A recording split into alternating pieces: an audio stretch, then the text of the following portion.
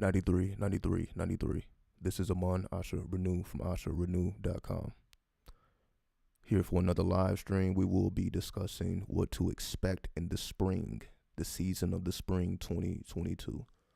So we will be going through some actual alignments, planetary alignments, and we will get some detailed analysis as to what is occurring. But before we do any of that, I'm going to play a little theme music as we usually do, then we'll be right back.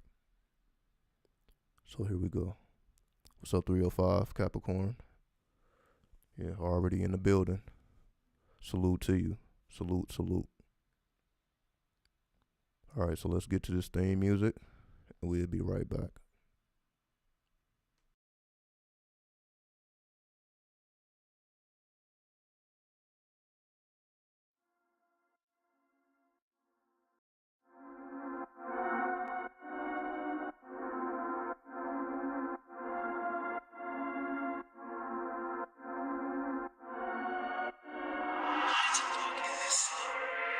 You know my city atomic, we radiate them comets, make the lyrics go supersonic, shift to the earth, call it plate tectonics, whoa, beat so astronomic, yo, trying to grow hydroponic, though, trance, call it nirvanic dose, griffin and serpent typhonic coast, deja vu, watch as I cast it, juju, king of the heavens, call me Anu, started with the demons like Rahu, spirit to the left, Ishu, journey to the planet Nibiru, that conjure man, hoodoo, clone nigga two like Mewtwo, deja vu, watch as I cast it, juju, king of the heavens, call me Anu, started with the demons like Rahu, spirit to the left, Ishu, journey to the planet Nibiru, that conjure man, hoodoo, clone nigga two like Mewtwo, the bar wound is from the bar wound is from the bar wound is from the bar wound is from the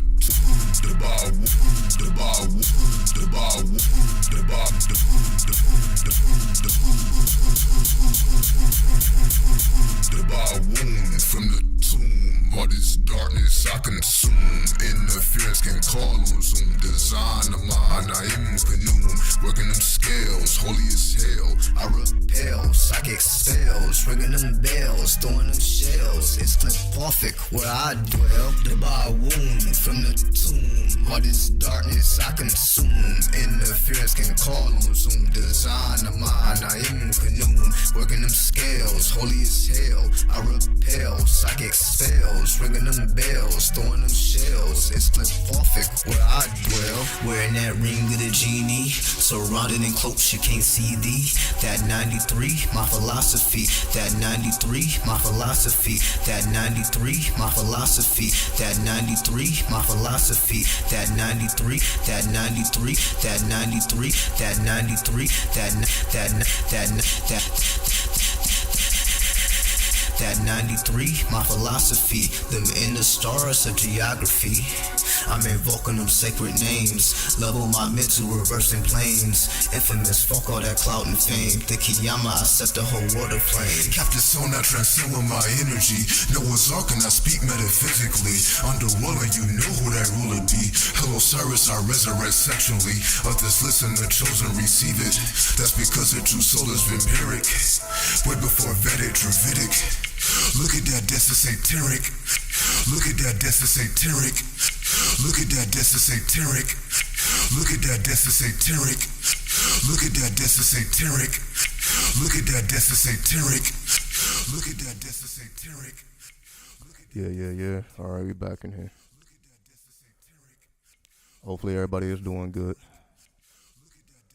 Or if you're not good, hopefully you'll be better by the end of the live stream. I'll say that much. May need to turn this up a bit. Let's see. See if I just turn it up. Yep. That should sound a little bit better. All right. So let me go ahead and put the screen share on so we can get some visuals here. There we go. What's up, Lorraine? Much love. What's up, Joshua? 93, 93, 93. Appreciate everybody for tuning in. You know what I mean? It's always love. 360 degrees.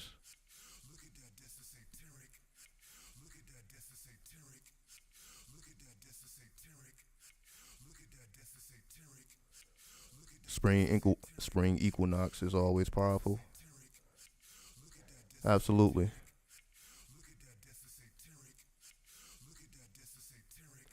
And that's why we got to talk about it. Even though I've already spoken about it basically. But this will be more so going into the actual alignments so I can show off the conjunctions and such. So we'll get a more detailed analysis this time. So we can see what exactly was going on in the stars. So what I'm going to focus on today is I'm going to focus on the conjunctions or the parallels, which are, I'm not going to say they're the same thing, but they have the same effect, or the effect is very similar. But we'll go through that in just a second. Because at the time of the spring equinox, which was about 8:30 yesterday,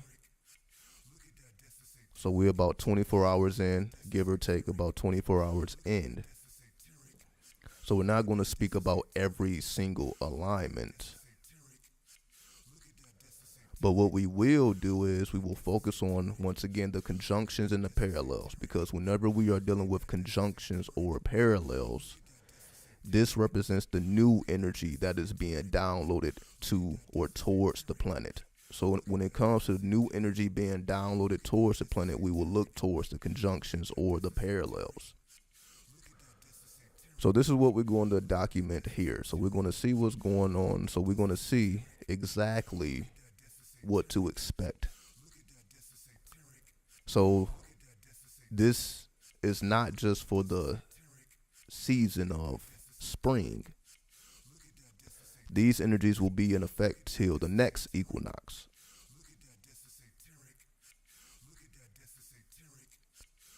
So this is more than 4 months. And that's what makes an equinox different, you can say, than a solstice. Because remember, we have the winter solstice. What's up, Saki? We have the winter solstice, but then you have the spring equinox. And we know one represents the start of winter, the other one represents the start of spring. But they have a different effect. So I guess maybe I should do that. Let me get this off the screen. But let me actually put on Do Not Disturb. Hold on. So I'm going to put on Do Not Disturb, so it won't be any types of notifications or anything that we don't need to see on the screen. So we don't have to worry about any distractions here. So let me also see if I can send this. I have a picture of the aspects. So let me actually see if I can, I'm going to airdrop this.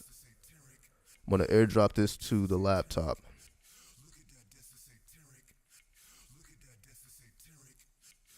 So I can put it up on the screen. So let me make sure this is good. So I'm going to put it up so that way I'm going to illustrate. So that's why I have this in front of us. So that's why I have these boxes in front of us. I'm going to illustrate, but let me take this off for now so I can actually show the alignments. So let me go ahead and send this off.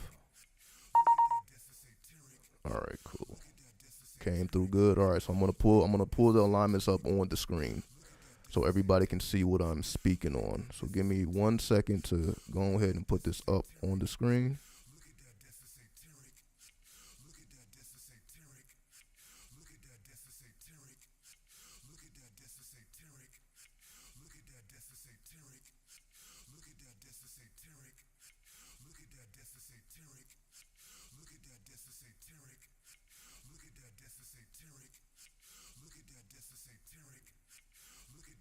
All right, here we go. So I'm going to pull this on the screen in just a second.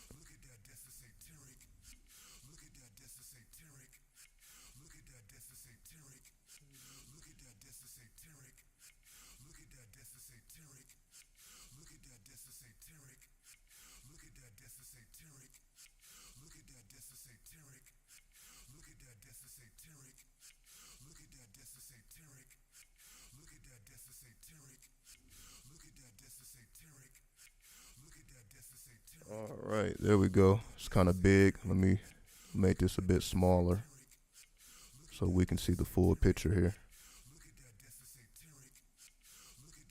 So we'll do fit the screen. There we go. There we go. There we go. Put this over here.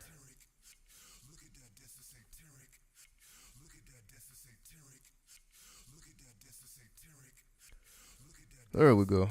There we go. There we go. That should be good. That should be good. All right. What's up, Oshun? Salute, salute, salute. 93, 93, 93. You already know. Shout out to the team. So if we look in front of us, what's up, Zio? What is it? Zio Wonder. What's up? What's up? What's up? I guess y'all really want to know what's going on for the spring equinox. All right, so let me not waste any more time. So if we look on the screen in front of us,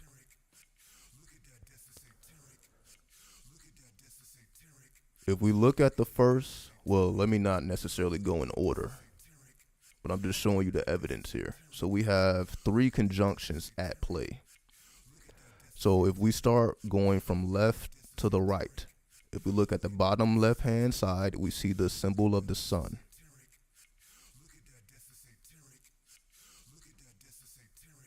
And if we go up 2 squares, we see that the conjunction symbol, which looks like a circle with a line pointed upward. So it's like a diagonal line meeting with a circle. So we see the symbol of the sun at the lower left-hand corner. And if we go up 2 boxes, the first box is Pluto. The next box is Neptune, which looks like the pitchfork. So we see the symbol of the conjunction, which is 6 degrees, 51 seconds S. Just so that everybody sees what I sees. Everybody sees what I sees. That's funny. So we have a conjunction between Neptune and the sun, which we'll go through. We'll go through what exactly that means. We also have a conjunction if we move over towards Venus. So if we go from the sun, move a couple degrees over, we got the sun at the bottom, the moon, Mercury, then we look at Venus. So that's the 4th symbol at the bottom. Then if we go up 1, 2, 3, 4 boxes, we see that Venus is conjuncting or parallel, because we see 2 lines here, 0 degrees, 32 minutes. We see 2 lines here, 2 diagonal lines. That represents a parallel. So Venus has a parallel with Saturn. Venus also has a conjunction. If we go up 2 squares, and we see another conjunction, 2 degrees, 40 minutes S. So we see there's a conjunction between Venus and Mars. Lastly, there's a conjunction if we go 1 over towards Mercury. So if we go 1 behind, we have Venus at the very bottom. If we go towards the left of Venus, we see the symbol of Mercury. And if we go up 4 boxes, well, 5 boxes, 1, 2, 3, 4, 5, we see the conjunction between Mercury and Jupiter. 0 degrees, 56 seconds A. So we have a total of 3 conjunctions and 1 parallel. These represents the new energies that are being downloaded towards the planet. So once again, the 3 parallels, or the 3 conjunctions and 1 parallel. The first conjunction is between the sun and Neptune. The second one is between Mercury and Jupiter. And the third one is between Venus and Mars, with the final parallel being between Venus and Saturn. So that is the technical analysis. Now let me illustrate all these things, because this isn't enough.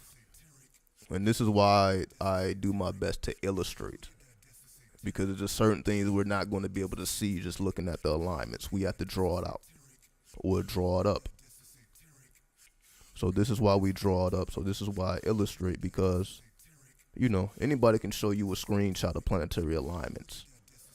But I'm going to actually break it down for you. So I'm going to make it as simple as possible so that there is no confusion. So even if you are not a student of astrology, you should still at least gather some type of useful information. So let me go ahead and remove this off of the screen for now, and let me put the squares back on. So we're going to illustrate this now. So let me go ahead and write out everything that we just seen.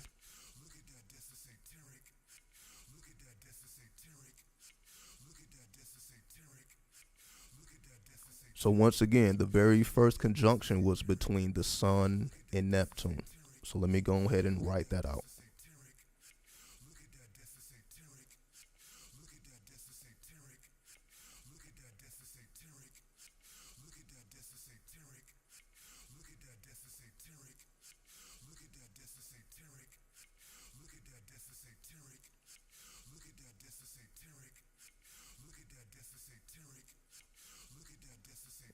Alright. Make sure everything is good. There we go.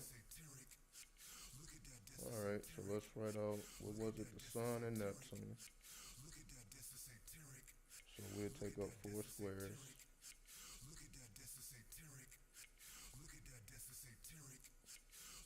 Sun. And we'll put the symbol of Neptune. Boom. So we have the symbol of the Sun and the symbol of Neptune. Let me zoom over a little bit. There we go.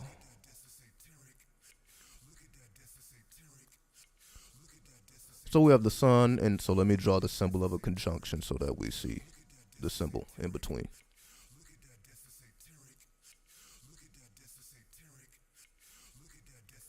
There we go. Sun conjunct Neptune. And as we know, the Sun at the time of the spring equinox was in the degree of Aries. But what was the degree of Neptune?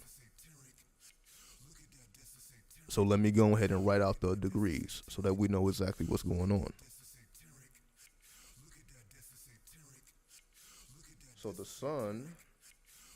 Sun would have been in 0 degrees Aries. So we just put 0 degrees Aries. So we'll do it under it. So Sun, 0 degrees Aries. Neptune, 23 degrees Pisces.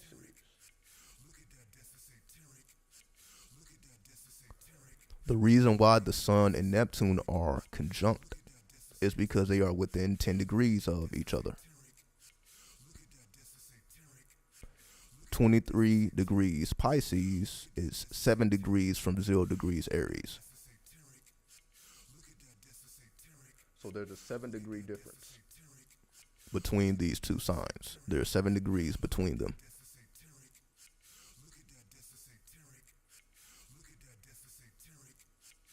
So we know that that falls within 10 degrees. So because it fell within 10 degrees, they are conjunct.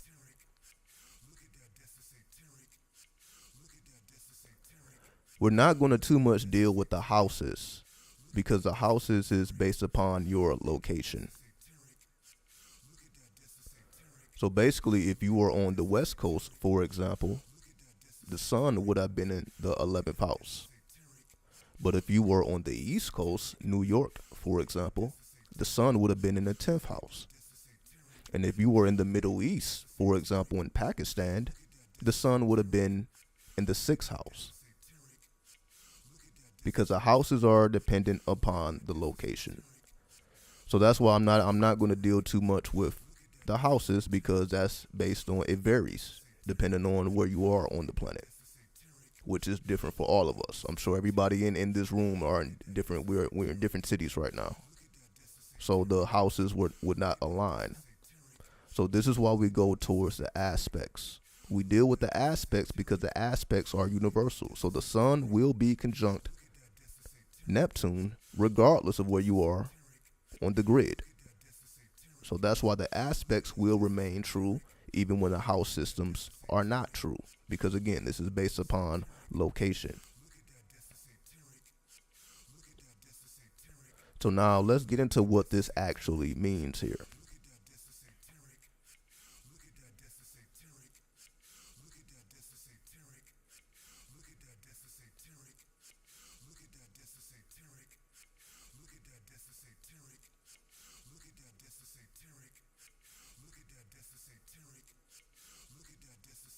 So if we look at, well, what does the sun represent? The sun represents our personal power once again. So let me go ahead and write these things out. And Neptune represents your psychic ability. We just call it psychic ability. You got your personal power and your psychic ability. Or we'll say psychic influence. So let me go ahead and write out these principles here.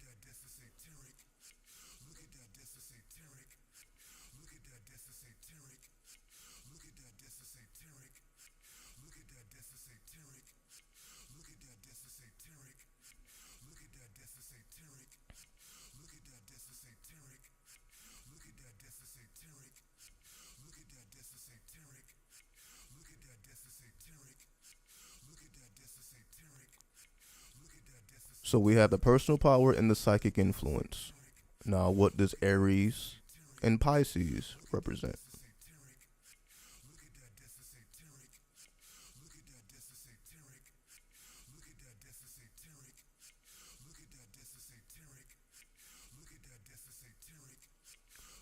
So when it comes to Aries, we understand Aries to represent the image or our environment. So we'll just put environment. The first house will represent not just the environment itself, but your interactions, how you deal with your environment, how you interact with your environment. That is the energy of Aries. So we can call it environmental interaction. Environmental interaction. You know, just to switch it up a bit, so I'm not saying the same thing every live stream, the same definitions, because the definitions are fluid. So I don't want to keep saying the same thing over and over. So we just call it environmental interaction. So let me go ahead and write that out. And when it comes to Pisces or 12th house will represent divination or spirituality, as we call it. But I'll call it divination because, you know, spirituality is more mainstream. That can mean anything. But when it comes to divination, divination is right and exact. Divination is speaking about something specifically versus something, you know, universal. Spirituality is more universal. But when we speak about divination, that's more so right and exact. You know exactly what's going on. Like anybody can say they're spiritual, but when they are a diviner, when they practice divination, that's more specific. You can get more of what they're speaking about when they say these things. So let me go ahead and write these things out. Divination and environmental interactions.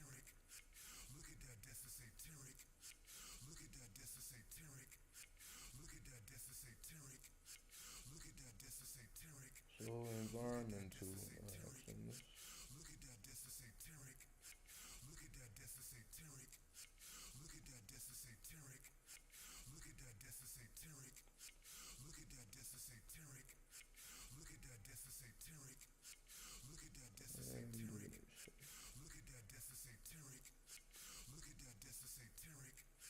Look at the same potential. Also karma. Also the unconscious mind.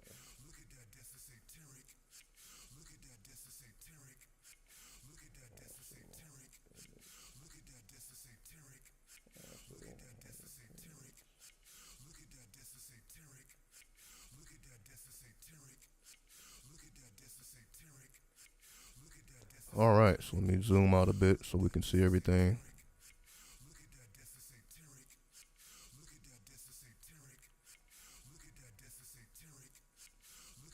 So we have the sun representing personal power, Aries representing environmental interactions, your image or outer appearance. Then we have Neptune representing psychic influence, Pisces representing divination potential, your karma, and even your unconscious mind. Now we must deal with the actual degrees, which is 0 degrees and also 23 degrees.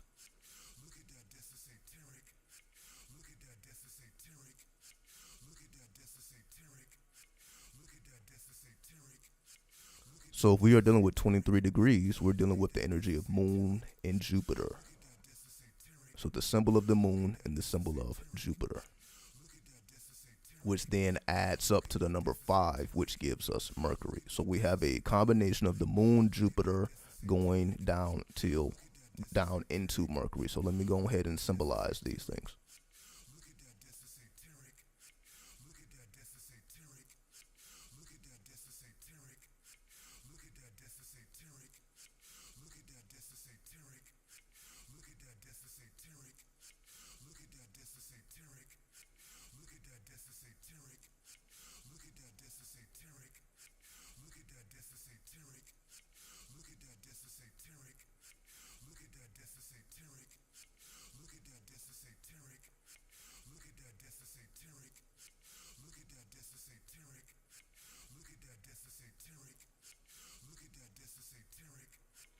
Then when it comes to the sun, 0 degrees, we know that takes us directly to Pluto.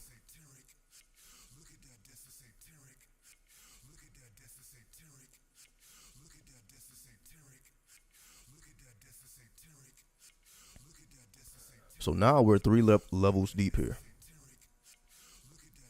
We're dealing with the planetary energy, we're dealing with the zodiac energy, and we're also dealing with the degrees itself. And now we must deal with the actual conjunction or the aspect, because there are 7 degrees between Neptune and the sun. That 7 degrees takes us to the energy of Neptune.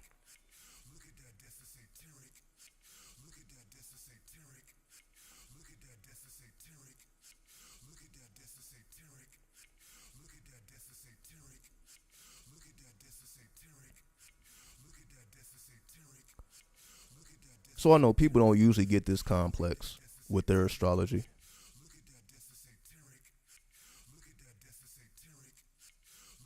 But this is the potential that astrology holds, because whenever you're dealing with mathematics, you're going to be dealing with equations. All astrologers are not mathematicians, but mathematics is the foundation of astrology nonetheless.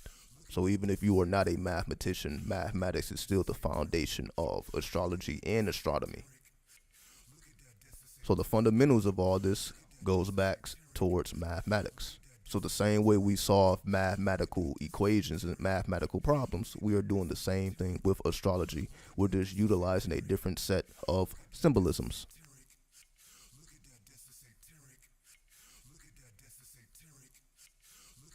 And I've done a whole course on astrology. So for anybody who don't or who doesn't understand astrology, who wants to further understand astrology, just go to my website and click on astrology course.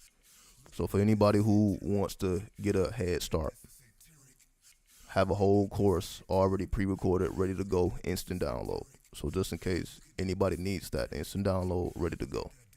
Let us continue. So now we're 3 or actually 4 levels deep now, because we are dealing with the planets, we're dealing with the zodiac, we're dealing with the numerology, and we're also dealing with the aspects. So we are 4 levels deep here. Now let's put it all together.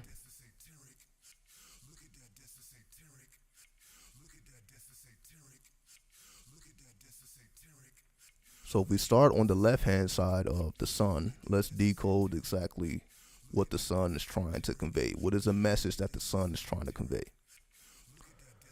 So the sun representing personal power, 0 degrees, Pluto, and Pluto represents transformation. So let me go ahead and write that down. So Pluto represents transformation.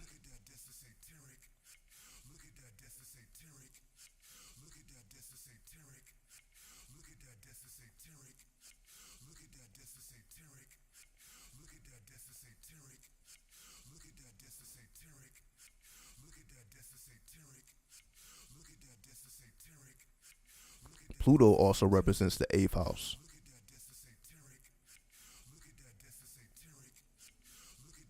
which is the house of sexuality.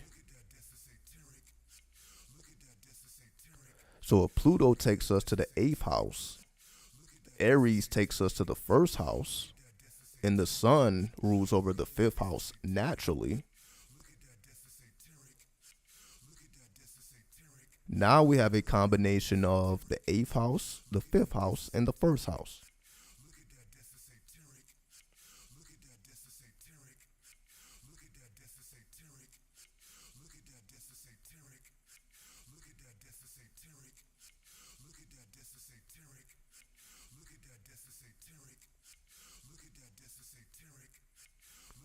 So we put it all together: 1st house, 5th house, 8th house. 1st, 5th, 8th. Now let's deal with the right hand side here. Whenever we are dealing with Neptune or Pisces, we are dealing with the 12th house. Right? So let me go ahead and write that down.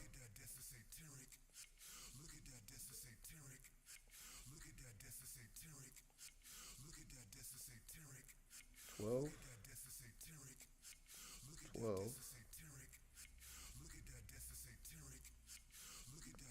Now we have to deal with the energy of Moon, Jupiter, and Mercury. So when it comes to the Moon rules over the 4th house. Jupiter rules over the 9th, as well as the 12th house. But since we already are dealing with the 12th house, we just put the 9th house. So we have the 4th house, the 9th house, and what houses do Mercury rule over? The 3rd house and the 6th house. So we have 3, 4, 9, 6. Or let me put it in order: 3, 4, 6, 9. 3, 4, 6, 9. So let me go ahead and write that at the bottom.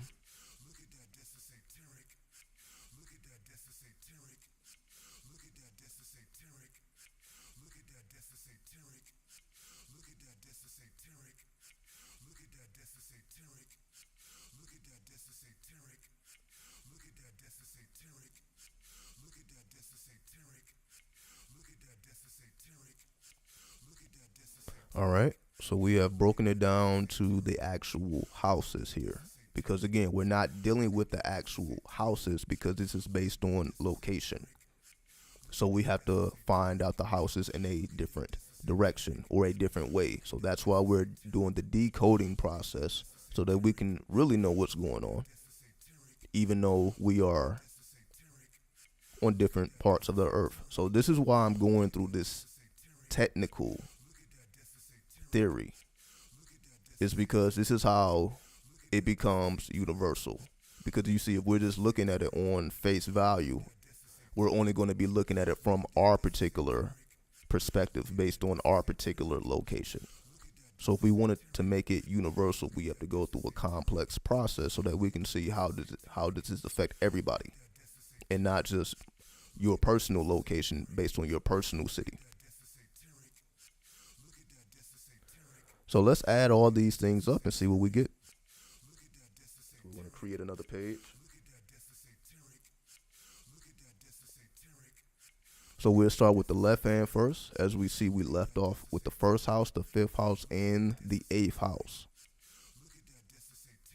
So let me go ahead and illustrate all these things.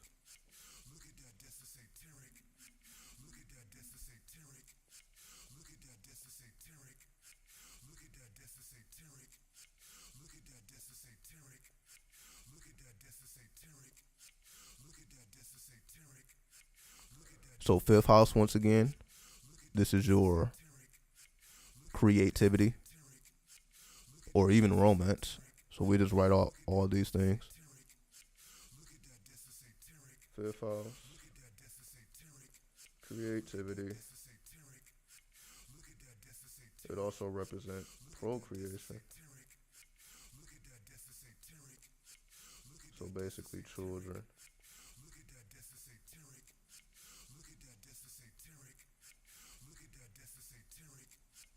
And it also represents romance.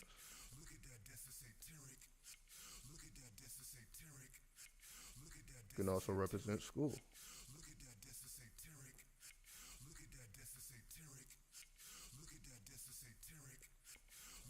Now let's decode the first house. Environment. This is also your head space or your personal space. So it's head/personal space.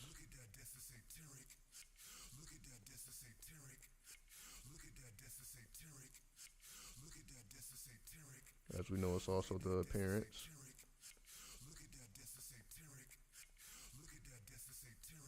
It's also your energy. Now, when we're dealing with the eighth, we understand the eighth is your sexuality.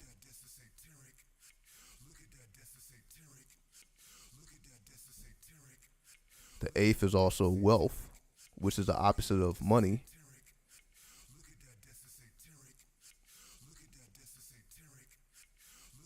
It's also secrets. It also represent the inner chamber.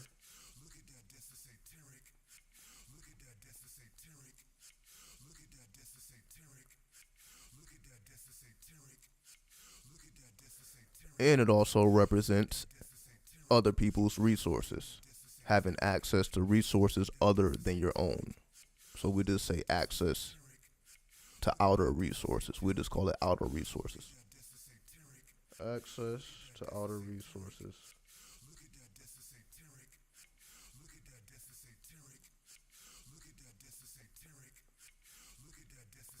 All right. So all this is based upon, once again, the energy of the sun.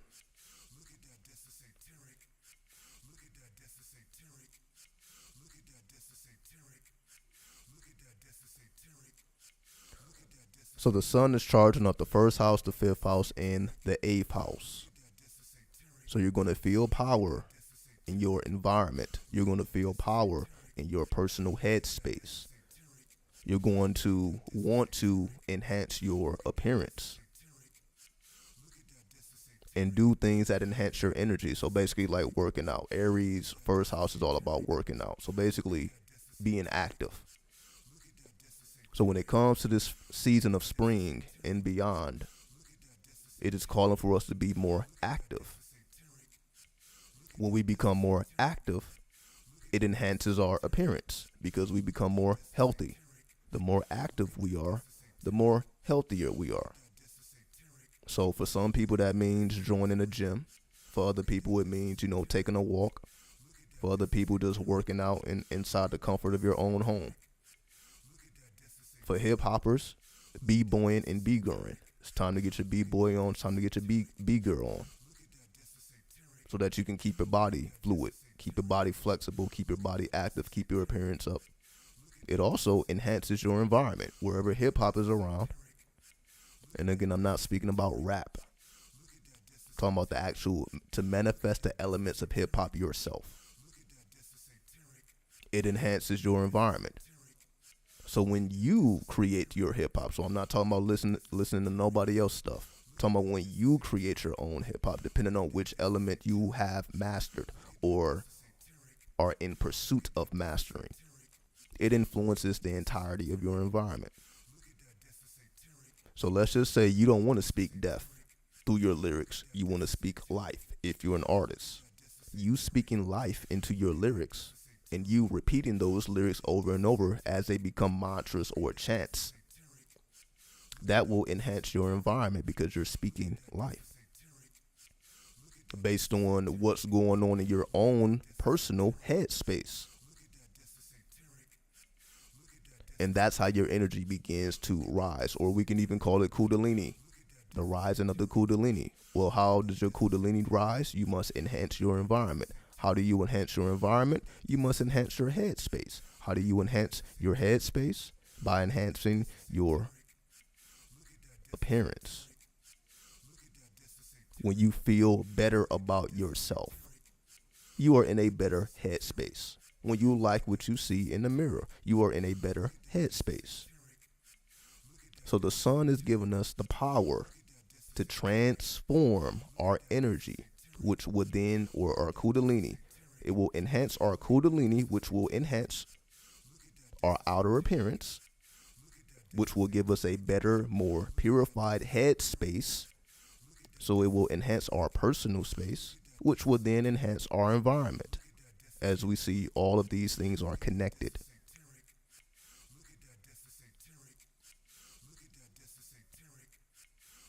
So when you do all these things, this will then lead towards the fifth house.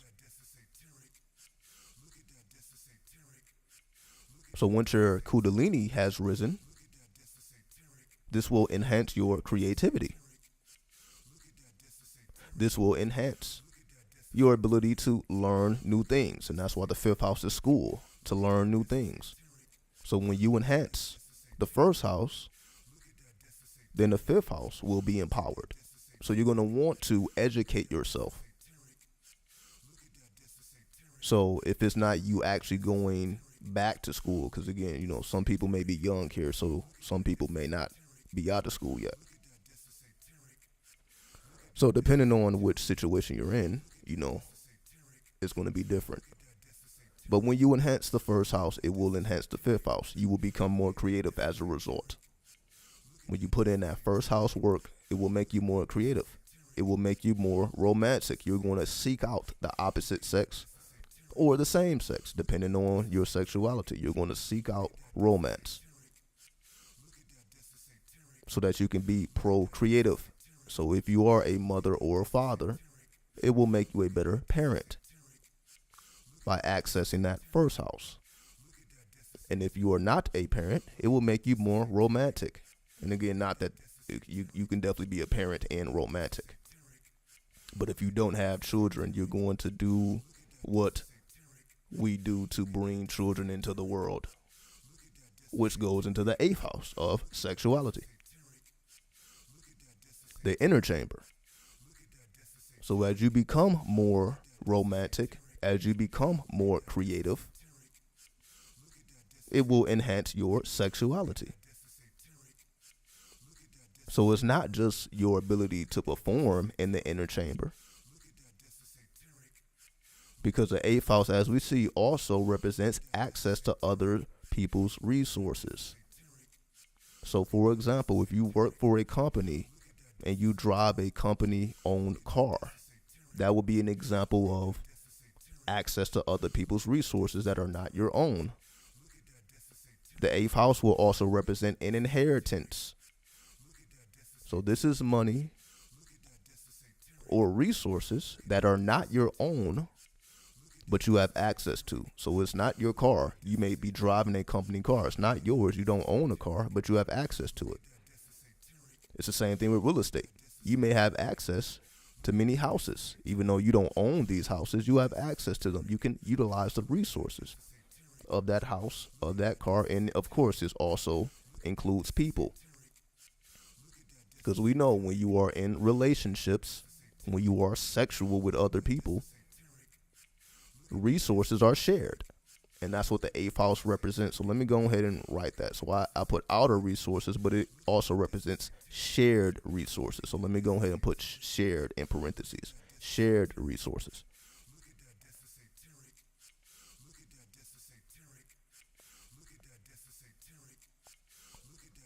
So the more sexual you become, the more resources you share with others, which is basically what sex is. Sex is just sharing resources. The resources, again, it may not necessarily be material.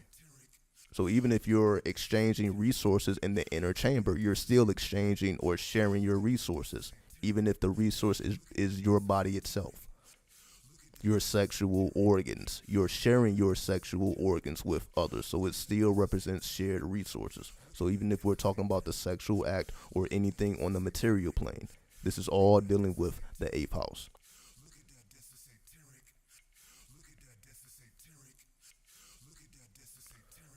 Now let's see what Mercury has in store Neptune. Because Neptune activates our third house, our fourth house, our sixth house, and our ninth house. So let me go ahead and break this down. And of course, we're not going to break down every single component here because this will be hours. We're already 45 minutes in. So we'll just do this main one, and I'll let y'all take it over from there. So you can decode the rest of the conjunctions that I explained at the first part of the video, because now you should know essentially what you're doing or how to get to deeper conclusions than we just see on the surface. So let me go ahead and write out Neptune.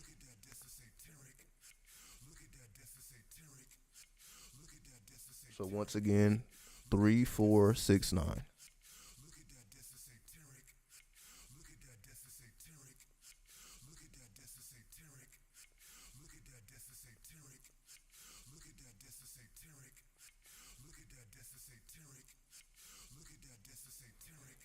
So the third house represents your fields of study.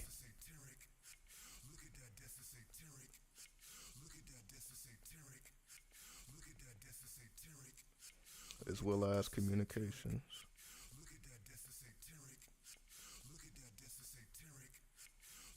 It also represents your neighbors and your siblings.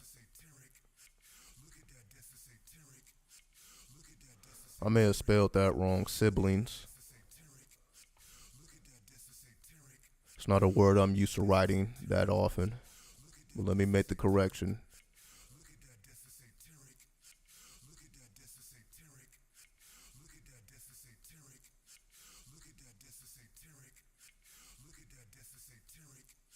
Yeah, I put siblings, so siblings. There we go. So yeah. So let me correct that. We go ahead and correct that.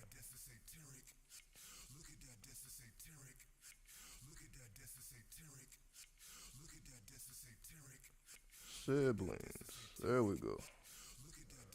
All right. Now the fourth house represents the home. Also represents real estate. Also represents the subconscious, which is basically your reactions. And also programmings.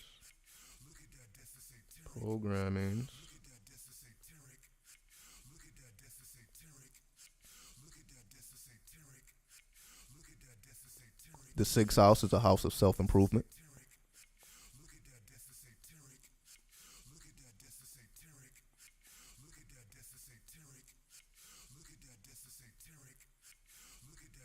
It is also the house of service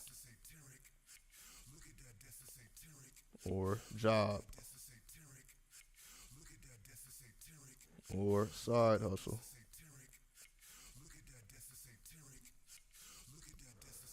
What's up, Mary? 93. Next, the ninth house is the house of higher education, philosophy, publishing. So let me write these things down.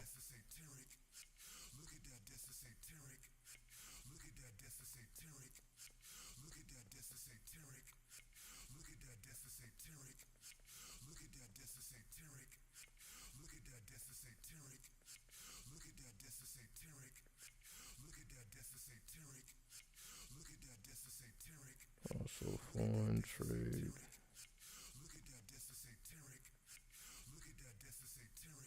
Law and fame.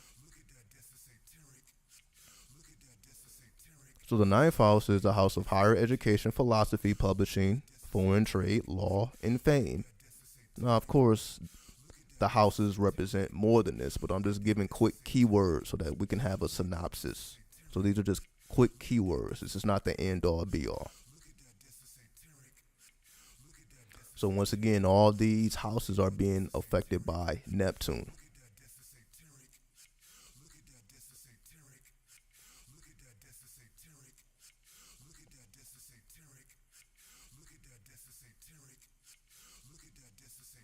So if we go down the list here, Neptune will promote new fields of study. And because Neptune represents spirituality, Neptune is then requiring us to expand our fields of study when it comes to spirituality or divination. So Neptune is calling for more study, more spiritual studies. What's up, Aya? Salute to you. 93, 93, 93. So Neptune is encouraging us to expand our fields of study, which will then enhance our communications, especially Neptunian communications, because Neptunian communications represent spiritual communications. So if you want to enhance your spiritual communications, so whether we're talking about communicating with ancestors, communicating with the dead, communicating with demons, angels, jinn, elementals, anything on the other side, the spiritual side, we must enhance our fields, our spiritual fields of study. So that's what Neptune wants to do for the third house. So when you enhance your fields of study or improve your spiritual studies, it will enhance your spiritual communications. Next, we're going to deal with the fourth house, which represents the subconscious mind. So the more you enhance your spiritual communications, we see that it will influence your reactions because it influences your subconscious mind or your programming. So if you want to manipulate your programming, and again, our programming goes all the way back to our childhood. So anybody dealing with, we can say childhood trauma, all this stuff is subconscious. This creates how we react to situations. How you react to situations is based on trauma you endured as a child when your subconscious was being developed. And Neptune represents karma. So if you want to wipe out that karmic programming, this is why Neptune is aiming at the fourth house. Because as you enhance your fields of study,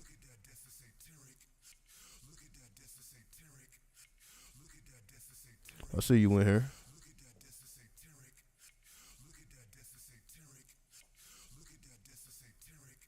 I see you. Salute to you. What, Maxie? Let's see. I don't want to say your name wrong. You always showing a lot of love on IG. So salute to you. So I'll just call you Maxie. Unless you want me to call you something else. So, but I definitely want to give you your respect. You're always showing love, so salute to you. One love, one love.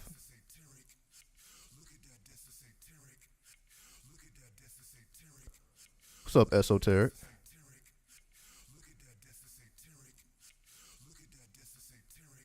I see you. I see you. Maxie is fine. Okay, I appreciate that because I definitely know. I want to acknowledge you for the name that you come in. So I definitely don't want to disrespect anybody by mispronouncing the names. So if Maxie is fine, then salute to you. 93, 93, 93.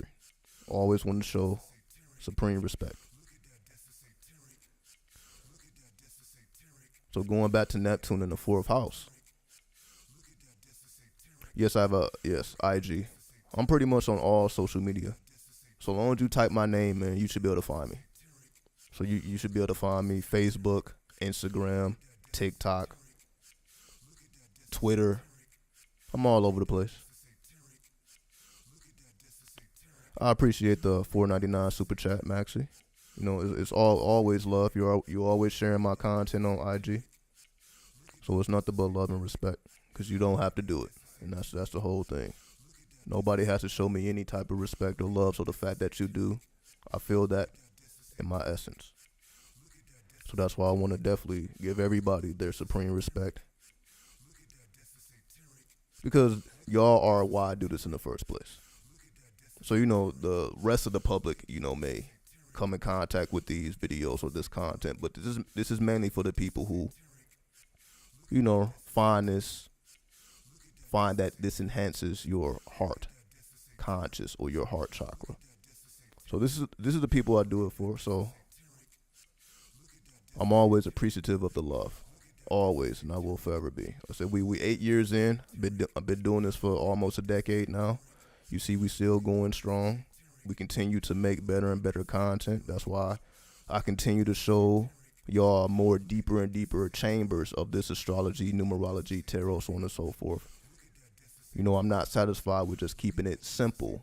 Let everybody else do that. You know, treat y'all like children. I'm not treating y'all like children. This is adults.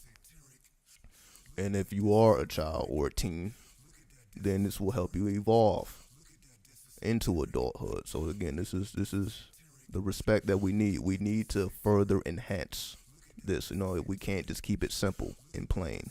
It has to be decoded. What's up, S. Hicks? Do you believe that it's ever in order to do divination to hex unrighteous people? Well, yes, this goes into what we would call black magic. And I perfectly understand black magic because, and again, I'm just using that as a term. There is no such thing as black magic. It's just magic. So there is no color in the magic. We just give it these fancy terms just to make it sound, I guess, darker or lighter. So when you say white magic, you think of pure. When you say black magic, you think of, again, that goes back to the same shit that we've been dealing with. So I'm just using these broad terms. This is not actually what any of this stuff is about. So we can take the white and black stuff out of it. So we just call it magic. So to answer the question, and we'll get right back to the process here. When it comes to, you just putting juju on a person, putting a hex, putting a root on a person. We know that this has been going on since ancient times. There's always been people fucking other people over. And then the other person has a problem with that. And they may not be able to do anything to you physically. Again, like if a man does a woman wrong, I guess a woman could maybe, break a couple of his things. But, it's really not too much that can be done, other than cussing a person out. You ain't gonna really, do too much trying to physically attack a person. And that's what we're not about anyway. We're not about trying to physically do anything to anybody anyway. So if you are done wrong, or you can say just you are faced with a situation where you have to deal with a unrighteous person, and they're not trying to hear you out, you can't be civilized with them, because we're all civilized here. But in the cases where you deal with people that are not civilized, again, just even thinking about this stuff just brings out a certain aspect of me that I've been trying to keep to the side. Just even talking about this stuff. I've been trying to be more civilized. But I understand. Why? Because I've been on both sides of it. I can be honest. I'm sure that I have not done everything righteous towards everybody. So I'm not going to be conceited about it or egotistical. Like I'm sure that I've hurt somebody's feelings before with my words. I'm sure that everybody doesn't see me in the highest light, not because I am or am not. It's just because of our personal interactions. I haven't always been righteous with every single person, because this is all a process. This is all a process. This is all a journey. So that's why, I approach it with light feet, you can say. Because I can just as easily be on the receiving end of a hex just because it's something that I'm not even thinking about anymore. Because that's how the shit goes. Something that we have forgot, somebody else still remember. Because it really hurt their feelings or whatever the situation may have been. So once it evolves into spiritual warfare,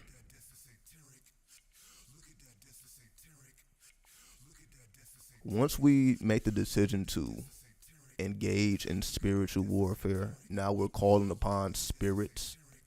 Now we're calling upon deities, demons, jinns, angels. Now we're calling upon higher entities, you can say, to get the job done, so that we don't have to face the repercussions or the physical repercussions.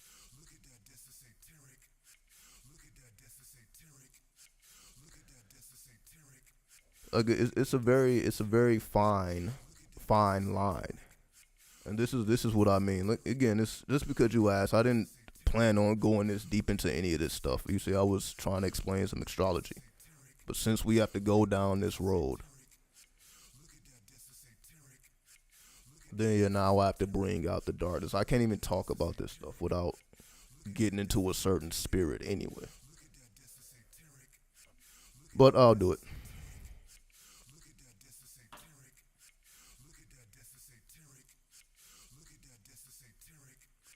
The reason I say it's a fine line, because none of this physical stuff matters anyway.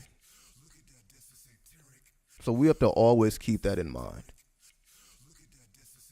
Nothing you do physically really fucking matters. Like we may think it is, or the way we think. Meaning nobody's going to hell because they was a bad person on earth. We should already be past that. So it don't matter what a person is doing here, whether they're the most righteous or the most unrighteous person. At the end of it all, we know that we are within Maya. It really doesn't matter. So you can say in the eyes of God or the eyes of the devil. I'm just going to keep it even because I know everybody doesn't worship God. So I don't want to make this religious here. So I just make it even. So in the name of God or in the eyes of God or the eyes of the devil, they're not really looking at what you do in terms of your acts. So even people that we consider bad, like politicians, you know, again, I'm trying not to cuss, but effing over the people.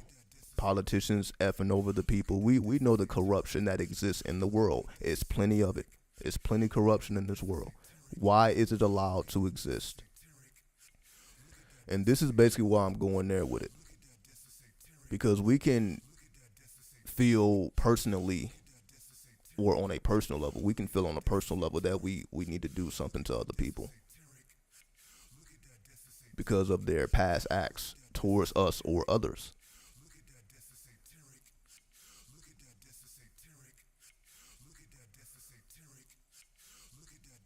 But just ask yourself, how much would you care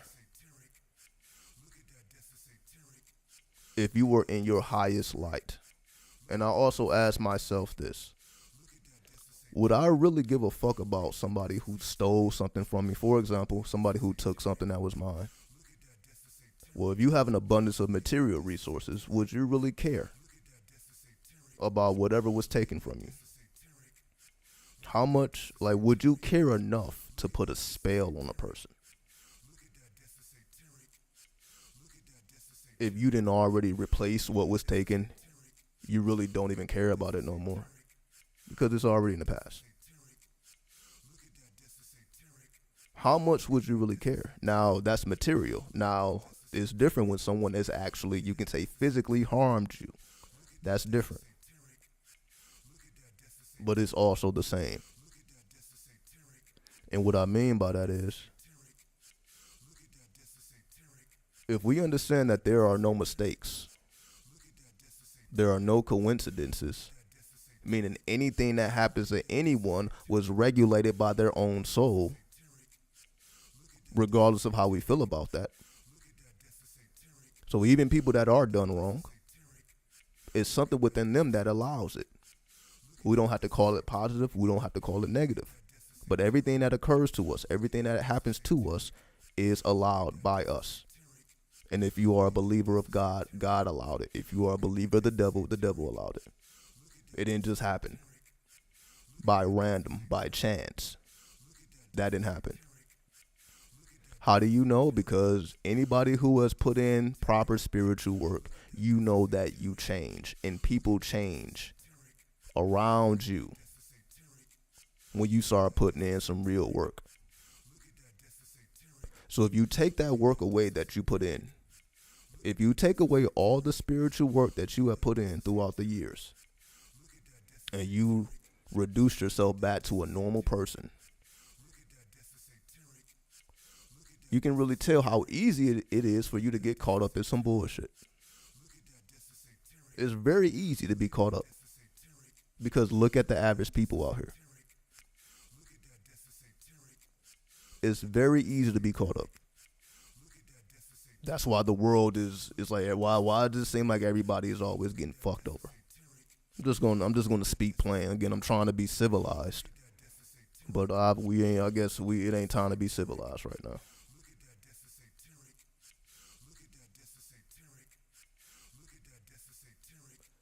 Even if we use the Ukraine, again, it's like I try not to take this shit here, but it's like I have to make the point clear so that there is no misconceptions about this. So I'm just going to use an extreme example. So if we can understand this extreme example, then we can understand what I'm trying to convey here. If we look at what's going on in Ukraine, people are dying. People are losing their livelihoods. People are being displaced. There are, I think, about 3 million people that have had to leave their home and go to a whole different country. That would be the equivalent to you, whether you're in New York, California, Midwest, down south.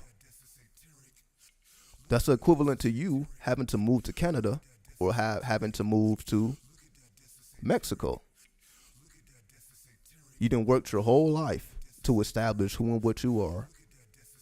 Then because politicians can't get the matters right, now you have to suffer. So you can say the people of Ukraine and the people of Russia are both suffering, not because of their own personal actions, but because of destiny. That's a tough one.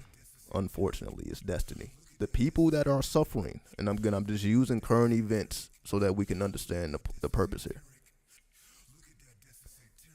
You don't have to say that, okay, any of these people did anything personally to be in a situation where you have to be ran out of your own home. Did any of these people do anything personally? You can say maybe they did, maybe they didn't. We don't know. But they all are facing the same destiny. So this is tied with destiny, and this is the whole reason why we're at war. This is a war of destiny. This is not a war of current events. This is a war of destiny. Or you can even say this is a karmic war. This is a war of karma, because everything that is happening now has been happening since at least 2008. As just go back to my Russia-Ukraine videos. I already explained all these things, so we don't have to go into the details. I'm just using this as an example so that we can understand how karma works. So you can say all of these people, whether you're in Ukraine or you're in Russia, because you're dealing with a lot of sanctions if you're in Russia. So the Russian way of life has completely changed, just like the Ukrainian way of life has completely changed.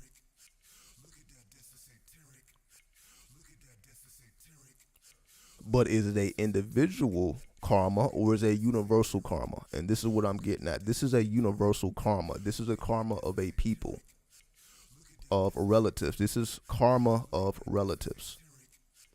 And unfortunately, as we know, a lot of bullshit that happens to us is done to us by our relatives, by people that are close to us. It ain't necessarily always a fucking stranger running up on you. Sometimes sometimes it happens, but most of the time, the people that do us wrong are the people we already know.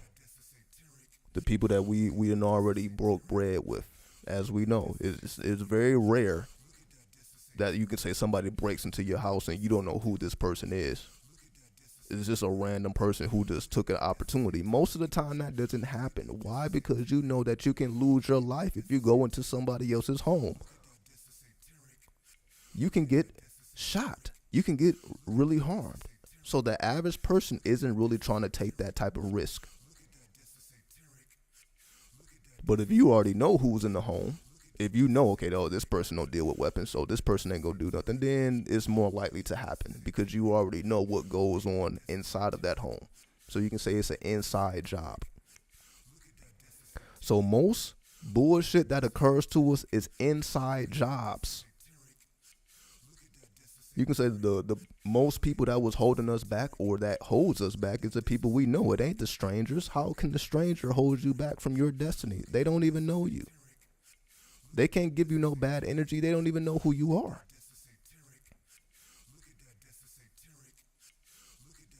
But the people that do give us bad energy is the people that know who we are. The people that you told your dreams and they shot them down. It's not the people that don't know your dreams. It's the people that you told and then they tried to throw, as they say, salt in the game. We just go back to slang. Just throwing salt in the game. It's possible to be civilized and to cuss. I guess so. But that's just not the way I'm trying to carry it at the same time. Because at the end of the day, you're still throwing out curses. That's why it's a cuss word. We just say cuss, but it's really a curse word. So I'm cursing, which is the opposite of being civilized. If you're civilized, why would you be cursing anybody or anything? Why would you curse if the goal is to be civilized? But yes, does cursing make you uncivilized? No, I'm not going to say that either. So I'm not going to say a person that cuss is uncivilized. I wouldn't call that person uncivilized.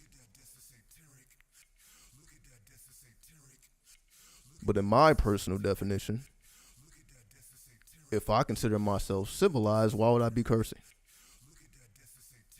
And y'all know, and this is coming from a person that has cussed forever, infinitely on this channel. Just go back to the past 8 years. I've cussed so much. It's ridiculous. It's fucking ridiculous. It's ridiculous. So this is coming from a person that does this. But I don't do this in my personal life. That's the thing. You know, when I cuss, I be getting in my feelings. I'm just going to call it what it is. It's subconscious. Like when I cuss, it is subconscious. Why? How do I know? Because just listen to my music. I don't have any cussing in my music because if I actually think before I speak, I'm not thinking about cuss words. And again, you can just listen to any of my music. Majority of my music has no cuss words. And if it is cussing, it's like one word. I'll probably just say the F word. It's just one. It's very rare, if at all. Because my normal way of being is not cussing. But once I get into my subconscious, then those cuss words is going to fly and flow infinitely. You can say when I'm speaking from the heart. When I speak from my heart, then cuss words is all over the place. But if I speak from my brain, I'm not thinking about cuss words. So in order for us to be civilized, we have to combine the heart and the brain. So then I just leave the cuss words to the music. And even if I do cuss in the music, it's not towards anything or anybody. I may just say, well, fuck this, fuck that.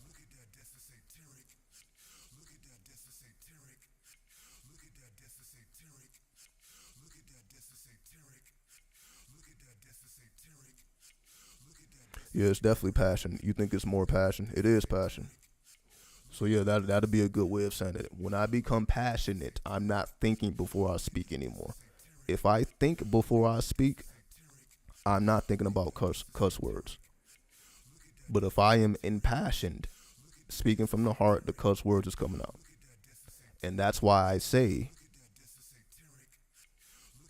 I wouldn't consider a person that cusses uncivilized. Because I understand how that goes. As you see, I'm still cussing on this same live stream. I try to be civilized. I'm cussing right now. So I understand. I'm going through it right now. I'm just explaining how my process works. But going back to the original point, I know we're all over the place now. So let me get more precise so that we can finish up this breakdown here.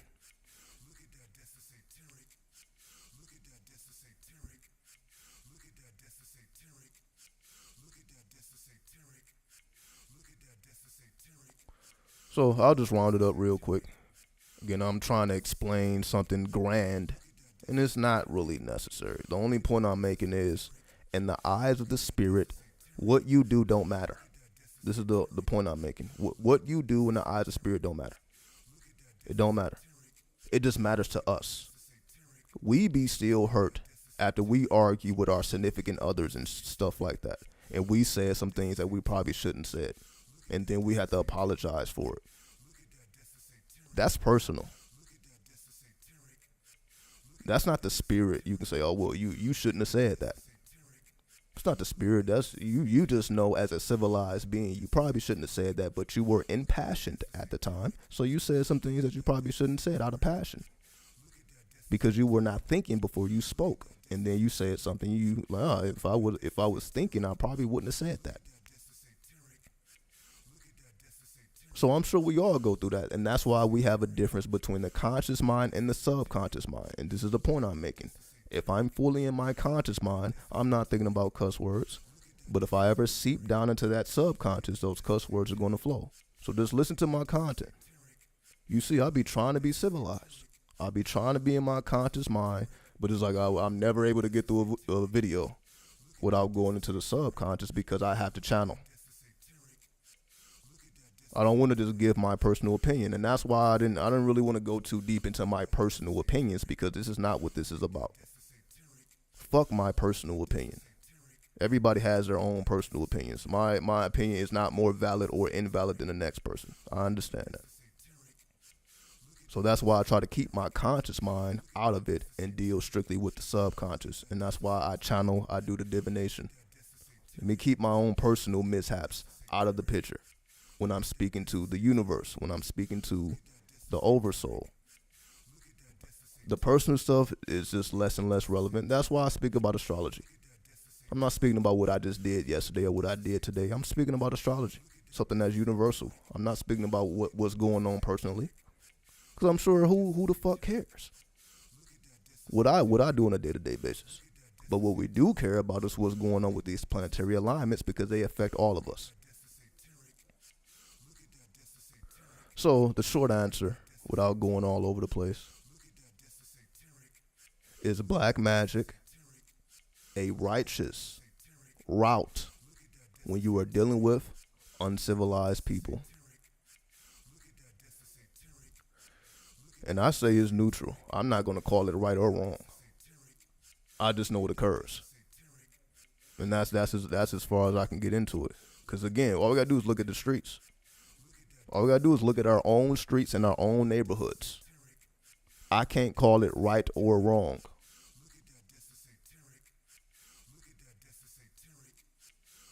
I can't call it right or wrong. I can't say that the killing that occurs in the streets of America, and I'm only going to speak about America because I'm not fully familiar with any other country, but I'm familiar with America. I can't say, okay, well, the killing is wrong. I can't say it's wrong because whoever is doing the killing had a reason to. Now, we can question whether the reason was legit. We can question the tactics. But to fully call it right or wrong, I can't call it either way. So when a person is done right, it's neutral. When a person is done wrong, it's neutral. Because that's what energy is. Energy is neutral. So before we start calling something good or bad, it's neutral. So that becomes personal, and that's the point I'm making. It becomes personal when I start saying something is right or something is wrong. So that's why I can't really do that. Because even if I may have done things differently, like, okay, if a person calls me a bitch to my face, how I react may be different than someone else. Somebody may pull out a gun and shoot somebody. Somebody else may argue back and forth with them. Somebody else may walk away. You can say the civilized thing to do is to get out of the situation, even if they're trying to provoke you. Like, all right, well, what good is going to come from me punching this person in the face or shooting this person and taking their life? What good is going to come from that over and over because they want to, become inflamed in passion for whatever reason? It's not going to benefit me. It may benefit them if they preserve their life, because now I'm off the streets and now I got to deal with all this bullshit. And they started. You're trying to go about your day and somebody else is trying to throw you off your pivot. You're just as to blame as they are. This is what I'm saying. If somebody is trying to throw you off of your pivot, you're just as responsible as they are. because you allowed it. So if I allow a person to throw me off my pivot and to argue, they're trying to argue with me, and I'm about to argue back. Nobody knows who's right or who's wrong.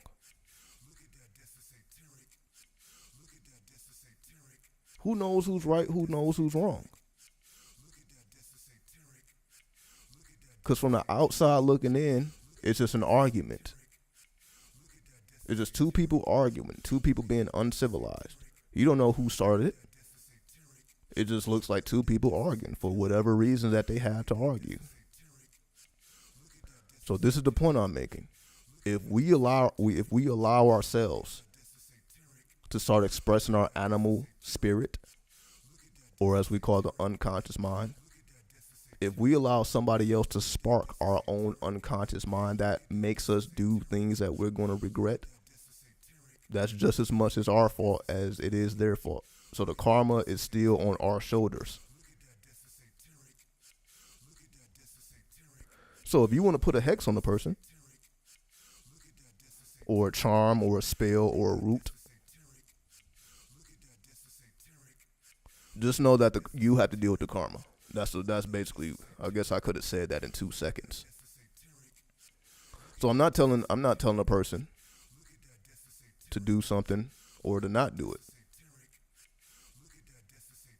But just know the karma is also on our shoulders. Well, what if people take the lives of children, or again, I don't want to use these terms. The M word, the R word, because they may start messing with the video. So that's why I'm not repeating what's said, because they may start messing with the video. But yes,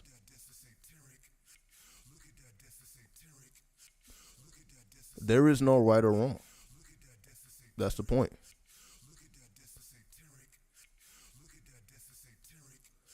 So if somebody kills, again, see, I got to rephrase this. I have to rephrase this. I don't even want to go down that road. Let me try to be civilized about this. If someone ends up losing their life, let's just say it's a child, loses their life at the hands of an adult, then the people, let's just say the spiritual community says, okay, well, we're going to deal with this person. We're not going to allow the law to deal with this person. We're going to take the law into our own hands because that person did something wrong to a child. So we're going to take the law into our own hands. I'm not here to say whether they're right or wrong. It's neutral. Whether they take that person's life,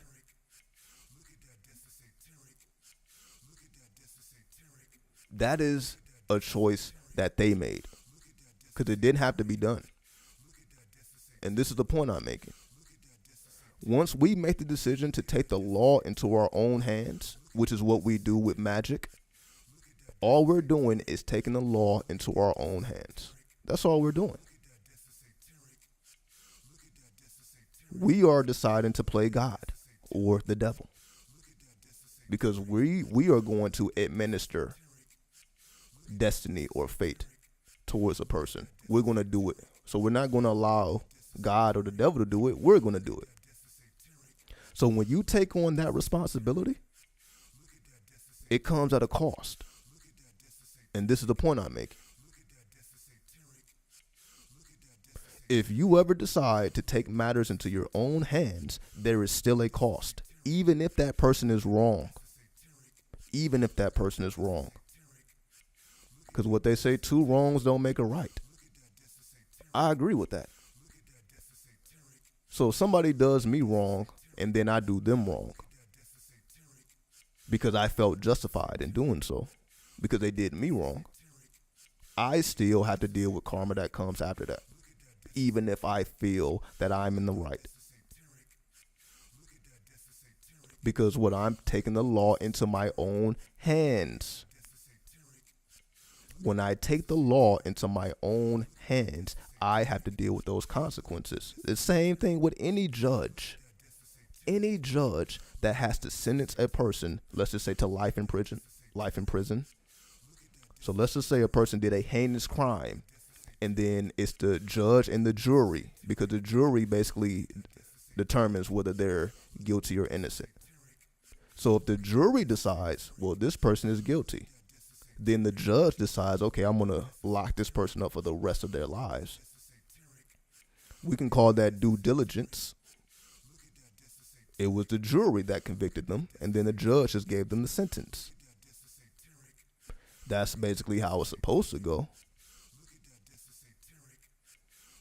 But they still deal with the karma. You still deal with the karma of taking a person away from their family, taking a person off the streets, even though you feel like you did the right thing. You still have to deal with the karma.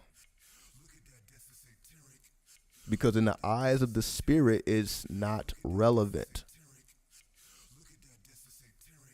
The only reason we feel it is relevant is because of religion. Religion did that to us. It's a poison to us. Religion is a poison. Religion made us think like that. Turn the other cheek, be righteous. Religion put that bullshit in our head. Religion made us this way. So that's why we're thinking like this, because religion did that to us. In our natural state of mind, we don't give a fuck. In our natural state of mind, why do you care what's going on in somebody else's bedroom? In your natural mind, why do you care how much money somebody else has or what's going on somewhere else? The only reason we care so goddamn much is because we're not in the positions that we want to be in. Let's just be honest about it. Do you think the world would be into so much gossip and bullshit if everybody was in a position of happiness? How much would we actually care about what everybody else is doing? We wouldn't. There would be no reason. And they probably wouldn't be doing what they're doing either. A lot of people do what they do is because of the attention that comes behind it, as we call going viral. People are doing shit just to go viral.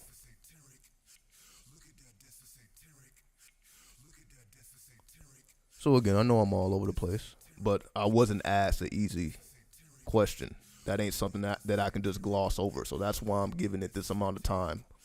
That wasn't, oh, well, just answer it. Oh, yeah, go ahead and do black magic on a person. They deserve it. That wouldn't have been adequate. Well, why do they deserve it? Well, they deserve it because they did X, Y, and Z. Well, even though they did X, Y, and Z, why are we taking it into our own hands? Let the judge deal with them. Let the jury deal with them. So when you decide, once again, no, I'm going to deal with them. Fuck the judge. Fuck the jury. I'm going to deal with them. I'm about to go to spirit, and the spirit is about to deal with it for me. And that's why I said, I can't call it right, I can't call it wrong. It's just neutral. Because the person is not wrong for doing that, but they're not right either. They're not wrong or right. That's why we talk about the gray path, the middle path. So that's why it's a middle path in the first place. So I'm not going to condone putting hexes on people, but I'm not against it either.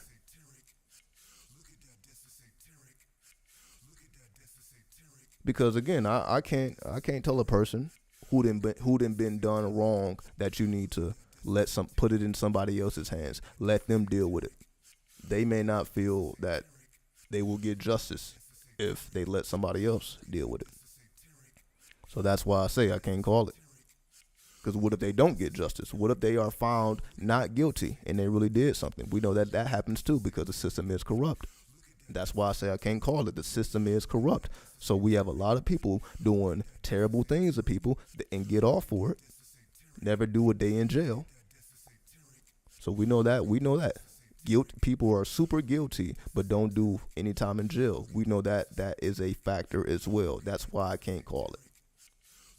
So if somebody was done wrong and then they basically allowed it to be in the hands of the jury and the judge, and the jury and the judge failed them, or they couldn't prove it. So I'm not even going to say that they failed them. They just couldn't prove it if they didn't have enough evidence to convict a person. So that person gets off, and now you just have to deal with everything that has occurred after the fact. And then you decide, okay, I'm just about to shoot this person in the head. You still got to deal with the karma. That's my point. So if the judge fails and the jury fails and you end up shooting them in the head, guess who still has to go to prison over it? You do. So that's the point I'm making. So when we decide to take things into our own hands, we have to deal with the karma. Even if we are in the right, we still have to deal with the karma. So if you put spells on people, expect people to put spells on you. And I'll leave it at that. If you put spells, hexes, anything, if you put something on someone else, expect at some point that somebody is going to feel the same way about you. Because remember, it don't matter if it's right or wrong.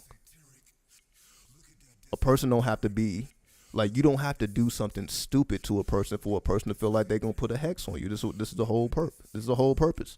We can use extreme examples all we want. But we know most of the time it ain't that serious. This is the point I'm making. Most of the time it ain't even that serious.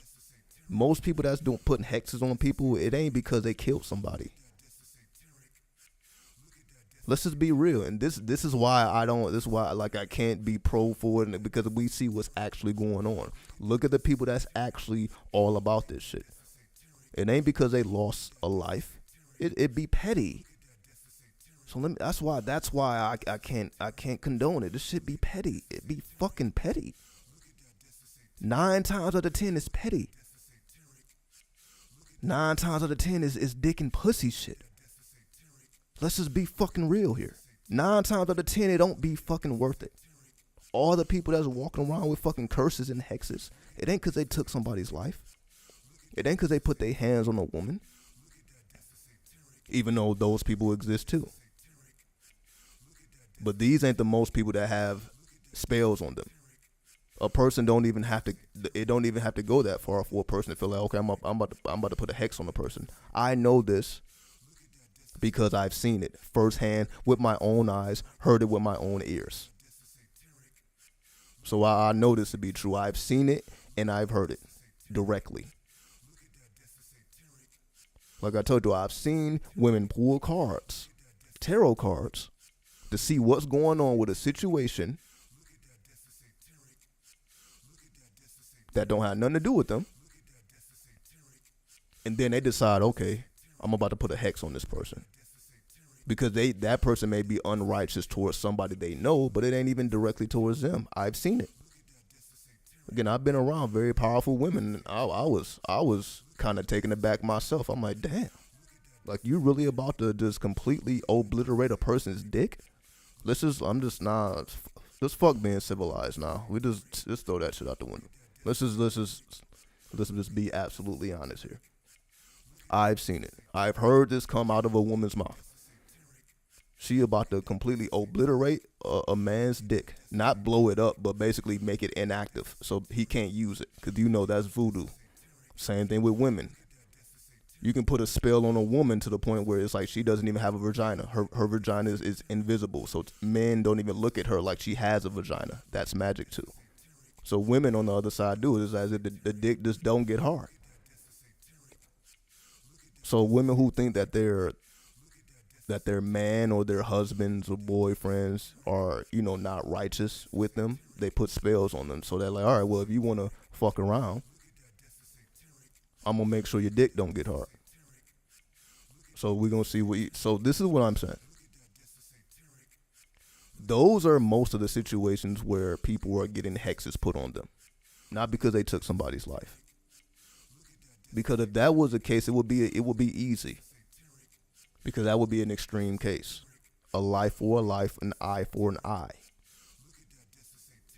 But we know most of the time that's not the case. Most of the time, yes, it's petty, it's jealous, it's things that could have really been talked about. It didn't even have to go that far.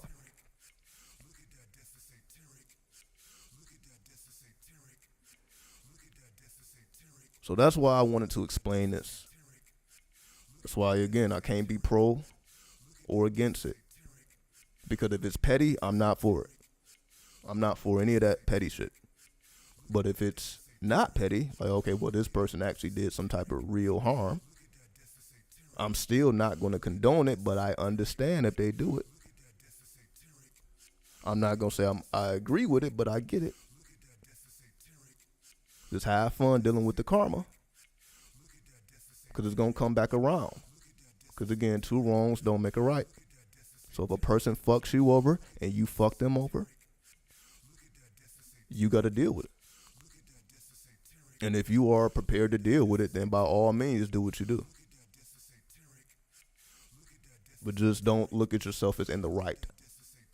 And that's what I fucking hate. I fucking hate that. I don't hate anything, but I hate that shit.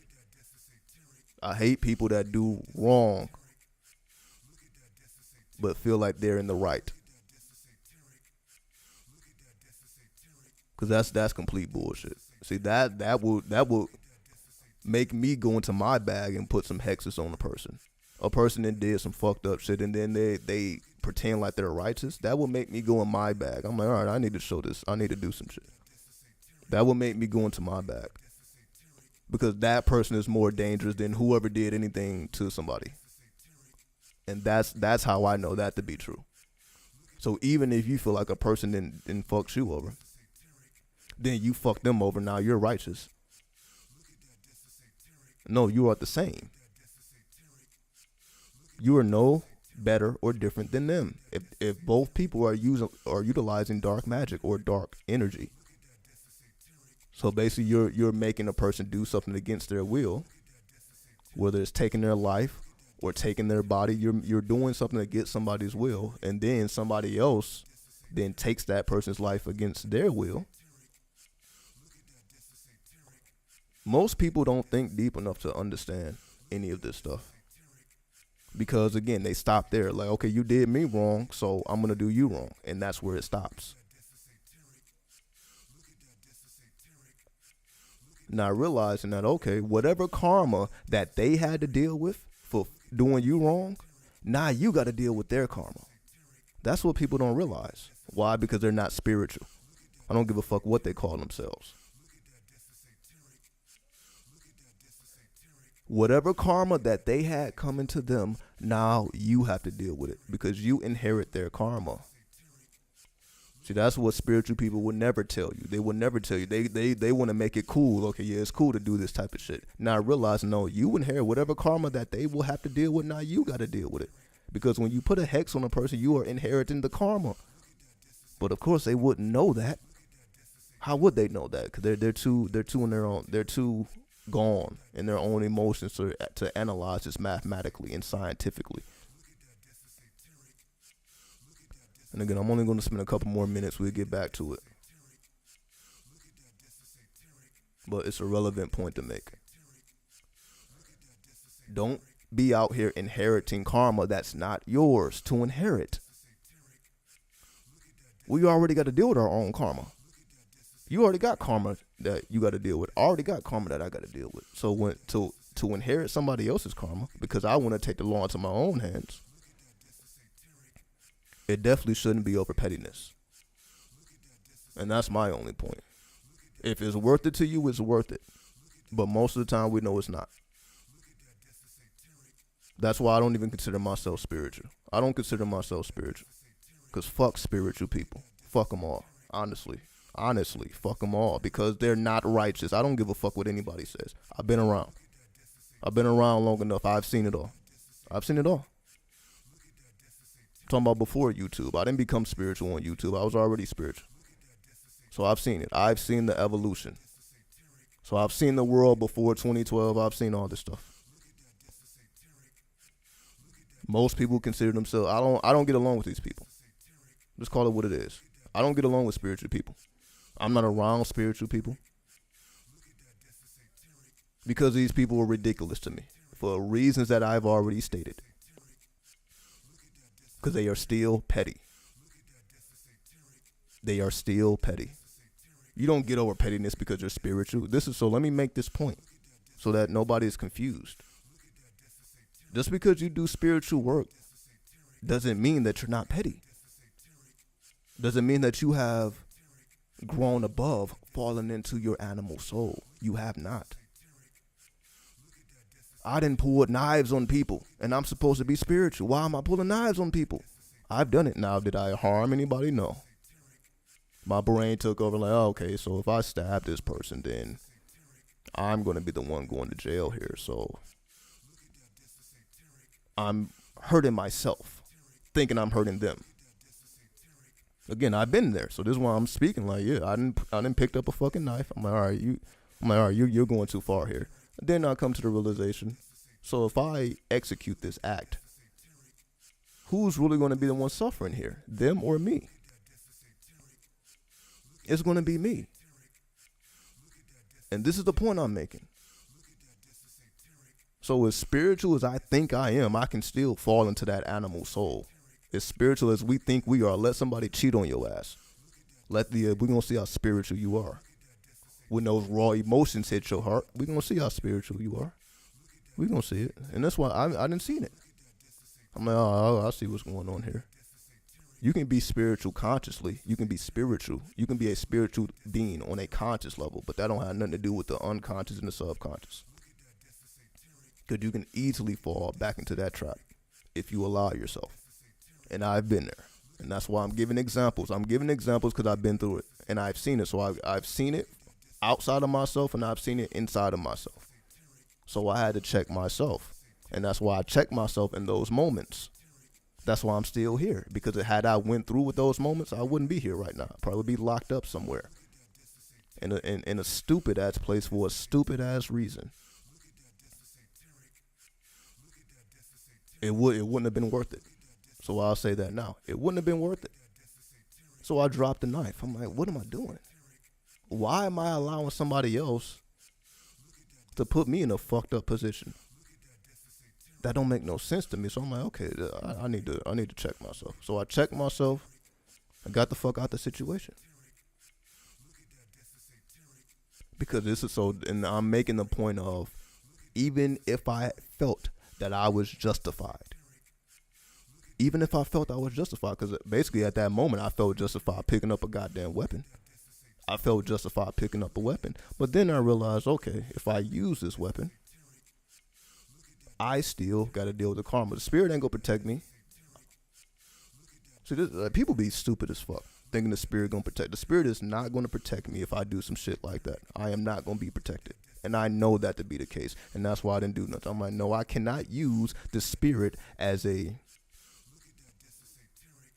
veil, which is what people do. People use spirit as a veil. Oh, the spirit is justifying that. Spirit ain't justifying a goddamn thing. The spirit, if anything, don't care. So they're not justifying anything that they don't even care about. So let's just make that clear. We care, not the spirit. The spirit doesn't care about the things we care about.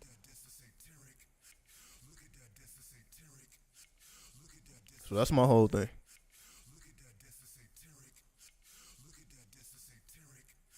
So in my own situation, had I harmed anybody, the spirit will leave me. I am no longer blessed when I decide to operate from my animal spirit. So whatever reality I think I've created for myself, I didn't destroy it. Because we are creators as well as destroyers. But you don't hear people saying that either. They talk all day how we are creators of our own reality. You're also the destroyer of your own reality. You are the creator and the destroyer. That's the true reality of Shiva. Shiva is the creator and destroyer. That's why the Eye of Shiva destroys. The Eye of Shiva doesn't create, it destroys. That's why it's on the Tower card in the tarot. It destroys. So the same way we can create our lives, we can destroy it. And it don't have to be physical. It's you feeling like you're above. Just that feeling alone is destructive. To think that you don't have to deal with karma is destructive. Again, just look at our streets. Just look at our streets. Just look at the violence in our streets. Is everybody feeling justified? That's how I know it's bullshit. Just look at what's actually going on in the world. We ain't gotta look too far.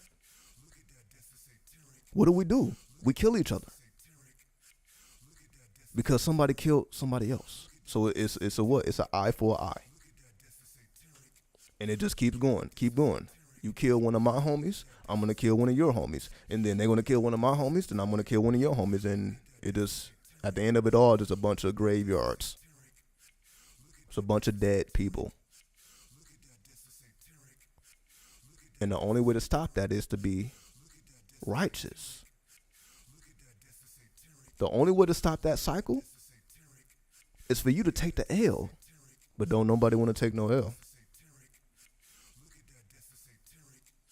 So really the only way to save a life is to spare a life that's justified.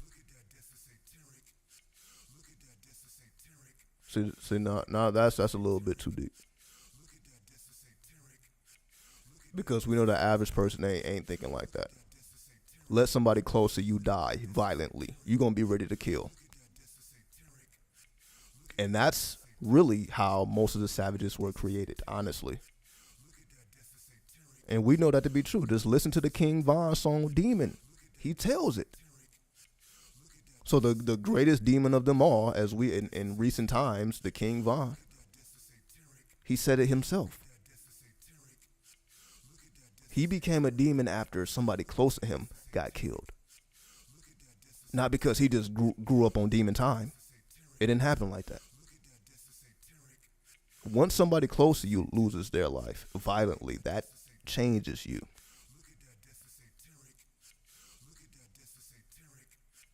Exactly. The spirit of revenge.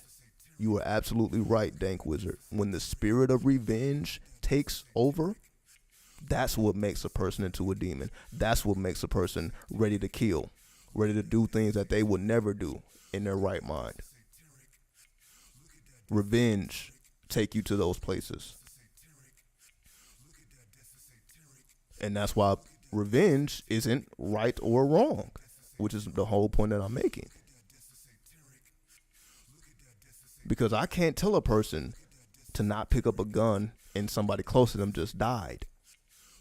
I'm not going to expect them to necessarily listen to me if they follow the code of the streets. If they follow the code of the streets, they got to get that get back. That's just the code.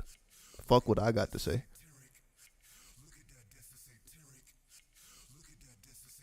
But if you honor the code, it's just going to be more graveyards, more dead people.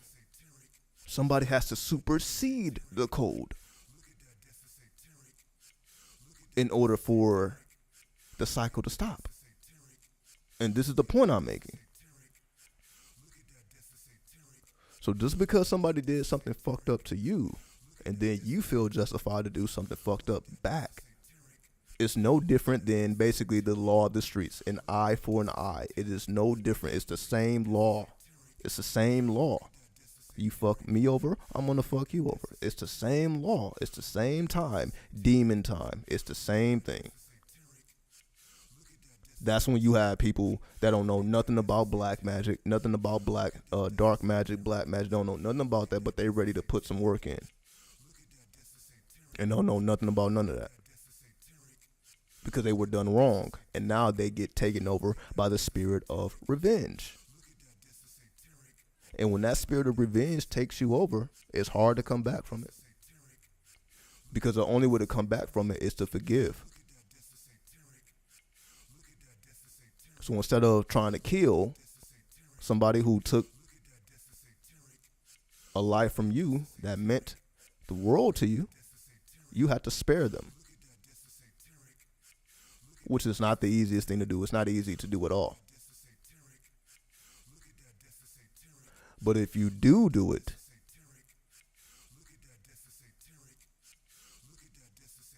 you don't have to worry about that karma. That's the whole point. That's the whole point I'm making. If you do it, all right, yeah, I'm supposed to kill this person, but I'm not. Because all that's going to do is now somebody's going to be coming to kill my ass. That's all it's going to lead to.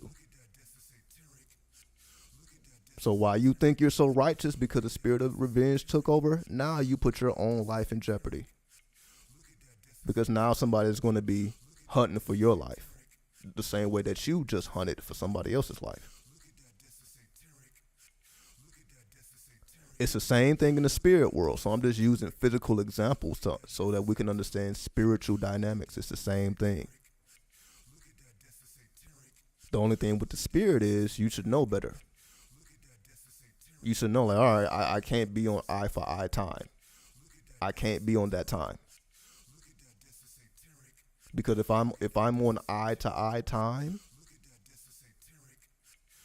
then there will be a time that comes where I am now the victim. Somebody's going to be aiming for me. Somebody's going to be hunting for me. Just look at it. Look at YouTube. We have all the evidence. Look at the people who just talk shit about other people. Look at the people that make channels just dogging the fuck out of other people, other races of people, other groups of people. Just look at it. Look at the channels with the black men talking shit about the black women. Look at the channels with the black women talking shit about the black men. It's in abundance. Everybody on eye for eye time. This is the point I'm making. Just look at their content. It's hard to watch. If you're righteous, because you're like, all right, at what point do we just say fuck it? Why is everybody still mad about the same shit? At what point do we say fuck it? All right, let's just hit the reset button. Let's clear the karma instead of just becoming more and more toxic towards each other. Because that's all it becomes, because nobody wants to admit that they're wrong.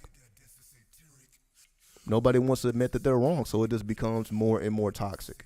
And this is what we see all throughout YouTube, all throughout real life. It's just people becoming more and more toxic because nobody want to take that L. You got to take an L.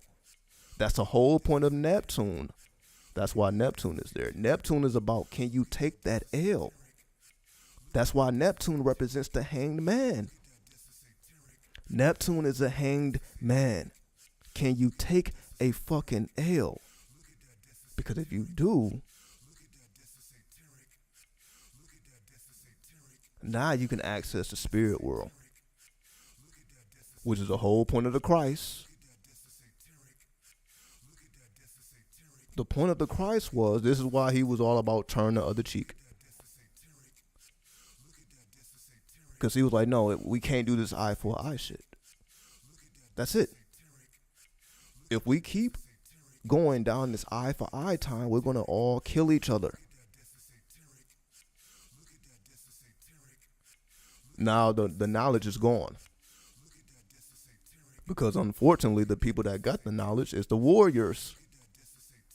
But if the warriors are at war, they kill each other. Now there's no more knowledge. Do we not see that?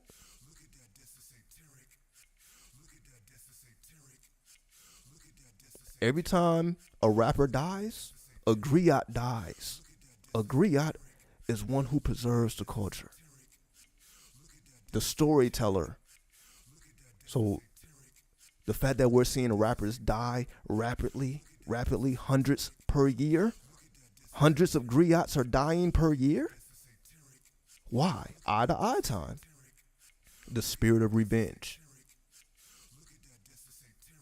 And all we do is continue to hurt each other. Because we don't want to take that L. Because if we take that L, we are looked at as weak. But that's Neptune. Because that weakness makes you strong in the spirit world. That's the whole thing. And I'll use that to get right back on Neptune. If you are actually able to take the L, it enhances your strength in the spirit world, in the astral plane. You have to get that by taking an L. That's why the hanged man is a martyr. So let me actually bring up the card. Let me actually put that on the screen so that I can make this point. Because again, we're already on Neptune. So let me just give a deeper synopsis of Neptune before we finish up this breakdown. So give me 1 second here. I'm going to pull up the hanged man so that we can see everything I've been speaking about illustrated.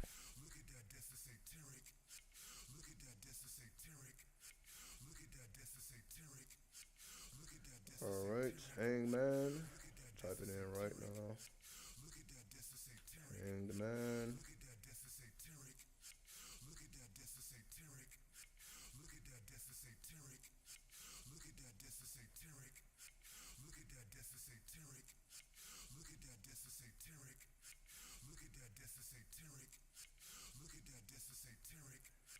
All right, here we go.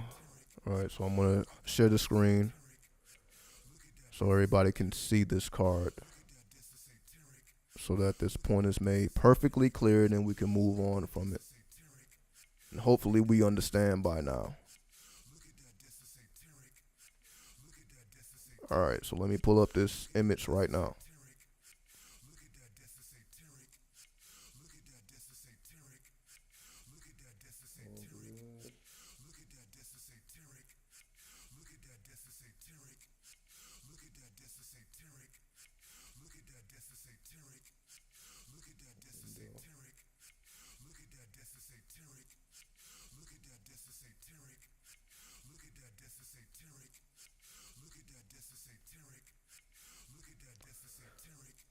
All right, there we go. Put it down a little bit. So let me zoom in.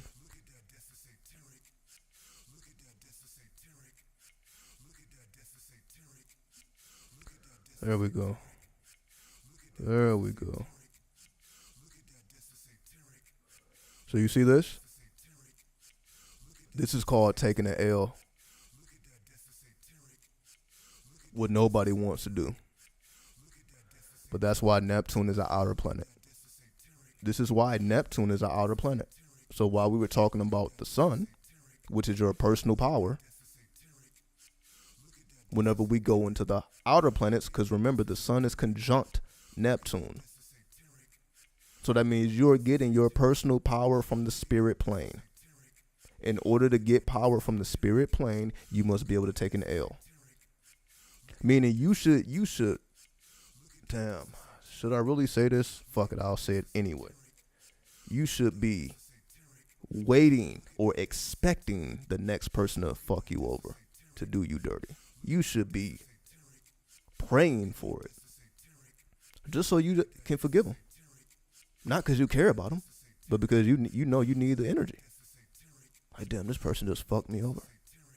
Fuck it. Let me use this and redirect it towards the spirit plane. Because you will actually be doing the right thing at that point. Let somebody else take it into their own hands. Because if they fucked you over, they probably fucked over a lot of people. Eventually, they're going to get their just due. Don't mean they got to come from you.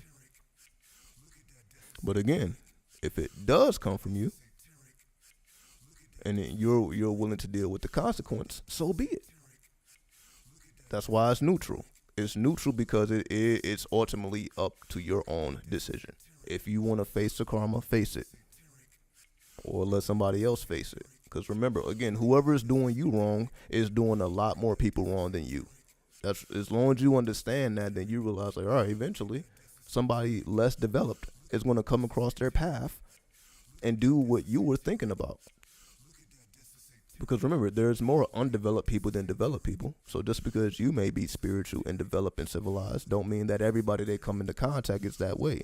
And all it takes is for them to fuck over somebody that's less civilized than you, who's going to instantly get that get back and not even think about it. Which is why the spirit of revenge, it's a spirit. It's not a person. It's a spirit. And you see, that spirit can invade anybody's vessel. That spirit can invade anybody's vessel. So you basically decide, all right, I'm not going to be on revenge time. I'm not going to be on demon time. That ain't saying that you don't care about what happened to you or somebody you loved. You just realize they're going to run into a person that's going to be deadly. That's going to actually want to do them real dirty. Whatever dirtiness you think you're going to do to them is just not going to match what another dirty motherfucker is going to do to them. That's what you got to realize. If you're righteous, that means you're clean. So even if you try to do something dirty, it's still going to be light. Let's just be real here. It's still going to be light because you're righteous. So you're not thinking about wickedness 24/7. But there are people out here that are thinking about wickedness 24/7. Wake up thinking about hurting some shit. Go to sleep thinking about hurting some shit. So when they cross that person's path, then they're going to be dealt with by that person who will allow the spirit of revenge to take them over. It's just a matter of time. That's why you see so many people dying young. So that means it don't take that long. You got people dying before they hit 20, dying before they hit 30. That means the spirit of revenge, it don't take that long to catch up with you. It don't take long.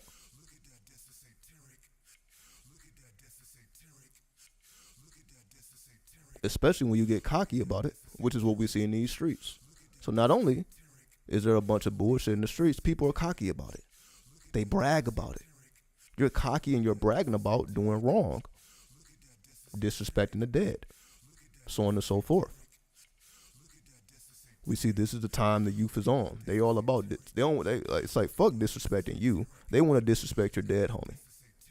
That's even more important than disrespecting you, because they really don't care about you. But they're going to disrespect your dead homie because they know you care about that dead person. So that hurts more.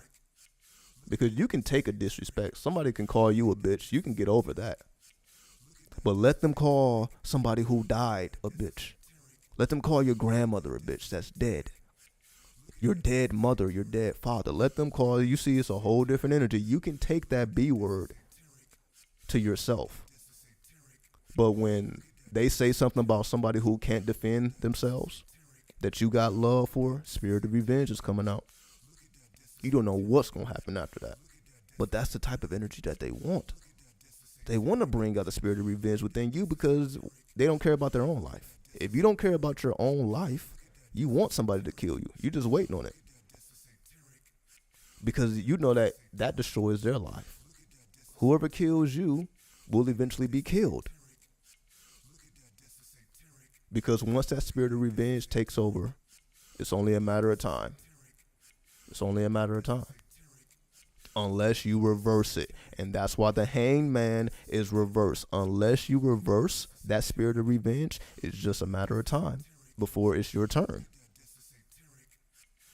The only way to reverse that is to accept spirituality. Meaning that warrior spirit that you feel within, it must be directed towards the spirit plane instead of into the physical. So that same energy you have to take somebody else's life, you must use that energy to give new life. So instead of thinking about death, you need to think about new life. So let me give an example of what that would mean.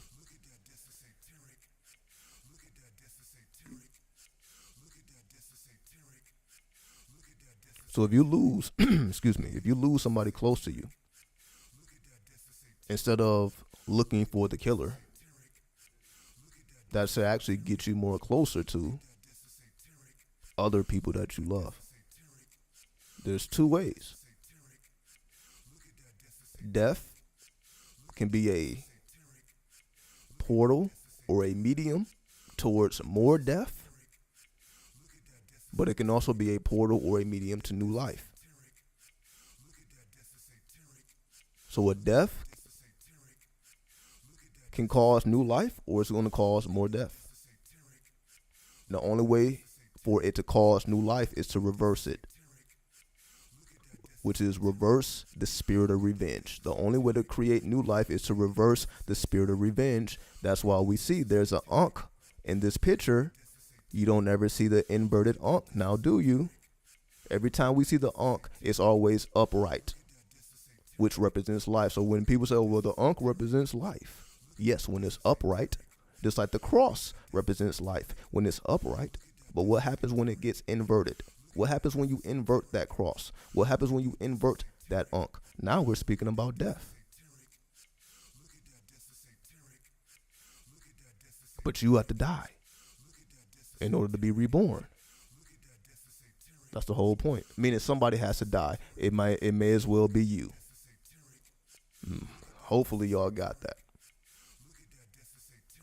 Instead of hunting somebody else down, you kill yourself and resurrect in the spirit realm. Otherwise, you're going to fall. The moment somebody fucks you over, It's going to happen. Especially all the people who's trying to be famous, who already are famous, who has an abundance of material resources. You're going to always have people fucking you over because people just want to be around you, trying to extract resources from you. You already know that to be true. So there's going to be a bunch of civilized people trying to do a bunch of uncivilized things. And you're going to get got eventually. It may be for a little, it may be for a lot, but you will get got. What you do after that will determine your fate. You can use that as a avenue. Okay, I need to kill myself. Whoever I am needs to die. If that's the type of energy that I'm drawing to myself, I need to kill who I am. Because the path that I'm going down is just going to manifest the spirit of revenge. And now I'm going to be looking to do other people dirty. The same way that they're doing to me. Because they have been taken over by the spirit of revenge. So you become no better than them. That's the whole purpose. We become no better than them if we allow ourselves to be taken down by the spirit of revenge. Because that's exactly what they did. That's why they out here doing you wrong in the first place. Hopefully we understand that the reason why people are doing you wrong or anybody wrong in the first place is because they have been taken over by the spirit of revenge. Somebody did them wrong at some point.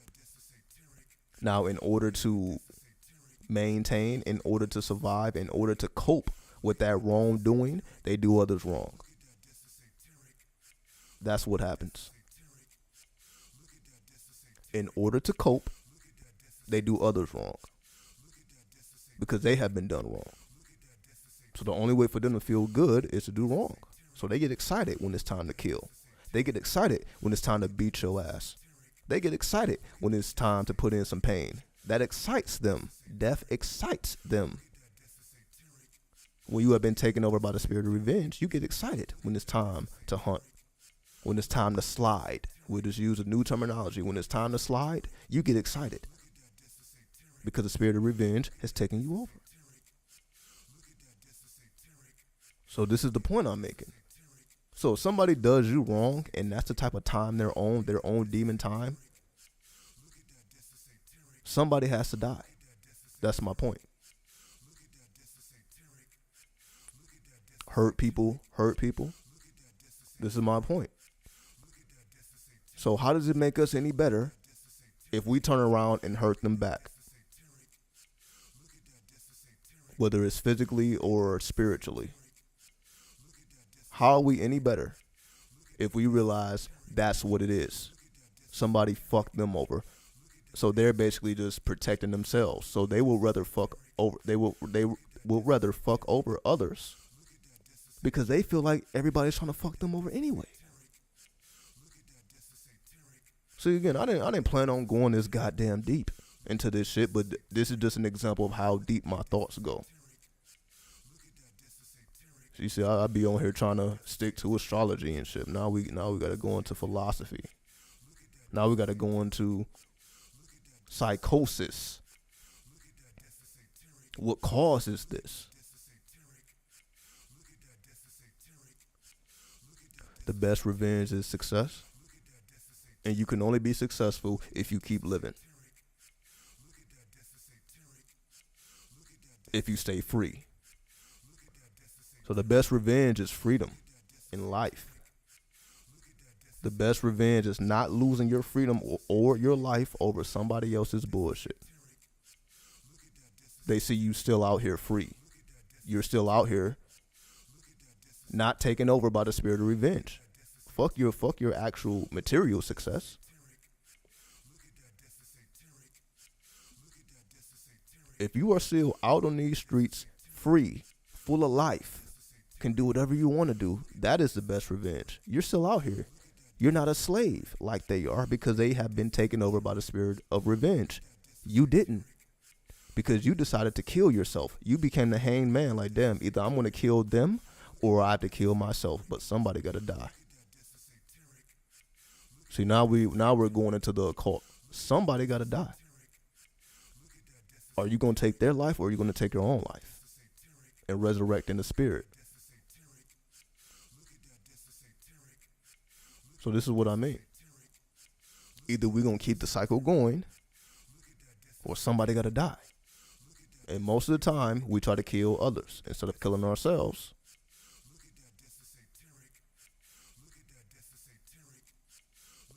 Since COVID, aggressiveness is on the increase. Why? Why is that? Why would a disease make people more aggressive? Is it the disease itself, or is it the regulations around the disease? Is it the fact that people had to stay in their homes and be amongst people that they really didn't like?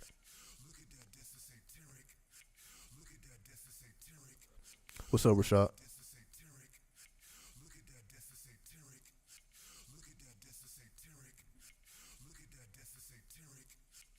So, this is the point. Somebody got to die. It's better if it's you, because you guarantee yourself new life while they continue to go down the path of death, which is destructive. So that's why we really ain't got to worry about people that do what's wrong. We really don't have to worry about it. Because anybody who do you wrong is doing everybody wrong. And eventually they will get their just due. Whether it comes from you or anybody else they're doing wrong. But they will run into their fate. It's just mathematics. That's what we got to, it's just mathematics. You keep fucking people over, eventually you're going to fuck over the wrong person that's uncivilized. That's going to do something about it. Unless you change. Because if you keep going down the same path, you're going to lose your life. The only way to preserve your life is to off yourself.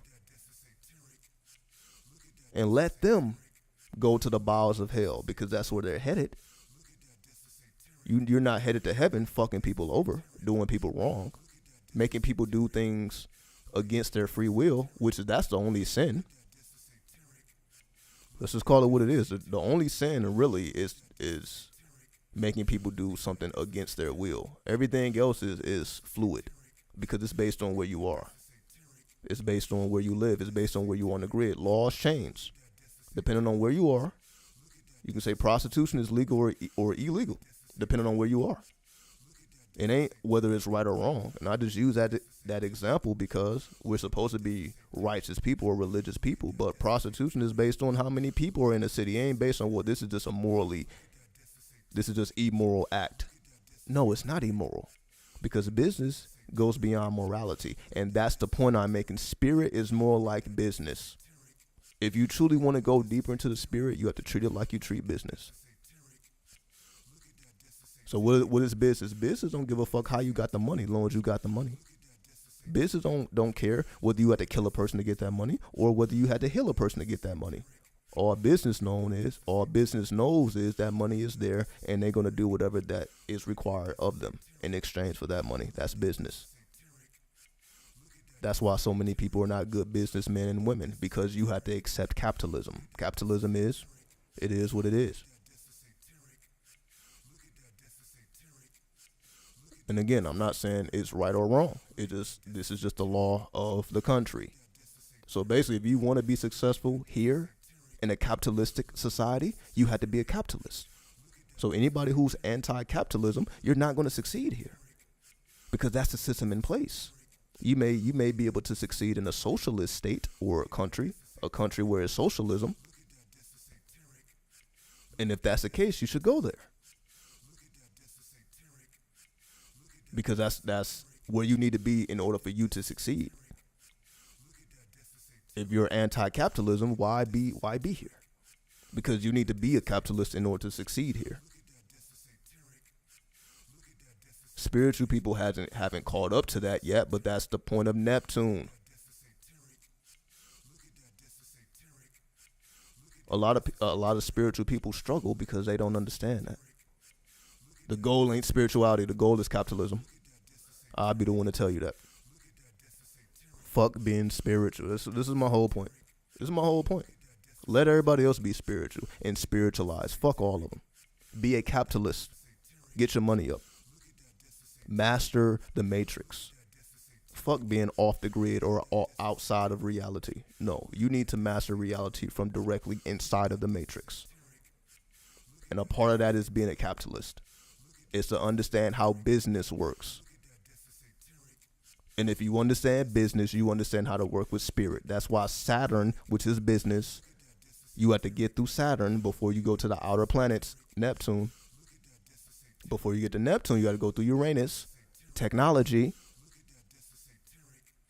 So we see the path, capitalism, or to be a capitalist, to integrate with technology, and that's how you get to spirit. And we know damn well people ain't taking that path. You got people calling themselves spiritual, and they ain't do that at all.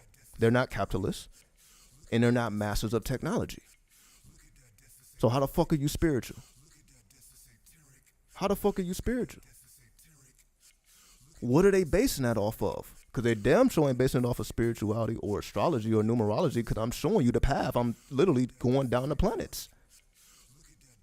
And every planet represents a principle. So how the fuck did you become spiritual without first mastering technology or capitalism? How did you get to Neptune and you didn't pass through Saturn and Uranus? How?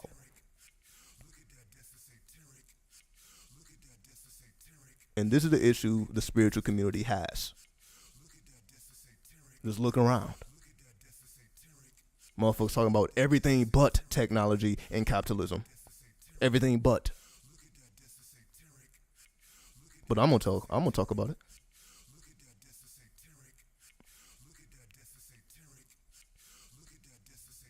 That's why I'm all about what? Technomancy. That's why I'm showing forth technomancy.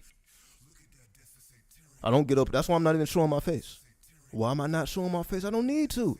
Look at the technology. Look at the technomancy. Let me show you some imagery. Let me show you some art. I don't need to just have my fucking face up here. Let everybody else do that. But they can't do what I do, though. Ask them to put some fucking art up. Ask them to break down some mathematics. Why they ain't doing it? Oh, yeah, that's right. They're not as spiritual as you think they are. Because why wouldn't they be doing that? If we're talking about the process that you have to undergo to even reach spirituality, which is one level before Pluto,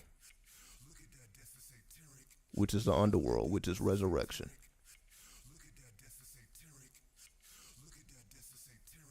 What if you go from Pluto? Exactly. I'm just using from the sun to Pluto because that's what most people do. So that's why I'm going in that direction. I'm going in that because that's the direction most people come from. So that's why I'm using from the sun to Pluto. If you're traveling in that direction from the sun to Pluto, meaning you can't even be spiritual without mastering capitalism and technology. So let's just say you are coming from Pluto. So if you're coming from Pluto, that means you must master. Before you reach Neptune, you got to master Pluto.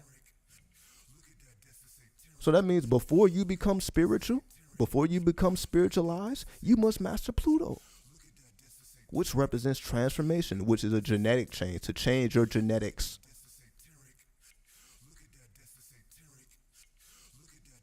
So you must go through a genetic or a permanent change before you even consider yourself spiritual.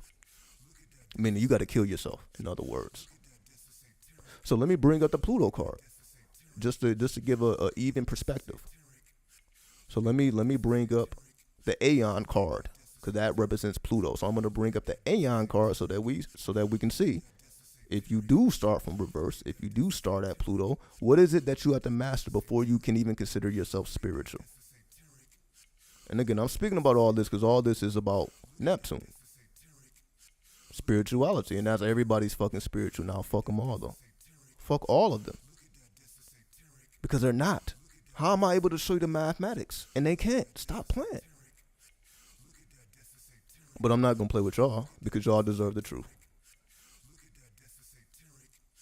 So that's why I'm showing you this is how it actually works. That's why I have to fucking let me stop playing. Motherfuckers think I'm playing. Let me show you the mathematics that I have to master before I even do all this. Let's go back. I'm about to exit out of this.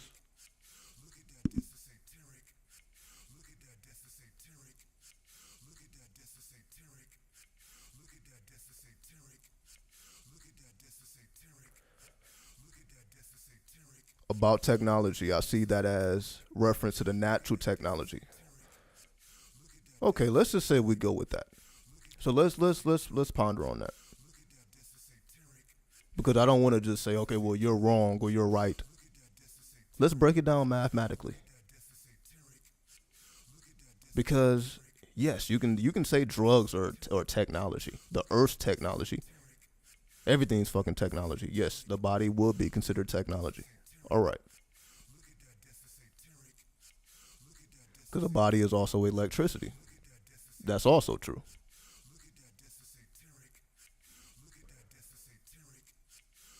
So the technology I'm speaking about is more so computers. So what's the difference? What's the difference between a human body and a computer? We will make this very, very, very easy so that we can understand what we're talking about here. What is the difference between the technology of the human being and the technology of a computer? Because if we can understand that difference, we can understand what I'm talking about here. If you understand the difference between the human body and the computer, you can understand, okay, damn, technology is absolutely necessary for spirituality. Why is a computer necessary for spirituality?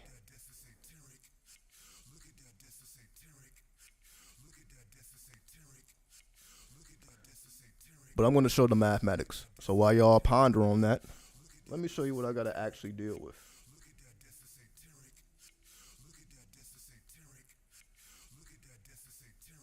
All right.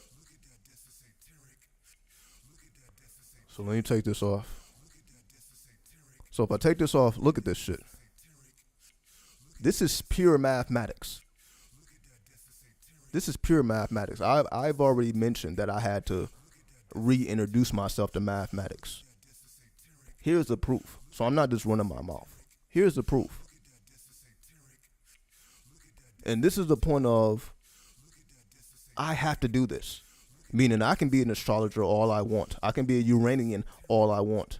But if I don't have this math on point, I'm missing the point. It's not for me to hide behind, well, I know astrology, but I don't know actual mathematics. That's not enough.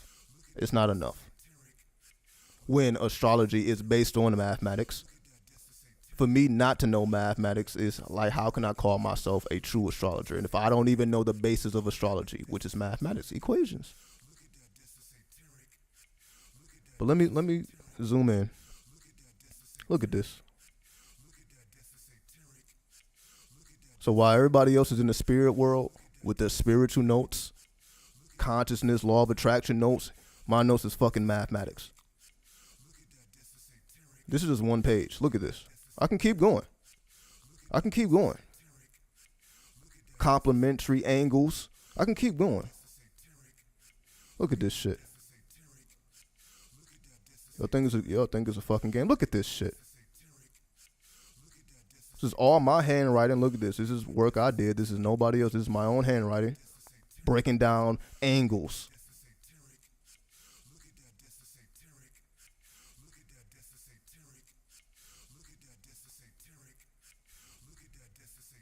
Oh, y'all thought it was done. Look at this shit.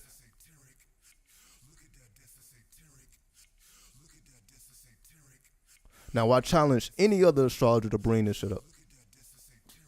Because I know I'm not the only astrologer y'all watch. Ask another astrologer to bring up their mathematics, to show and prove their mathematical proficiency. Or are we just going to stay in the world of astrology like mathematics don't matter? Because we use computers now. Yeah, y'all thought it was done. Look at this shit. Several pages of pure mathematics. Nothing about astrology. Nothing about spirituality. This is just pure mathematics. Pure equations. Square, rectangle, trapezoid, parallelogram, triangle. This is just pure mathematics and equations. You see equations, areas, just straight equations. Nothing spiritual here.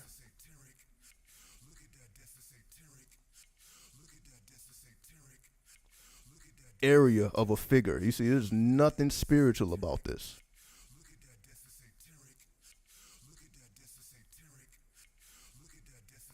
So I just wanted to show and prove here that I'm actually taking the time to learn the fundamentals.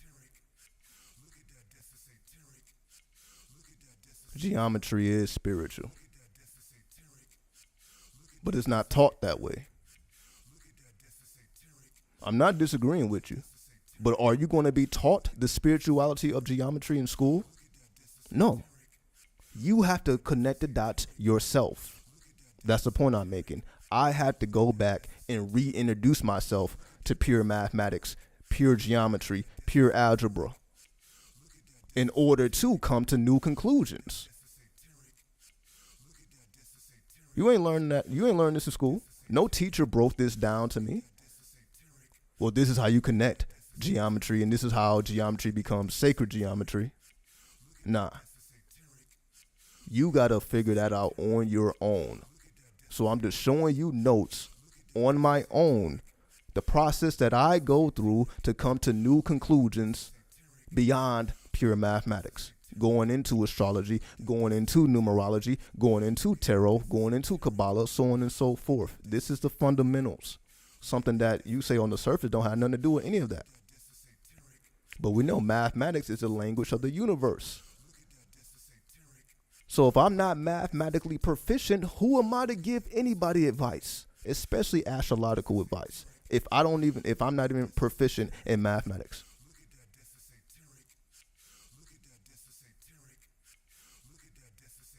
Exactly. I've been watching perimeter videos yesterday and today, tutoring someone. The timing of this video is shocking because it's in the universe. It's in the air. It's in the air. It needs to be done. And that's why I share it. Because again, I'm not the only one with these thoughts. I'm not the only one coming to these conclusions. Everybody is coming to the same conclusion, just differently. So that's why you see this on a so-called spiritual channel. I should never show you nothing like this on this type of channel. When we talk about all things occult, why am I showing pure mathematics? Because they are connected. But we have to figure out the connection. So y'all thought it was done, though. I got more notes. This is just a day of notes. There's more. Look at this. Look at this. Look at that dancing satiric. Now, this is some satiric shit right here. Look at this. Properties of circles. Got it all nice and neat.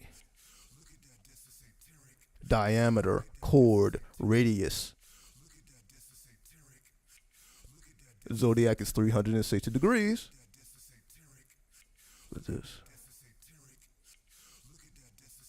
Pi. Look at that. Pi times radius squared circumference 2 pi radius. Really doing equations around this bitch. Real life equations. Look at this. Y'all think I'm fucking around, though. Y'all think it's a game. Not y'all, as in the watchers. Everybody else who consider themselves spiritual think it's a fucking game, but they can't show you these notes. Again, these are my personal notes. I wasn't even planning on showing this, because this is just what I do on my own time. But I just wanted to make the point that this is necessary.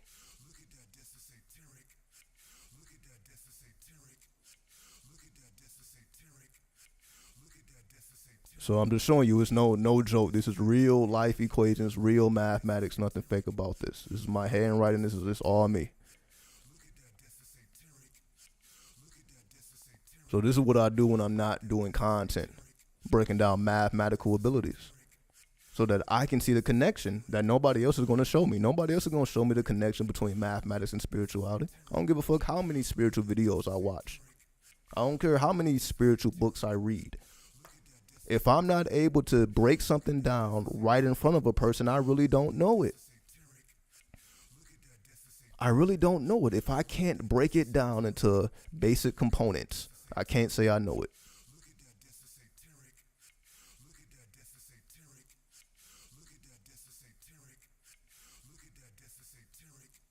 So that's what I'm saying. While everybody else is on bullshit, thinking they're spiritual, thinking they're talking about some shit, this is what I'm doing. Going back to the nature or the language of the universe.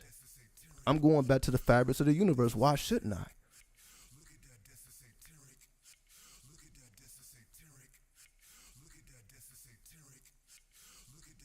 No, I appreciate y'all. I appreciate y'all for liking the handwriting. This is what math did, though. This is what math did. Math got my handwriting on point. Just look at my other notes. Let me go back. I got a bunch of notes in here. Look at this. So let me go back here. Let me go back. Let me go to this one. Look at this. This is where I started.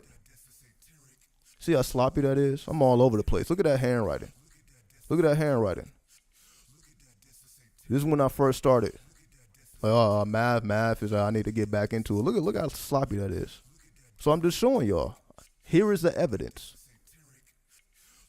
So as I kept going,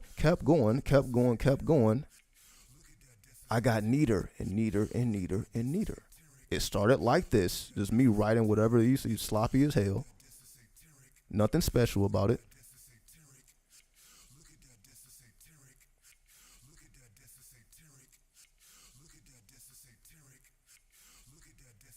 To this.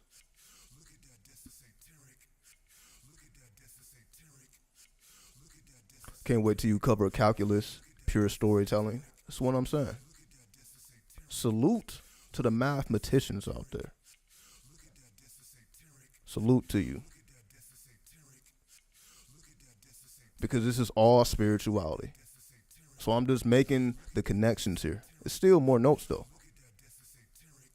I still got more. Look at this. Uh-oh. Let me turn that down. There we go. But this is what math did. So you saw how sloppy I started. And it evolved to this. Now everything is all nice, neat, and organized around this bitch.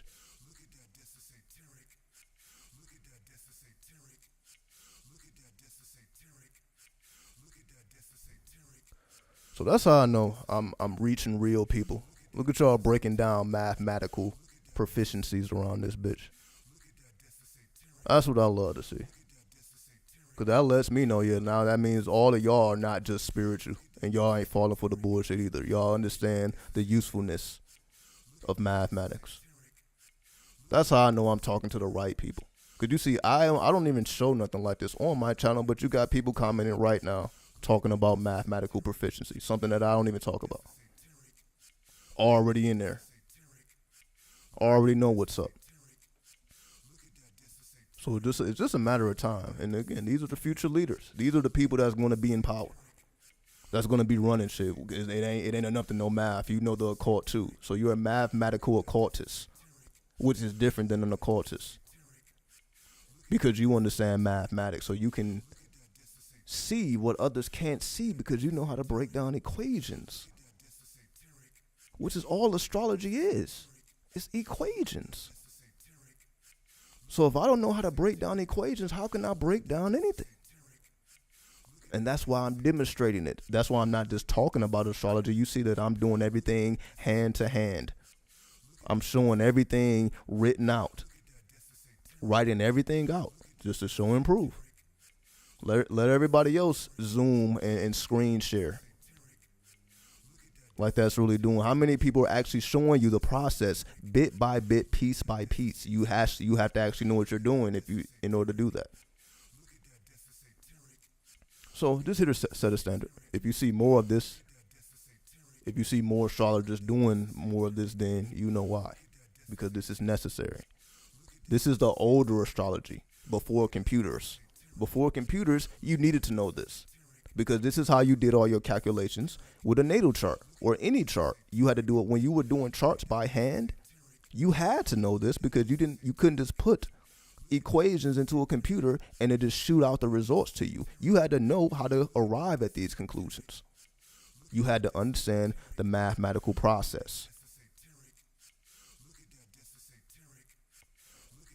So now that everybody uses calculators and the such, we don't understand the mathematical process. We don't know how to do any of these things by hand. So that's why, again, you don't hear so-called spiritual people even acknowledging mathematics or acknowledging science. They feel like it's separate because that's how it's taught. You got to go to one person to get spiritual. You got to go to another person to get mathematics. It shouldn't be like that. It shouldn't be like that, but it is, because that's just the way the Western world works. We learned everything at the same time originally. Now everything is separated. Now you got a different math teacher, or a different English teacher, different social studies teacher, different language arts teacher. Like you got all these different people. But it's all supposed to learn all of it. So why do you have different people teaching you different things when you're supposed to know all of it? Why don't these people know every fucking thing? Why do you need so many different people teaching you so many different things, and it leaves you to connect the dots? But I guess that's how it should be, huh? At the same time, I can't argue with that either.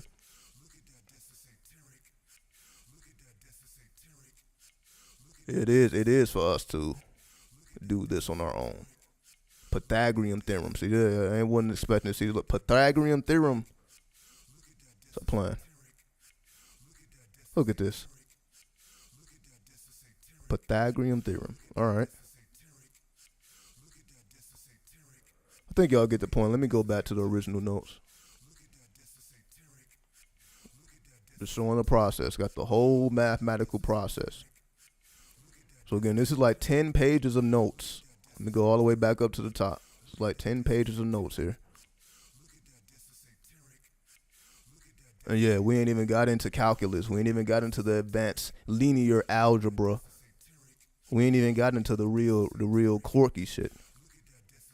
This is just a real quick introduction. But again, I'm just showing y'all behind the scenes. So again, instead of me showing my face, I'm like, this is what I'm doing behind the scenes, so that I can be better at what I do. So when I present the information to everyone, I know what the fuck I'm talking about,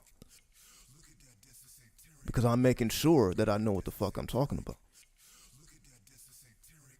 Because if I can't explain it mathematically, then how am I explaining it? We just have gotten used to people just saying anything out their fucking mouth. Anything I say, you should be able to prove it. Meaning, I'm not just saying, okay, well, the first house represents your environment because that's what I think it represents. You should be able to go back to anything that I've broken down and you can find it yourself. I ain't just saying, okay, 23 degrees represents the moon and Jupiter equal Mercury. No, the 2 is actually the moon, 3 is actually Jupiter, 5 is actually Mercury. Not because I said so. That's Vedic numerology. Not because I said it. Did math originate in Egypt? Nobody originated mathematics. If it's the language of the universe, you can't put that on a certain culture. You can't say, well, this culture invented. There's mathematics in every culture. Every culture around this planet, you can see that they were skilled in mathematics. It don't matter how simple or advanced they were. So we really can't put math on a point on the planet. If math is a language of the universe, that means it wasn't even invented on planet Earth. Mathematics don't have shit to do with planet Earth. If it's the language of the universe, that means planet Earth don't have nothing to do with it. Planet Earth is a result of mathematics. It's not the origin of mathematics. So the closest we're going to get to that is Islam. Islam is mathematics, and not the religion of Islam, not Muslims. Islam as a culture before the religion. So that's the closest you're going to get. So you will hear that. You can type that in Google right now. Islam is mathematics. You can type that in Google. I didn't just make that up. And you can see exactly what I'm talking about. And it don't have nothing to do with religious making salat 5 times a day, your 5 pillars of Islam. It don't have nothing to do with that. It is the culture of mathematics is called Islam. They just made it religious. So before we was even calling it mathematics, it was called Islam. So this would be an example of Islam before the religion. If it's all based in mathematics, that means astrology and numerology. All these numbers is Islam, the culture of Islam. So to learn Islam is you have to learn how numbers work and the secret properties of numbers.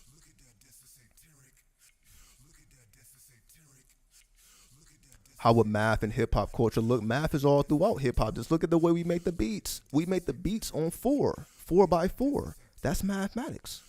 That's what hip hop did. Hip hop made it 4x4. 1, 2, 3, 4. That's how we count bars. We count bars based on 4. That 4 is mathematics. If you break down the word mathematics, it's going to break down to the number 4. That's how you really know mathematics itself. Write it out and break it down. You're going to get the number 4.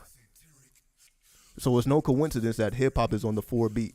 That we count beats by 4. 1, 2, 3, 4. 1, 2, 3, 4. That's hip hop. Every style of music don't go by a 4 beat. That's just what hip hop does. So the fact that we go by the 4, that's mathematics. Because mathematics itself breaks down to the number 4. And we know number 4 is the energy of what? Uranus. And hip hop started off as what? Technology. Stop playing. Mathematics, the number 4 takes us to Uranus, which takes us to what? Technology. Hip hop started with technology. Techno beings. These were technomancers at the very beginning. That's why it's the most prevalent genre of music. Because the new religion is sound. The new religion ain't in books. The youth, you can say, ain't reading a bunch of books like we did. But they listen to a lot of music, though. So their gospel is the music.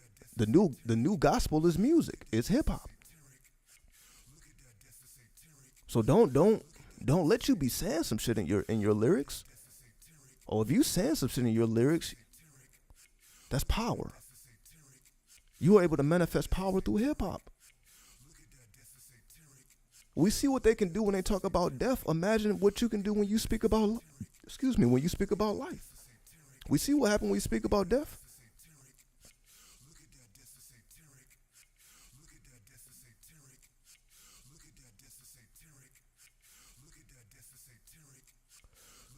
So let me go ahead and finish up this equation here.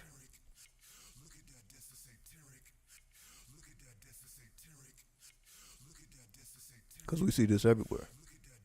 So it's all mathematics. So whether we're talking about hip hop, whether we're talking about astrology, numerology, astronomy, it's all mathematics. It's all Islam. That's why you saw Islam in the beginnings of hip hop. Rakim, Big Daddy Kane, Islam. So Islam has been there the entire time.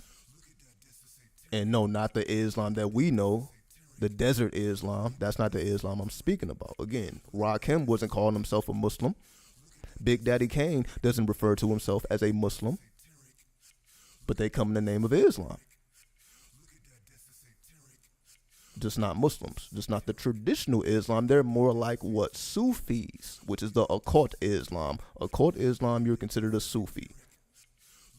So in that sense, there's been Sufis in Islam since the very beginning. Since the very beginning. Why? Because the nation of gods and earths were already there. The 5%ers were already there. Since the beginning, since the origin. That's why we consider Rakim one of the greatest artists ever, because that's what people don't know.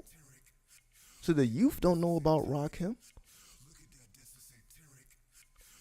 Mostly the innovation, because he innovated the game, and this is the only point I'm making here. They may know about his songs, but they didn't know that he innovated the game. The reason why hip-hop is advanced when it comes to lyricism, because that's also what makes hip-hop different than any other genre, because we have advanced lyricism. Who did that? Who was responsible for making hip-hop more lyrical? Rakim. Because he came with an original style. The style Rakim came with did not exist before he touched the mic. He came with a style that did not exist, that allowed you to put more words into your bars. Because before that, it was just ABC 1, 2, 3 shit in hip-hop. Hip hop wasn't advanced lyrically at first. In the early days, it took about 10 years for hip hop to get lyrical. Because Rakim came in the late 80s, 1986, 1987. Hip hop was invented in 1973. The first record came out in 1979. The first official record is 1979. So hip hop was already in the streets about 5-6 years before the first record was produced. So then you go 10 years down the line. Now you have Rakim come and advance the lyrical style, and that's what made hip hop what it is to this day. It is because he was able to advance the lyricism. His style, it allowed you to put more words into your bars. So now you wanted to fill up your bars. That wasn't the case before Rakim. People were just fine with party music. But when Rakim stepped on the mic, now you can advance your lyricism. Now it's complete ideas. Talking about sun, moon, and stars. Talking about everything. That shit, motherfuckers weren't talking about that prior to Islam. 5%ers. They brought that. But that's true hip hop, though. True hip hop is Islam, not the religion, the culture. You cannot connect. You can't disconnect them.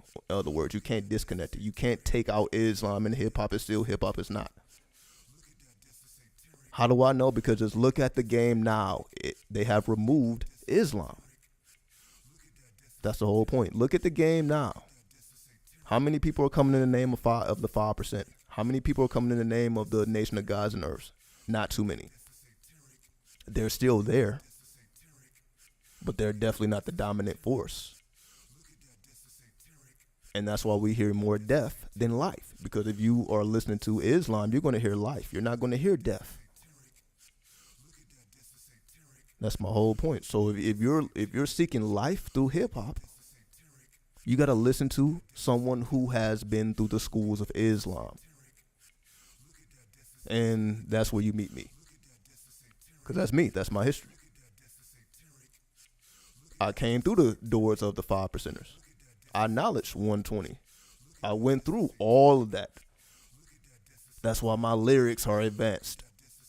It ain't because I just decided to, I want to do advanced lyrics. No, I had to go through the same trials and tribulations that they all had to go through.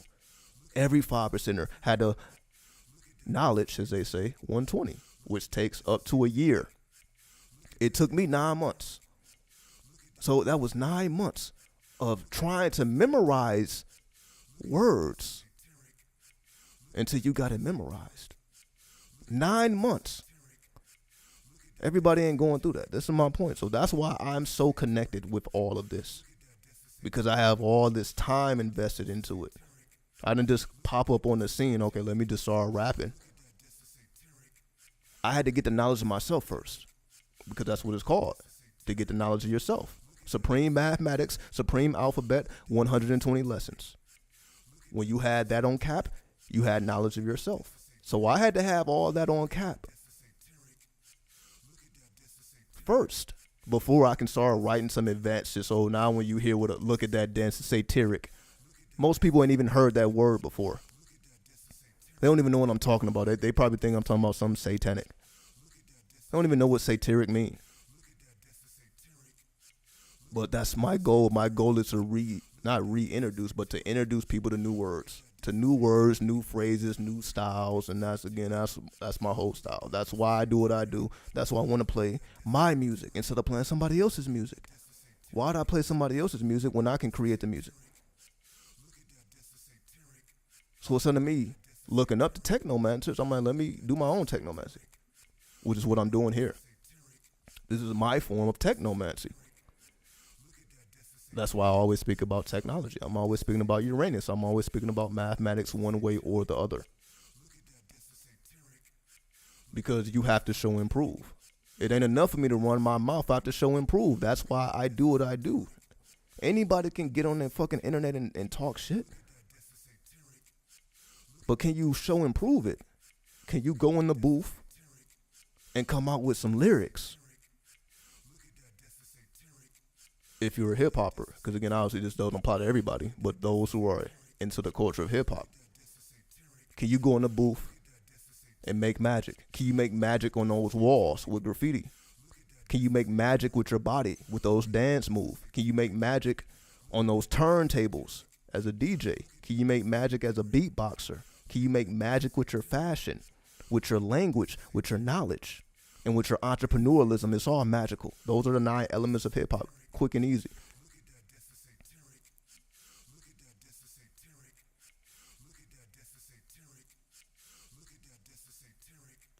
Exactly. We see that Rakim quote. This is my whole point. There would be no Rakim without Islam. There would be no hip hop without Islam. Without mathematics. It's all mathematics. The goal of hip hop is to advance mathematics. That's why when we make records now, they don't sound like 90s records. They don't even sound like early 2000 records. They don't even sound like 2010 records. They sound like 2020 records. That's why I had to update my own style. I can play music that I made 10 years ago. I can do that. It's already on the channel. I got music that I did 10 years ago. But I had to upgrade my style because my style was still in 2010, you can say. I had a 2010 style. But imagine if I was still rapping like that 10 years later. So that's why in 2020, my style is completely different. My lyrics are completely different. Everything is completely different than when I first began to lay down lyrics. Because I kept going. I kept reintroducing myself to different forms of mathematics. Till I came home and looked at some real mathematics. After being around all these other schools, numerology, astrology, all this other occult mathematics, now I'm going into pure mathematics. I had to understand the occult first. See, everybody don't work like that. Everybody don't work like that. Some people got mathematics when they was in school, when they were supposed to get it. That wasn't me. When I was supposed to get mathematics, I didn't get it because the shit didn't make any sense to me. It didn't start making sense to me until I got to the occult. When I started mastering the occult, now I'm like, oh, mathematics is, I get it now. I didn't get it before. But just the way it was taught, it's just pure mathematics. It was just too pure for me. It's like, doing some pure dope. It's too pure. You may OD. It's like it was just too much. It was just too pure. I needed some extras. So when I combined it with the numerology and the astrology, the astronomy, I'm like, oh, I can actually grasp it now. I needed more information. Because if it's just pure, you can say you can apply to anything. But it was just a little bit too pure for me. It was just all over the place. So once I got the details on point, then the pureness, I'm like, I can appreciate the pureness of the mathematics now. But I didn't appreciate it then. Probably when I should have appreciated it. But I had to go through the trials and tribulations. Because again, that's just the way my brain works. So basically, the occult allowed me to understand the world. Before the occult, I didn't understand the world. The world made no sense to me. Until I got into the occult, now things began to make a lot more sense. So now that's why we talk about every goddamn thing under the sun. It's through the occult. That's how everything makes sense.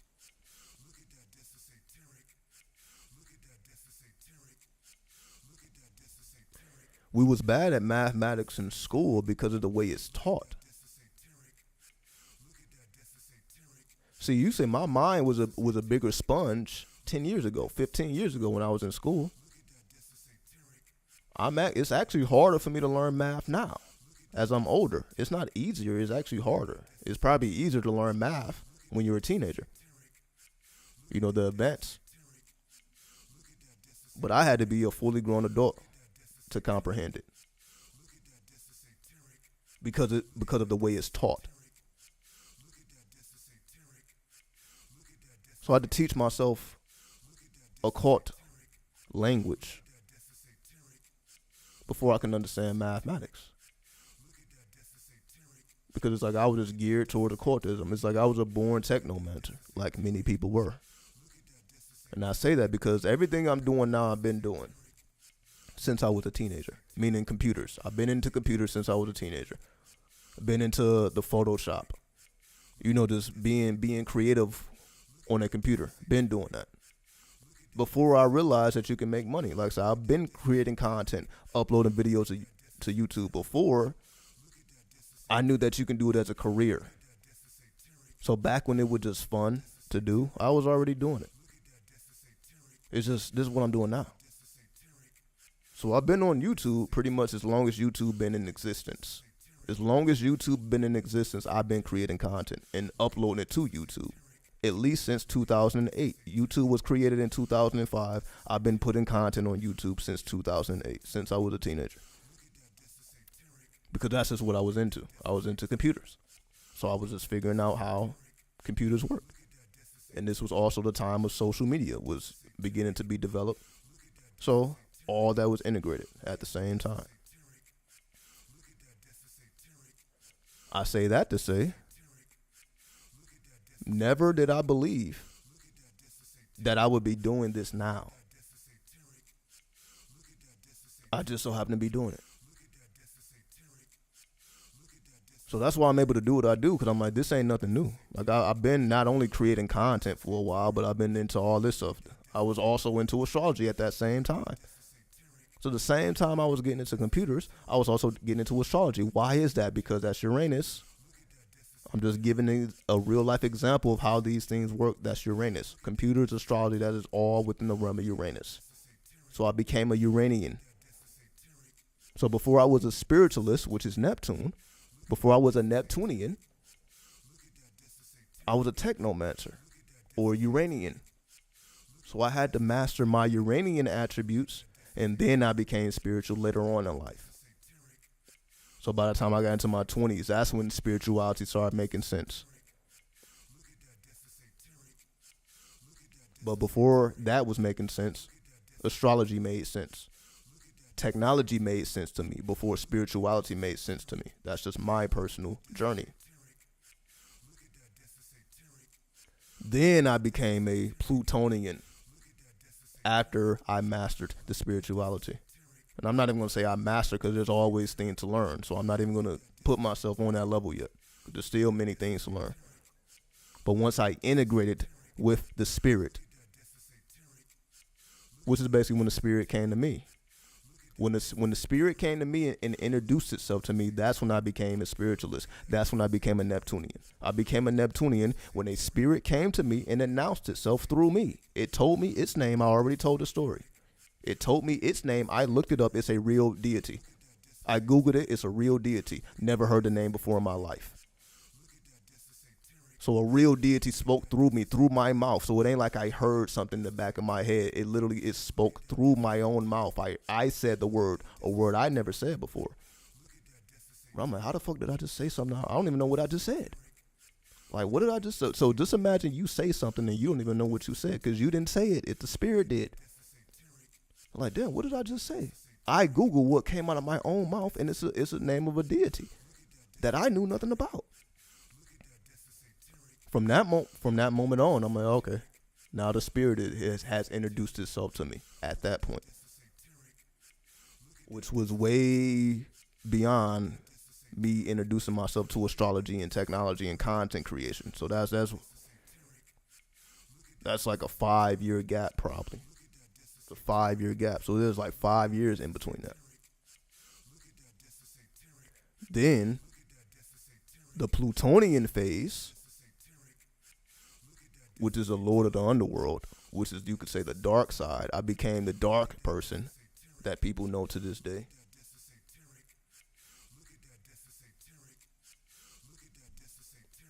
This was after YouTube.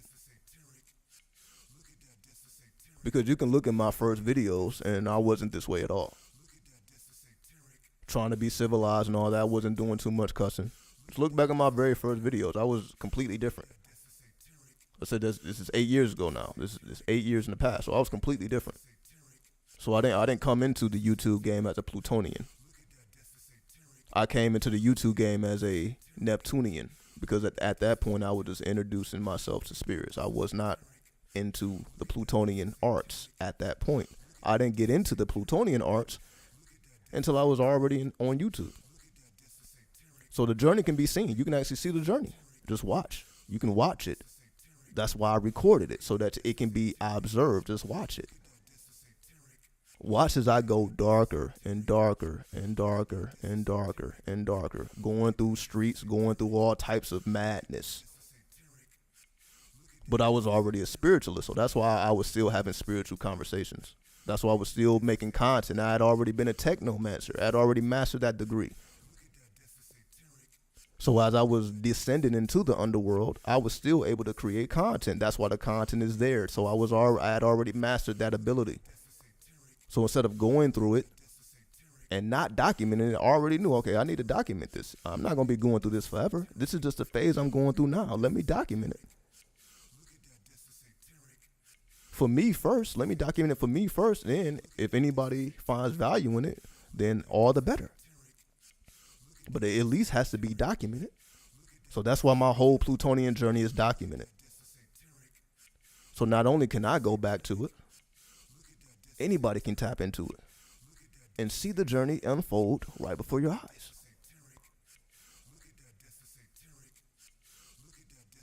But what does it mean to be a Plutonian? Because we talked about what it means to be a technomancer. We talked about what it means to be a spiritualist, which just means you had to kill yourself instead of killing your enemy.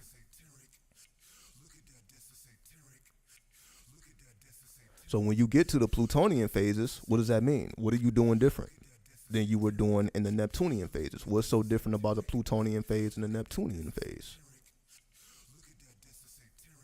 So let me bring up the Plutonian card, or the card of Pluto, because I brought up the Hanged Man, so now I'm going to bring up the Aeon so that we can understand the Plutonian arts.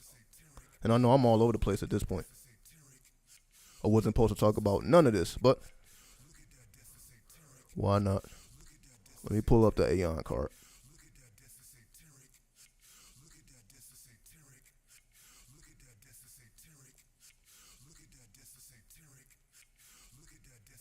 Alright, Aeon.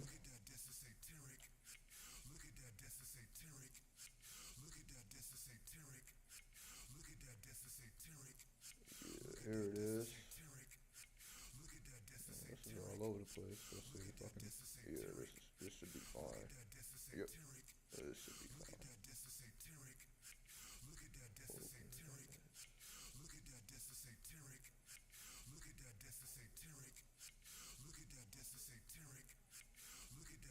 All right, let me share my screen.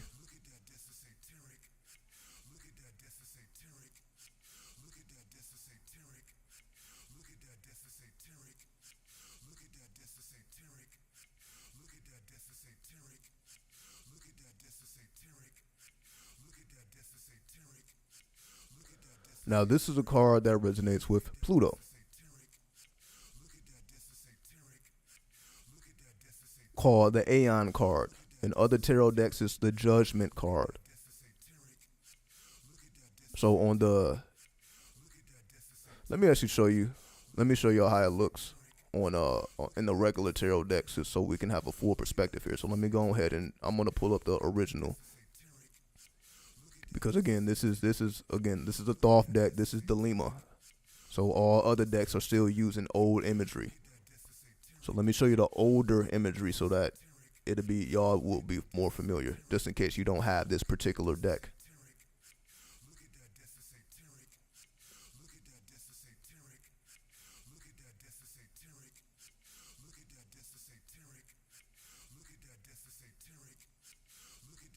So, Judgment card.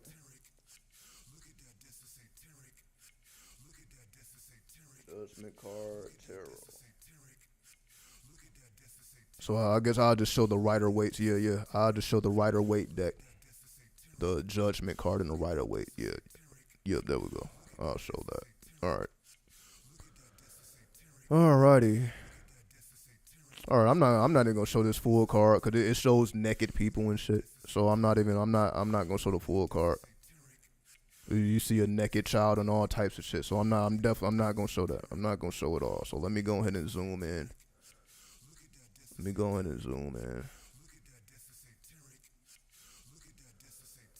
So if anybody report the video, then it is what it is. So if this video gets reported, it gets taken down. It is what it is. All right, here we go. So I tried to hide the, so this, I guess that ain't too bad. But obviously you see naked people at the bottom, so you're not seeing it. But again, you see a naked child and all that, so I'm not trying to go there. Not trying to go there. So I'm just showing this is how the card looks in the Rider-Waite deck. So this is what most people see.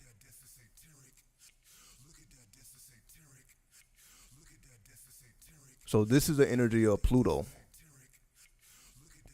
which is showing an angel blowing the trumpet. And we know the trumpet is blown before the day of judgment. So and that's why the card is called Judgment. So this is basically, like the Day of Judgment. For those who are familiar with the story, the Day of Judgment, or the Qiyamah. For the Muslims out there, the Qiyamah, which is the last days. So even the angels get destroyed on the Day of Judgment. So nobody is safe. So even the angels die. So this was an older imagery of the tarot, explaining the energy of Pluto, because Pluto pretty much represents the end of the world. So just like Pluto represents transformation, this is how they're depicting it. So they're depicting it as an angel blowing a trumpet, and people are basically being resurrected out of their graves. So let me show you a different one. Before we get into the other card. So let me show you a different Judgment card. I'm gonna show you the one from the Egyptian deck. Let me show you an Egyptian format of this. So give me a second.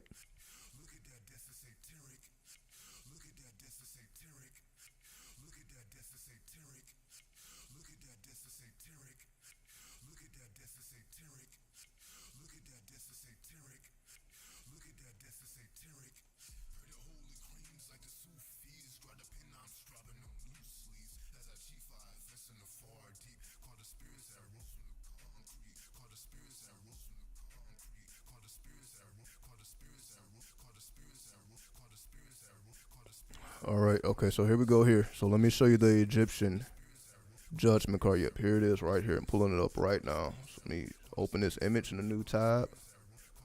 All right, there we go. So let me zoom in. And again, it's naked people. So let me zoom in even closer so that we don't see no bullshit here. All right.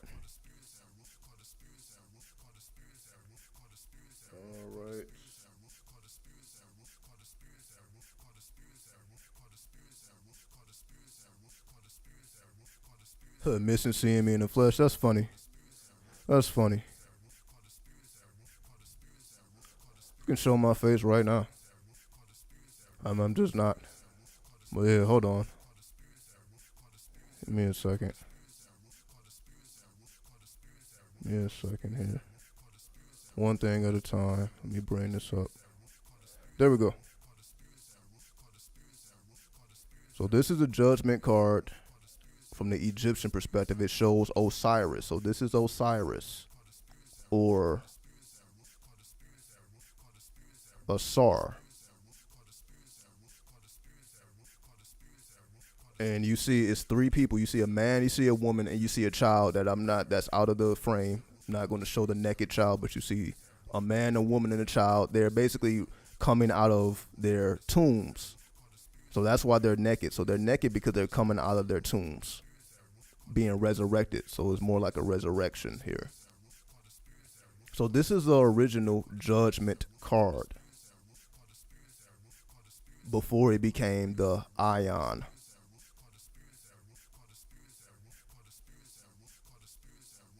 So this is the older. So let me go back to the newer imagery.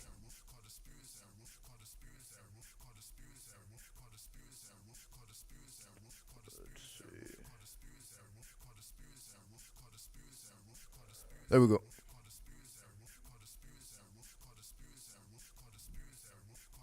Let's see. Give me a second here. One second.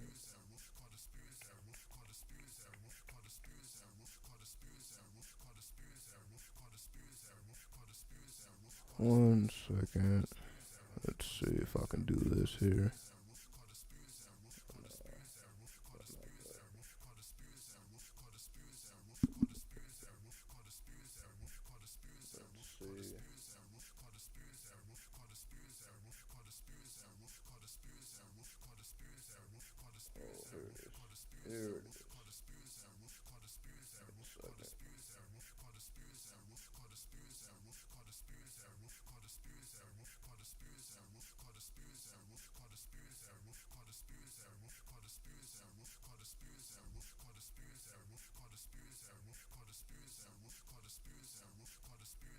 Okay.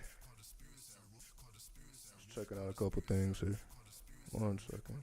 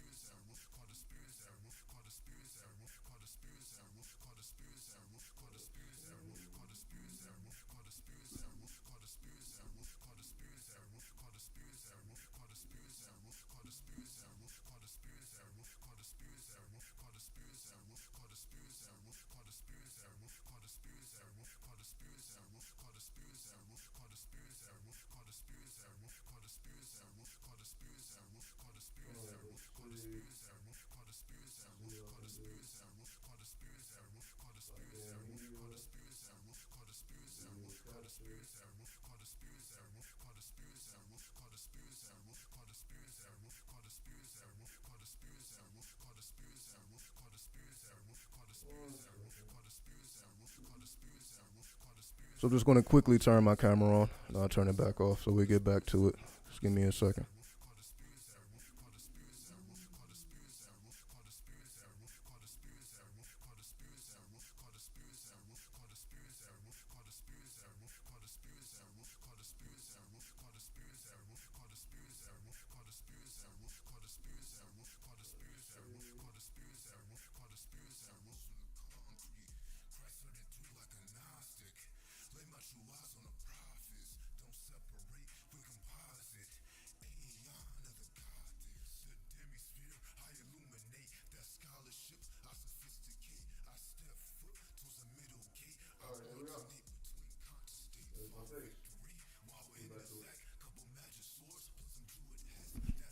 All right, there you go.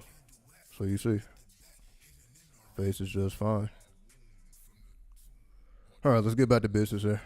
So I just want to, all right, so y'all see my face. All right, there it is.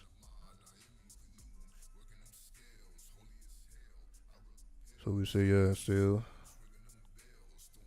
shaving off the mustache and all that. Anyway, we have the Aeon here. So this is the updated version. Let's see. Remove that. It's the updated version. Go ahead and push that back. So we went from having an angel blowing a trumpet and then the people raising up out of their graves. And this became the new format. So instead of seeing 3 people, you see 3 entities instead. So let me zoom in so that we can see this clearer. There we go. And again, you see this naked child. So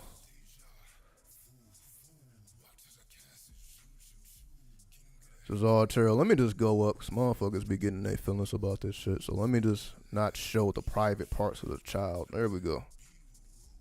There we go. Because again, I don't want to. Motherfuckers be losing their minds over that shit. So there's 3 deities here. So basically, you see there's like a transparent deity. You see the face of this transparent child god called Hippocrat. So the name of this god that is transparent is Hippocrat. We also see Nuit, which is the great mother stretching from one side of the card to the other in the blue. So you see this blue being that is Nuit. So you have Hippocrat. You have Nuit. Then you have the being on the throne called Ra-Harcuit. So you have Hippocrat, Nuit, and Ra-Harcuit, or Ra-Horcruit. And there's no coincidence that these are the same 3 deities dealing with the 3 chapters of the Book of the Law. As we know, chapter 1 of the Book of the Law is Nuit. Chapter 2, Hippocrat. Chapter 3, Ra-Harcuit. So the 3 chapters of the Book of the Law, these are the 3 entities there. So we see how the imagery has become more advanced. So instead of showing people a resurrection on the day of judgment, it's showing you a realer depiction. Like, okay, let's take the religious bullshit out of this and let's look at what's actually occurring. What's actually occurring is a new aeon. It's not the day of judgment. It is the new aeon. It is a new cycle, as we call the age of Aquarius, the new age, the information age. We are in a new cycle. It has nothing to do with the end of the world. So that's where the older tarot, it was just all about the end of the world. It was updated to represent the new world, as we call the aeon. The aeon represents the new world, the new cycle.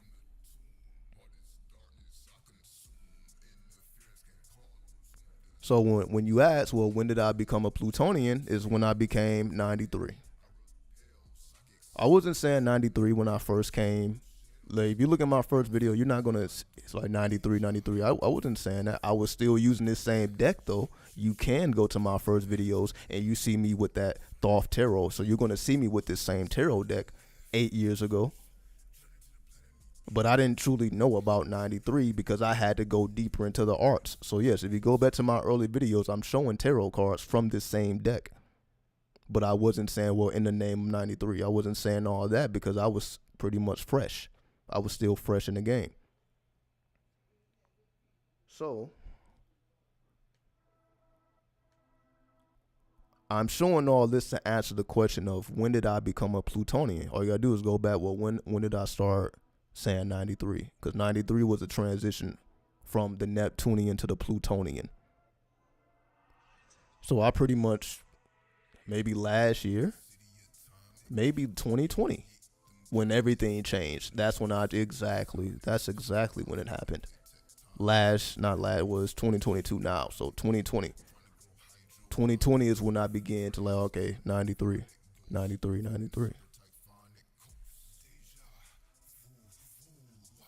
Because that's when I made the video about we all have to wear the helmet of Hades before COVID. So before COVID got major, I made the video. So for those who have been around, those who were watching my videos in 2020, you know that to be true. I was speaking about we all will have to wear the helmet of Hades before we even had mass mandates. So before mass mandates, before anybody truly had an understanding of what was going on, because it was about February. So go back to my videos from February of 2020 before, because things started popping off in March of 2020. That's when things began to lock down. But before that, I was already speaking about we all have to wear the helmet of Hades, which we know to be Pluto, because the helmet of Hades makes you invisible. So when you put on that helmet, you become invisible. So it's to master the arts of invisibility. That was 93. That was the beginning of 93 when I started speaking about the Plutonian helmet, or the helmet of Hades. COVID, before COVID popped off. So that's when it happened. So I'm just showing the progress, the evolution. So even though I've been a content creator for a very long time now, I wasn't a Neptunian or a Plutonian until later on. So you can say the whole process was like 15 years. If we start to when I was originally introduced into astrology, like in the mid 2000s, 2005, 2006. That's when I first got into astrology. So we're in 2020 now, 2020 and beyond. It's over 15 years. So if we're talking about the full process, it was a 15-year period. But that's just me. I'm not saying that that's how long everybody's going to take, especially if you watch my content. It damn sure ain't going to take you that long because all the secrets are already there. I've revealed all the goddamn secrets already, so you definitely ain't got to wait that long. But I had to put in the hard work so that everybody else don't have to do it. That was the whole point. So just because you may see me in the streets or you may see me in a fucked up position don't mean that you're supposed to follow. Just listen to the wisdom and do better. That's all it's about. You ain't got to follow my path. Just listen to my path and do better. Because everybody has their own mastery. Everybody, again, ain't meant to do exactly what I'm doing. Everybody needs to do what they should be doing. So I'm just showing and proving this is just my particular path. This is just my particular journey. But we all have our own. So we all have to go through these planetary forces. So I'm just explaining how I went through these planetary forces. How I went from Uranus to Neptune to Pluto. Then I made my way back. Then I reversed it. I'm like, all right, I'm at Pluto. Now I got to go back to the sun. So I went from the sun to Pluto like everybody else do. But then I realized, oh, you got to go from Pluto to the sun. So that's when I started talking about, okay, you start at Pluto and you end up at the sun. Because that's the realization that I had to come to after I arrived at Pluto. After I arrived at the 93. I'm like, oh, okay, this is not the destination. This is just a pit stop. This is the medium for you to start the real work. I didn't start the real work until I got into the depths of Pluto or the underworld. That's why I speak so much about the darkness. My channel was filled with all type of madness that I got from clip-offic works. It's all type of madness. Because it was untamed at that point. So you can watch all type of videos of just me untamed, me unhinged, saying all type of ridiculousness. It had to become tamed. It wasn't always tamed. So once I unleashed the energy, it just came out all over the place until I began to civilize it or tame it, you can say. Now we're here where I'm like, okay, I didn't pretty much tamed it down unless I decide to open it back up like Pandora's box, as you see. I can have all the intention in the world of being positive or civilized, and I'm still going to fucking cuss. Still going to say some madness. Because I have went through the veils of Pluto. Like, it's no way for me not to get that way if I become impassioned. Because remember, Pluto is a fire element. Pluto is fire. So when I get impassioned, that is the fires of Pluto. As we call Super Saiyan for those Dragon Ball Z fans. Once we go Super Saiyan mode, then yeah, anything is going to come out your mouth. Because it affects your heart consciousness. So anyway, let me take this off the screen. Because again, I'll show it fully zoomed out. But I didn't want to zoom in on the private parts and all that. So let me zoom all the way out so we can just see it in full. Uh-oh. There we go. So that's the card in full.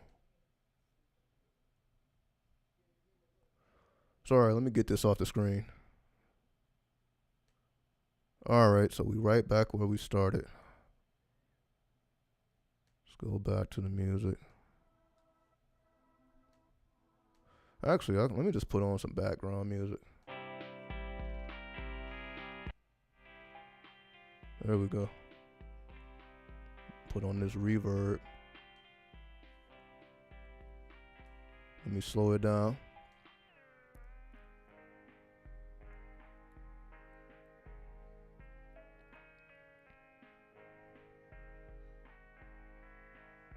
All right.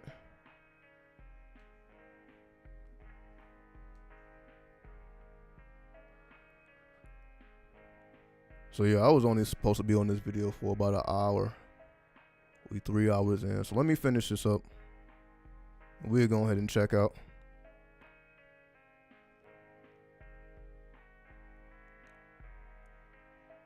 So we left off at Neptune. Let me go ahead and get to it.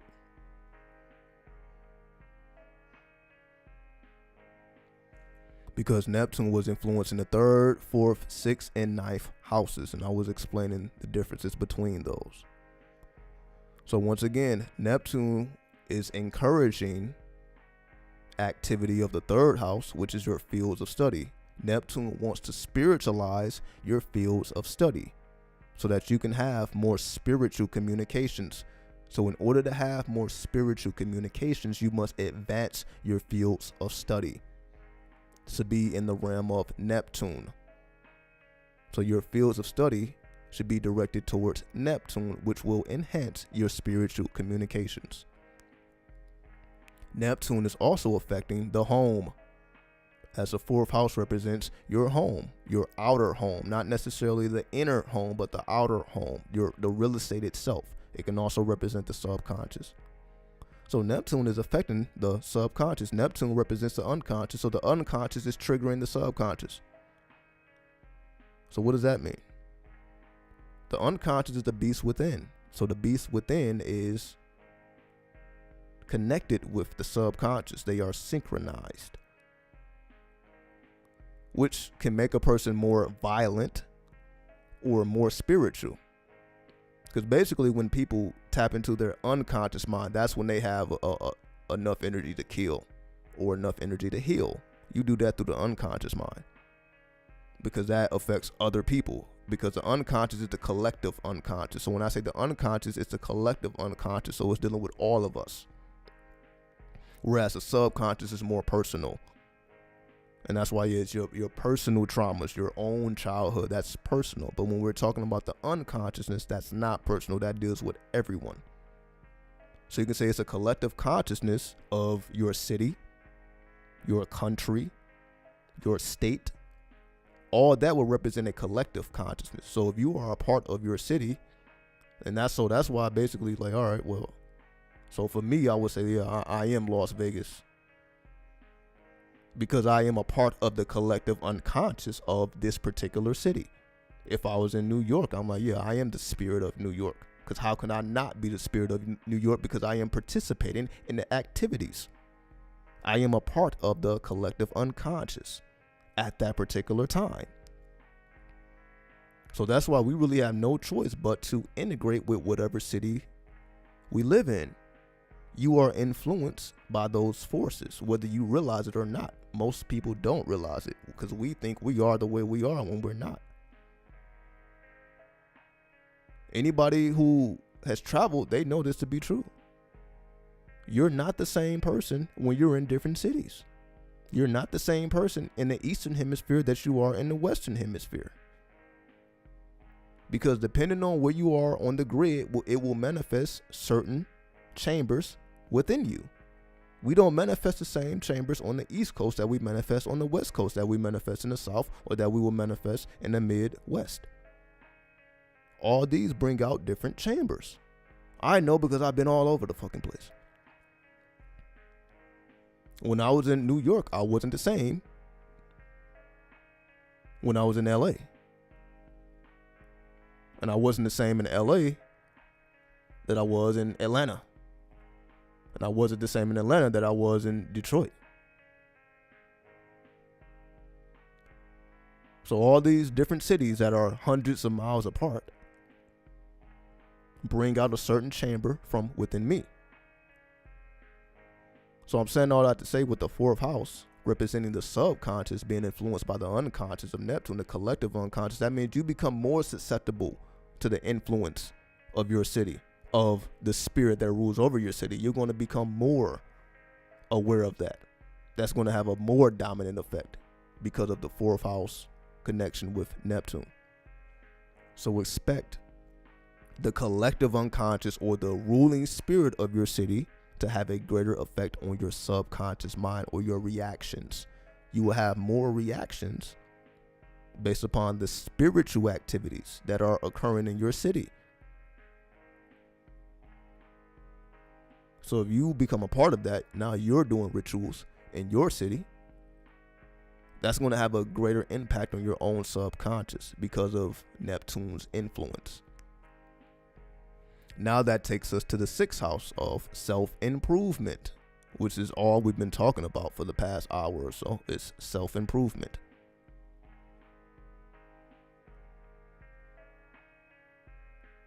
So as you become more susceptible to the spirit of your city affecting your own subconscious, it's going to promote self-improvement. Because why would it promote anything else?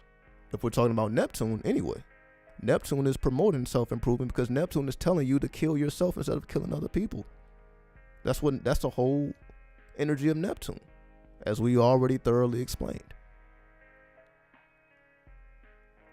So if the sixth house represents self-improvement, it also represents service It also represents your hustle, your side hustle, your job, all these things.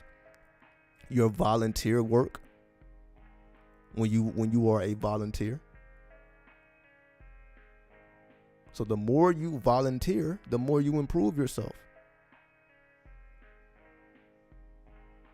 So that's basically acts that ain't about money.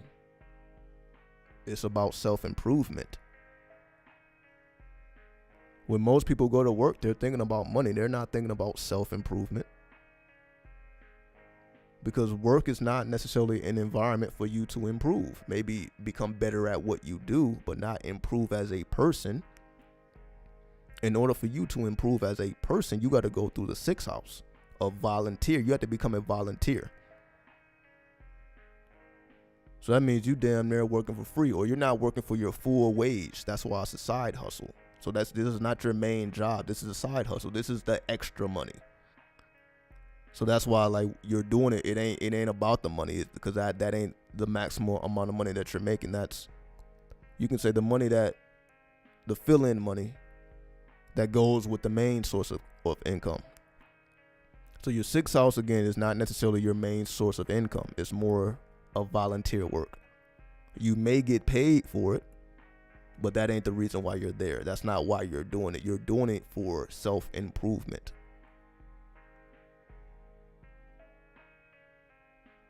So because Neptune is more susceptible to your subconscious reactions, or your subconscious is more susceptible to the influence of Neptune, or the collective unconscious that represents the people of the city. So becoming a volunteer for the people of your city, that's what it represents. And because it's Neptune, now we're talking about spiritualization of it.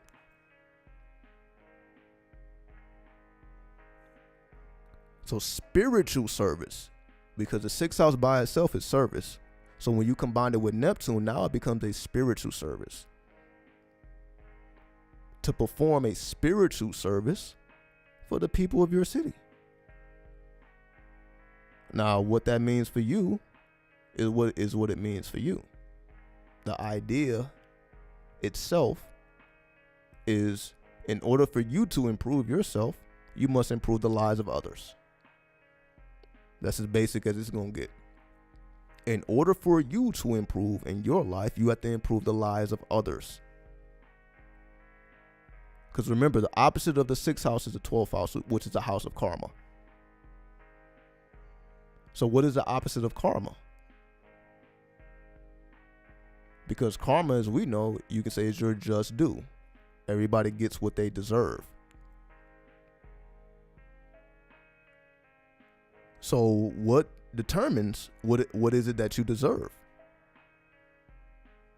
That is the 6th house. Your 6th house activities will determine your 12th house activities, because they are connected. So your karma is based upon your 6th house activities. So the fact that Neptune wants to be spiritualized through the 6th house of service and self-improvement, spiritual services and self-improvement. So basically anybody can do it. So in other words, it's basically like becoming a tarot reader.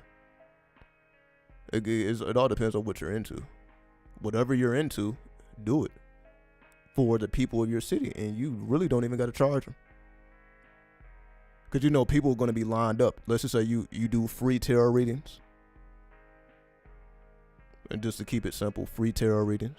You know how many people is going to want a tarot reading when they don't have nothing to lose?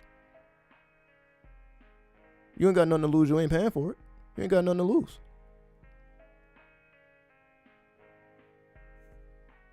But you have everything to gain.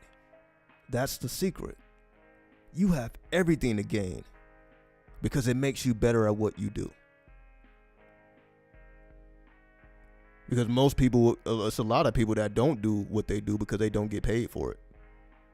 So they don't get better because they don't do it unless they're getting paid for it. So let's just say a tarot reader don't do tarot readings if they're not getting paid for it. So how do you get better at tarot reading? If you only do it when you're paid for it, that's not how you get better. That's how that's how you make money. That's how you can keep your rent paid, but that's not going to self-improve you. What self-improves you is helping people that really need it. The people that can't afford your services. Helping them. Helping the people that can't afford you. Because I'm sure your prices are where they should be, depending on your level of mastery. But if you are a master at what you do, that means the average person probably can't afford your services if you are that. It also will represent a discount. So if you charge 100, charge 50. Again, we're talking about the 6th house of self-improvement. And again, this is a side hustle, so this isn't the main hustle. So we're talking about what you do on the side. And if you don't do anything on the side, find a spiritual path to do on the side that you can do for free. That way people are open to it. See, people aren't they ain't just about to throw money at you and they don't know what you can do. Especially local. So it's different on the internet, because you can show and prove what you do on the internet by making content. So if a person wants to know what you're about, all they gotta do is check out your content. But if we're talking about face to face in real time in the physical plane, when you're looking into someone else's eyes and they're telling you about what's going on in their lives and you're using the tarot to explain this, and it's a whole different experience. When you gotta let people know what's going on right there, right in front of you. So you don't get to just get over on people. You can't lie to the people. You just simply must decode the cards or decode whatever it is that you're doing. You just have to stay pure. Remove your ego. So in other words, is find a way to perform some type of spiritual service for the locals of your city at no charge or very cheap.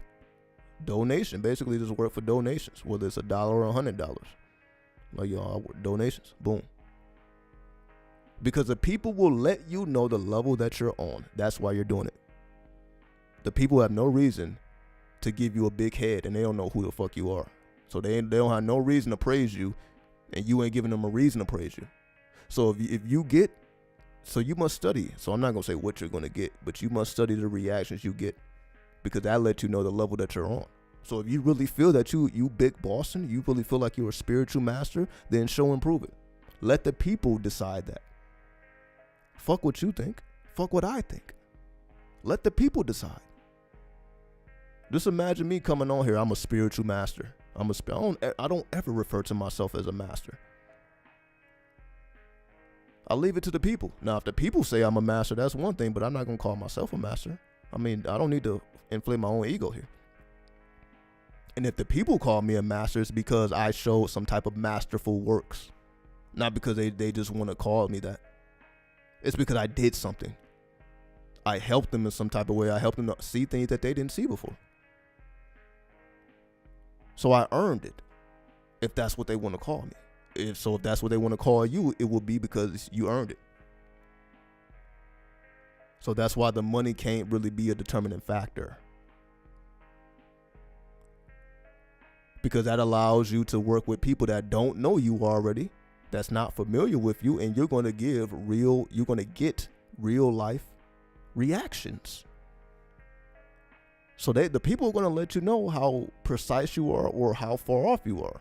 So that gives you a more realistic view of where you truly are. Because we can think all day in our own mind that we're the best, that we can't be touched. But let the people decide that. Let the people tell you, okay, you're the greatest. This is the best reading I ever got. This is the best service I ever got. Let the people tell you that. Because if the people are telling you that, then you know, okay, well, damn. You can make money from this. Because look at how the people are reacting to you. And you didn't charge them a dime. Or you just asked for a donation. So it probably gave you $1. But you didn't change the whole course of their life. And all they did was give you $1. Or nothing at all.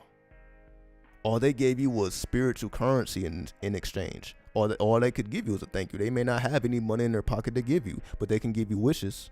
They can grant you blessings, you can say.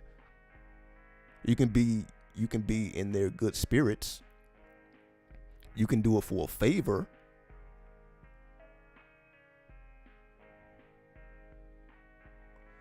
So that's what Neptune in the 6th house represents. Go amongst the people and let them tell you what you are. Fuck you telling yourself what you are. We get too comfortable with that shit. We get way too comfortable with our own self-analysis. And that's why the sun is conjunct Neptune right now. To get out of your own ego. To go through the veils of death. Because Neptune represents those veils of death. Before the resurrection. The descent before the resurrection. You must descend into hell, which is where all the people are. The public is in hell. Can you show them heaven? Can you show heaven to those who are in hell, or they feel like they're in hell every day?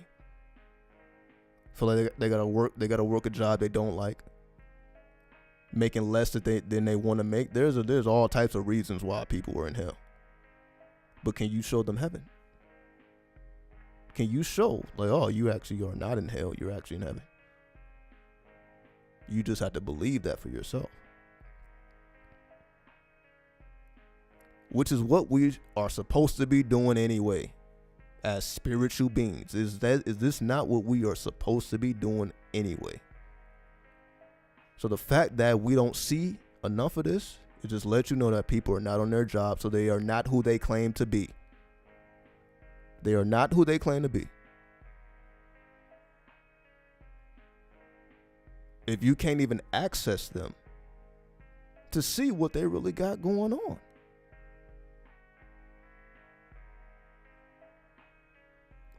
That's why every now and then I offer free services. Every now and then I'm like, all right, I'm doing half off. Whatever I charge, half off. I've done that many times. Everything half off. Or if anybody needs to speak to me, pow, I'm available from 3 to 6. If you catch me within that time, you catch me. If not, it is what it is. But so whoever catches me, you're going to get the full enchilada.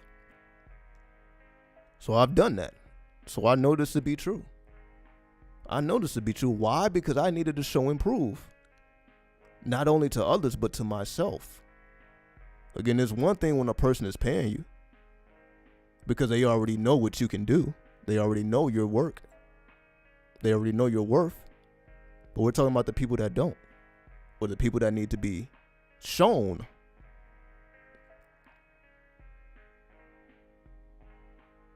So this is the point I'm making here.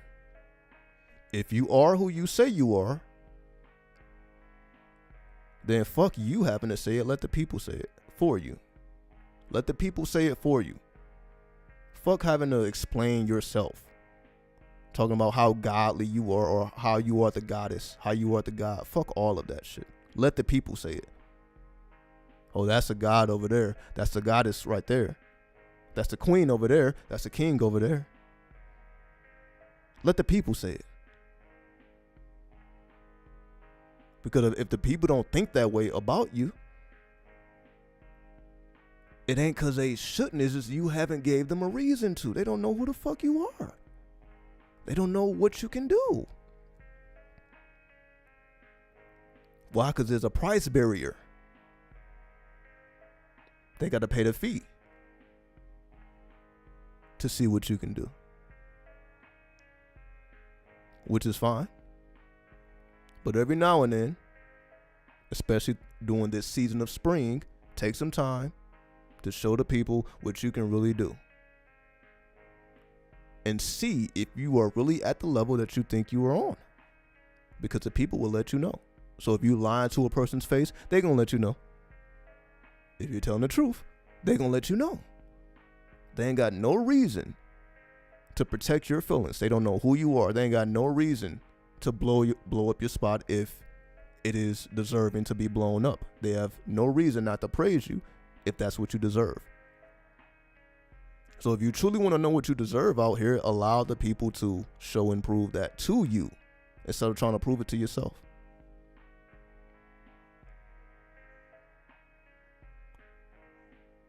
So I know this to be true. Every time I've helped somebody and didn't charge them anything, I was thanked at the end of it because they found some type of value in what I was saying or what I was doing. Happened every time. And it ain't because they had to, because they were not obligated to do anything for me because there was no money exchange. They was not obligated to thank me, and they didn't have no reason to.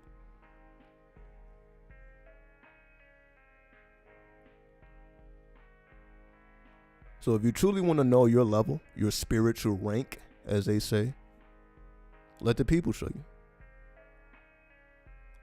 Let the people.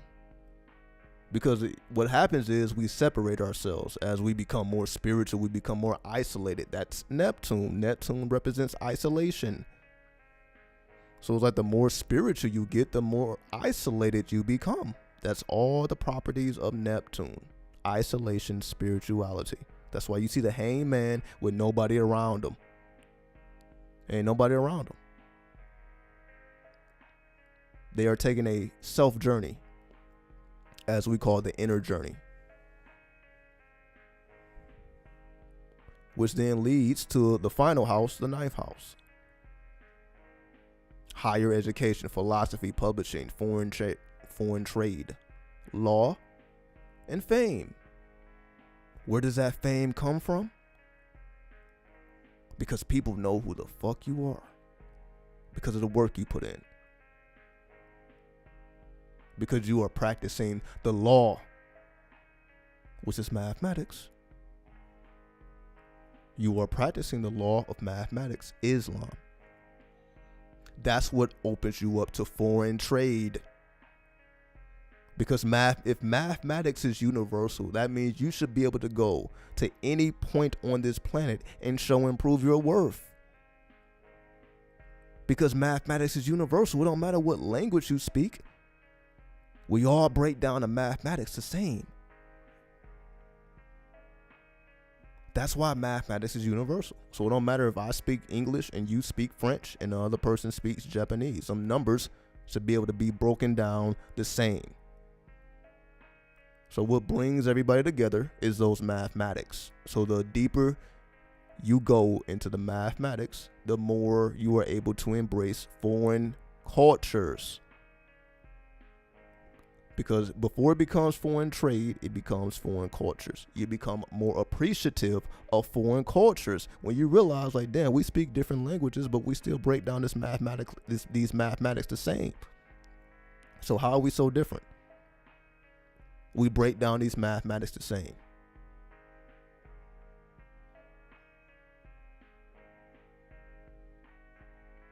Because it is truly a philosophy. And that's how we enhance our education. Enhance your mathematics. Let everybody else study history and all this other madness, which ain't even real to begin with. Motherfuckers think they smart because they know fake history. Because they know fake science. But these are like the so-called the smartest people. Inventing fake shit. Why would you have to invent anything fake?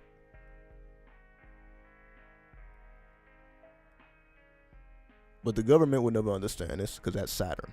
Saturn don't understand the outer planets. So Saturn is not going to understand Neptune. So that's why the majority of the world doesn't appreciate spirituality. Because they are within the matrix. And that's exactly where they should be, because you need to be there too.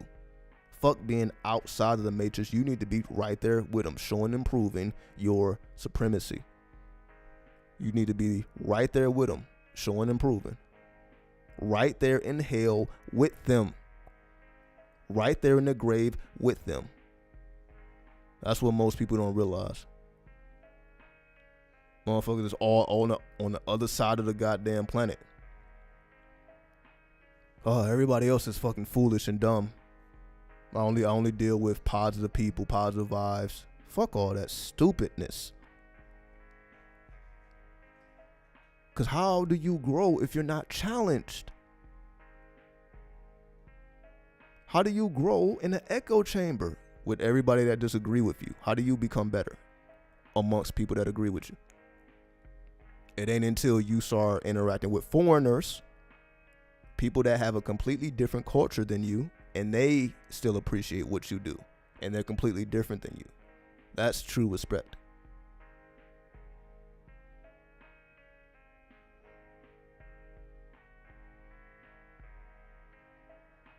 And that's why we learn the universal language of mathematics, because it brings everybody together for one common cause.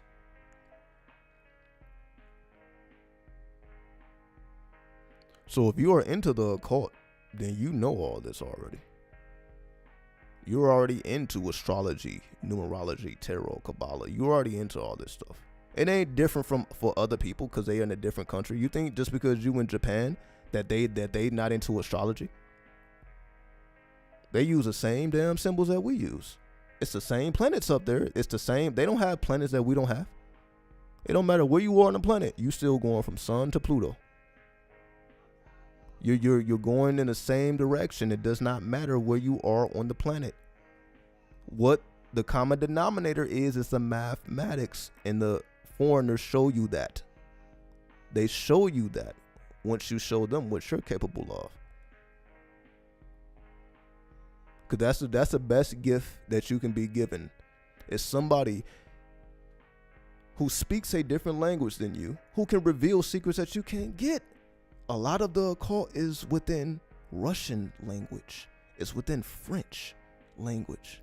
It's in Arabic, in Hebrew. A lot of the real shit has never made it to English. So just imagine you have somebody who can speak that language and who can get you information that don't nobody else have over here, because they don't speak French. They don't speak Russian.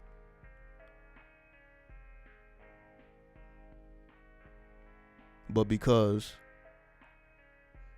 a foreigner came into contact with you, which made them appreciate the occult, they went back and they started reading books that nobody else can read in their own language. They started reading the occult in their language, which is slightly different, and then they can bring it to you because you open up the doors. And this is why it's what makes it a beautiful thing. You can open up the doors for somebody else just for them to open up the doors for you. You can give the spark that eventually opens up greater doors for you, because they're bringing you back information like, yo, I found this occult book that has never been translated to English. Here, I'm gonna translate it for you though. See, that's when shit gets real. That's the ninth house for your ass. Once you are able to find the universal connector, mathematics, and show the occult nature of it, so then an appreciation for the occult begins to grow. Now people are gonna go back and they're gonna read. They're gonna study in their own language. And then I'm like, yo, I found this astrology book in Russian that was never in English. Here's some concepts in this book that you may find interesting, which you wouldn't have discovered on your own. You wouldn't have discovered it on your own unless you learned a whole different language. But this is the secrets of the ninth house. That's why the ninth house, or Sagittarius, represents the art card, which is two women in one body. It's temperance in other tarot decks. So it's art in the Thoth deck, but in other decks it's temperance, which is 1 foot in this world, 1 foot in the other world. That other world is a world of those who are just like you, but they don't communicate the same way you do. They're just like you though. We got the same soul, just different language. That's temperance. Able to connect with those with the same soul, even if there is a difference of language. That's art for your ass. That's what hip hop is. All cultures embrace hip hop. So that's why the universal culture is hip hop.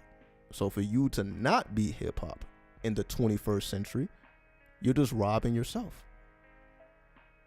Because again, the youth ain't into religion. The youth is not going to be into any of this stuff. The youth is going to be into hip hop. So if you want to connect with the youth, the youngins that's coming up, the ones who got the juice now, you ain't going to connect with them on a religious time, because the ninth house is also religion. But that ain't how you touch the youth, and that ain't how you touch foreigners. You got to come with the universal culture of hip hop.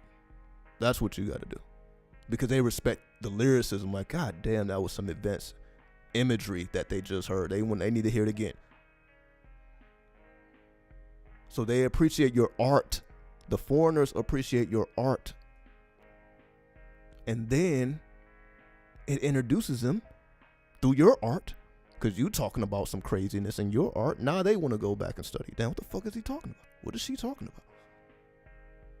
How do I find that in my language? How do I find that in my culture? It makes people curious. But then the reward comes back to you, because now you're able to activate those who needed to be activated. The Kundalini is now sparked because of your own lyrics, because of your own experience, because you came in the name of hip hop, which is a universal culture. You came in the form of the universal culture. Everybody resonates with hip hop, even if they don't understand the words. There's people that listen to hip hop that don't even understand the fucking words.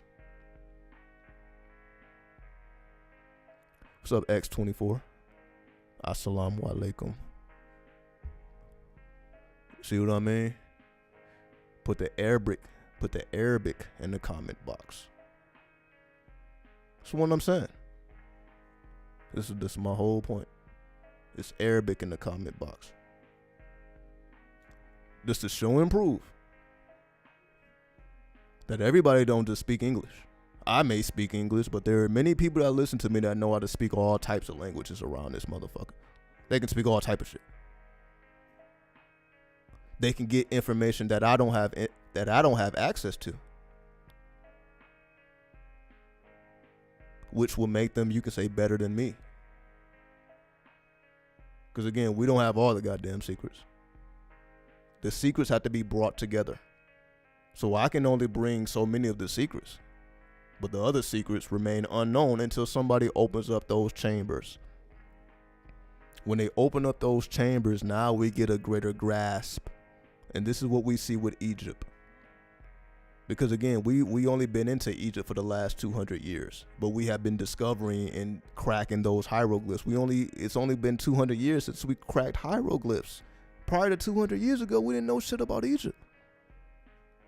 That's another reason why I come in the name of the 93. That's why I took on an Egyptian name or a Kemetic name. This is all recent. This is new. We didn't know nothing about Egyptian culture, Kemetic culture, before we cracked the hieroglyphs, which happened with the Rosetta Stone. The Rosetta Stone was discovered in the year 1799, and it took about 20 years for it to be fully decoded. So it wasn't until the 1800s, the 1820s, you can say, that we even decoded the hieroglyphs, which is very recent. Like I said, it's within the last 200 years that we even known about all this stuff. Even King Tut, Thelema, I speak about Thelema. Again, this is all recent.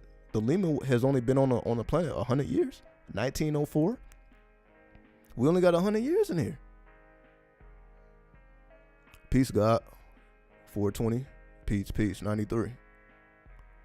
So that's my whole thing. So that's why I had to put myself in these environments. I'm like, okay, I take on an Egyptian name because this is the newest energy on the planet. It's, you can say, one of the oldest, but we didn't understand it from that point until we decoded hieroglyphs, which is only within the last 200 years. This is all new. We're still making discoveries every single day. I just was looking at a discovery made in Egypt yesterday. They just discovered another tomb. They keep discovering tombs. They are constantly discovering newer tombs, information, even the Book of Two Paths. Most people don't even know what that book is. The Book of Two Ways. Actually, not Two Paths. The Book of Two Ways, which they said is the oldest book in civilization. They just discovered it. The Book of Two Ways. Look it up. They just discovered this shit in Egypt, which is older than the Book of the Dead. They say the Book of Two Ways is older than the Book of the Dead, which was supposed to be the oldest book at that time.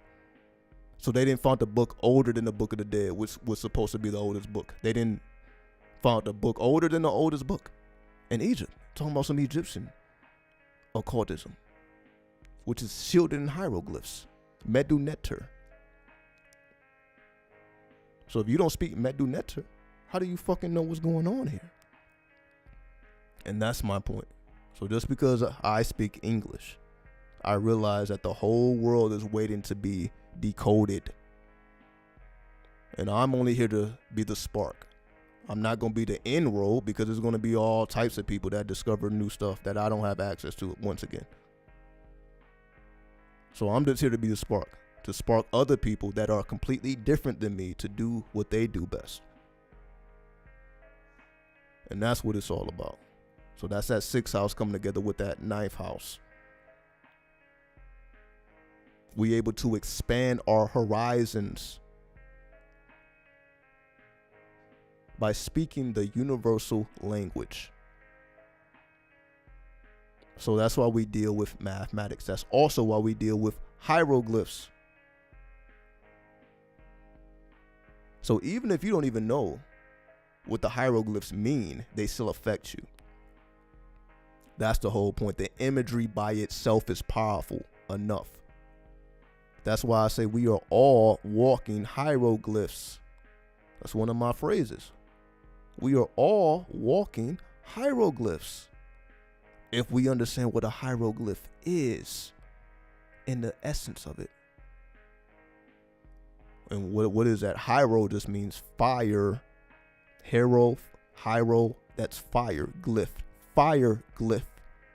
A glyph is a what symbol or a code, a fire code. Hieroglyphs is fire codes. And we know the fire is absolute on the top of the tree of life. The first world is the world of fire, absolute. For the Kabbalists out there. So there's no coincidence that the hieroglyphs are the language of fire.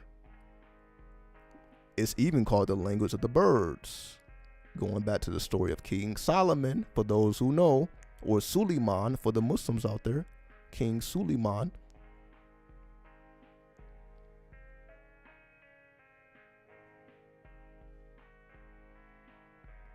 '93, master of the 7 dimensions.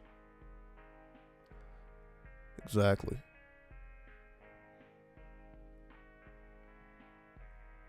And we know the 7 number, or not the 7 number, the 7th number, the number 7, is the holy number.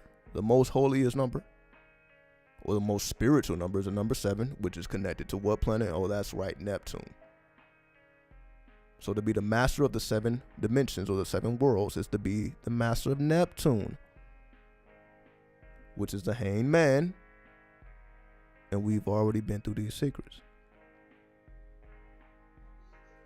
So we see everything that's going on here. I know I took way long to explain these things, but that's just how powerful Neptune is, because it was all within the world of Neptune, all within the world of karma, because that's just how powerful it is right now, because the sun is conjuncting Neptune. So the fact that Neptune just completely took over the live stream, that's just the power of Neptune. And because the sun is extra powerful right now in the spring, this is what's going on. So definitely expect more of this to continue, not just for the live streams, but also for your personal life. So I'm speaking for the collective, but we will see how it all plans out, or how it all pans out in our personal lives. That's how we will be able to extract and decode universal wisdom. Pay attention to your own personal lives to understand these cycles happen, not just for your personal eyes to see, but for everyone to see who has opened up the first eye, not the third eye. Again, that's bullshit. All that third eye talk, what sense does it make for your spiritual eye to be the third eye instead of it being the first eye? What sense does that make? You're going to call it the third eye because you're basically calling it lesser than the first 2. So this is what I mean. There's so many games played against us. That's why being spiritual don't really mean a goddamn thing at this point. Motherfucker, like, oh yeah, I need to open up my third eye. What do you mean? So that means that's lesser than the 2 eyes? So that means the third eye is lesser than the 2 physical eyes? Doesn't it not make more sense to call it the first eye? No, what you're really developing is your first eye. You already have these two lower eyes in the physical dimension. You're trying to develop the first one, not the third one. What sense does that make? But you see, we say this shit like it's law. I need to open up. I've even fell victim to it. How to open up the third eye until I'm like, wait a minute. There is no third eye to be opened. If your first eye was developed before your two eyes even opened, you had a pineal gland before you could even see any goddamn thing when you're still in the womb. When you were still in the womb, you had a pineal gland. That means you could see in the darkness of that womb. You didn't need light to perceive because you already had the pineal gland developing. So it was already there. You already could see flashes of light because you had a pineal before you even had developed eyes and the eyelid. But we're just so convinced that we have to open up our third eye as if the two eyes are the dominant. They're not. They're the subdominant. They are the subdominant of the one. That's how the tree of life works. If you look at the top of the tree of life, what do you see? You see 3 sephiros. You see 1 at the very top, and under that 1, there's 2.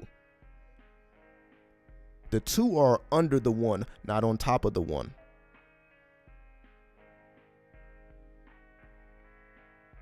So you have Bina and Chokma coming together as Kether. At the very top is Kether, is singular.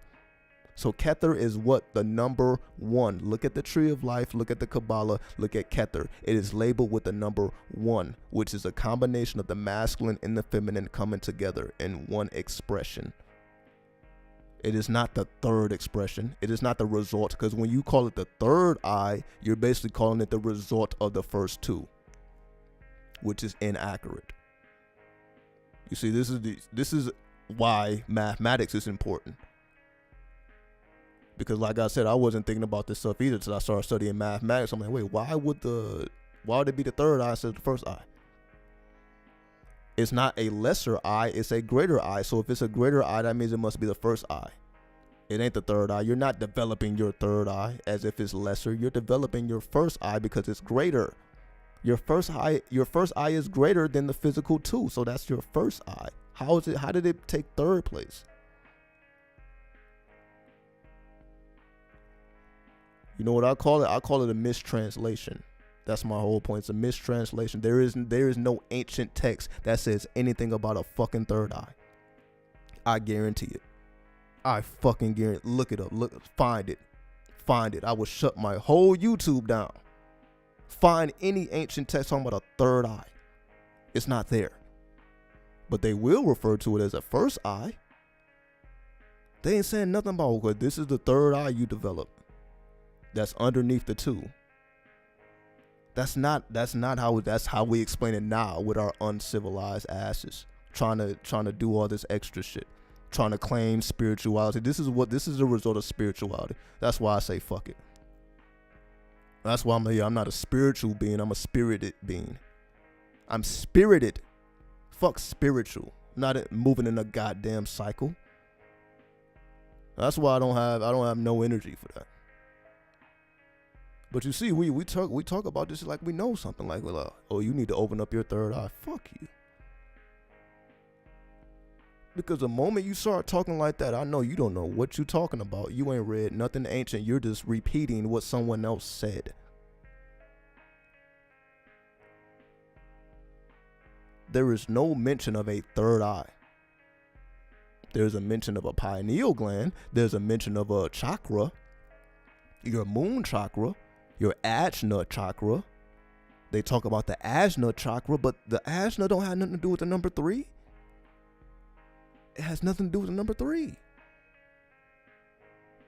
And to top it off, your third eye, your supposed third eye, is above your first 2 eyes. So how the fuck is it a number 3? How does a number 3 get on top of the first 2? Your pineal gland is above your eyes. So how did it become number 3? Your pineal gland is not below your eyes, it's above your eyes. So how is something above have a lesser number? How is something above the 2 have a lesser number than the 2 and it is above a 2? It is before the 2. How does it have a lesser number?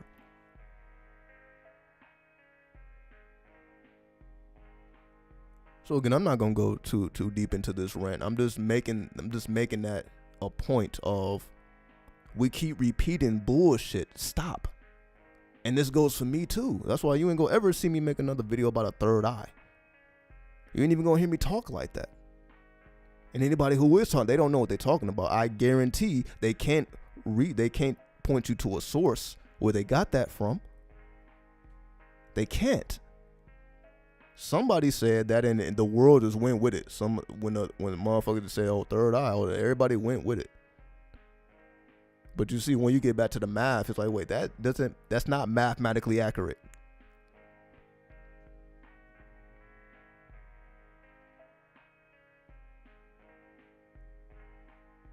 It's not accurate. So why does the lie continue to be pushed? Because it misleads people.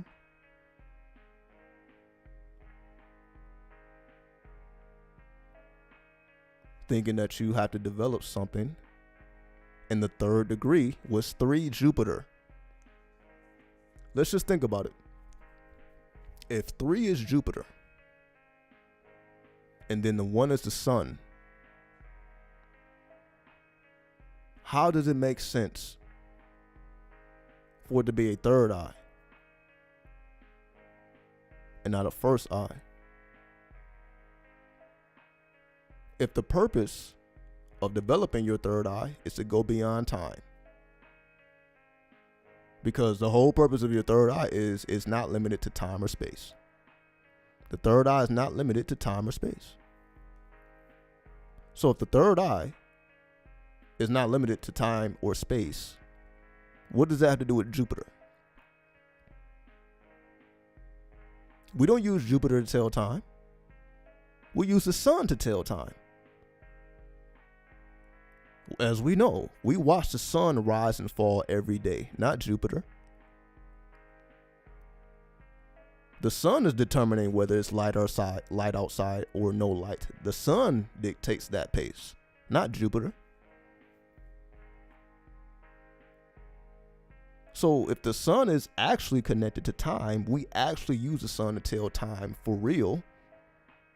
And the whole purpose of activating the all-seeing eye, I ain't even gonna call it the third eye, the all-seeing eye, to see all. Well, all is the 1, not 3. When you say the all, that means it's singular.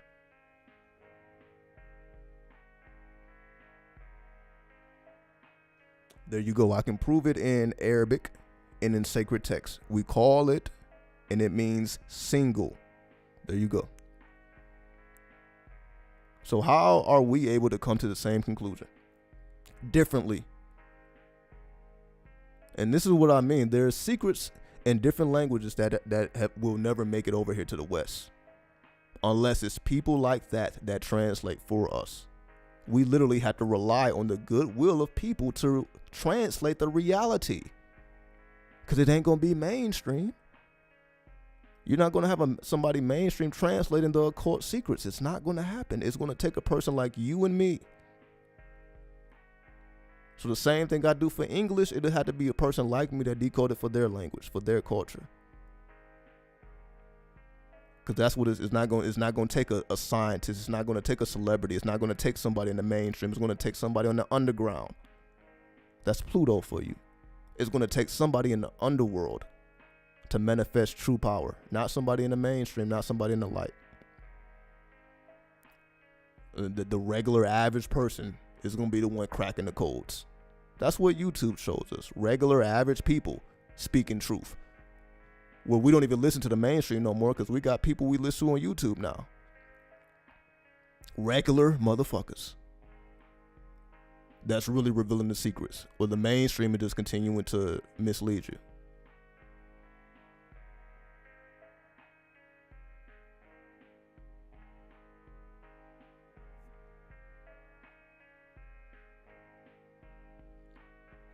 So if the third eye is really the all-seeing eye, which is singular, now put that to why you see that singular eye on the back of the American dollar bill. Put it all together. Because now you see why it's there.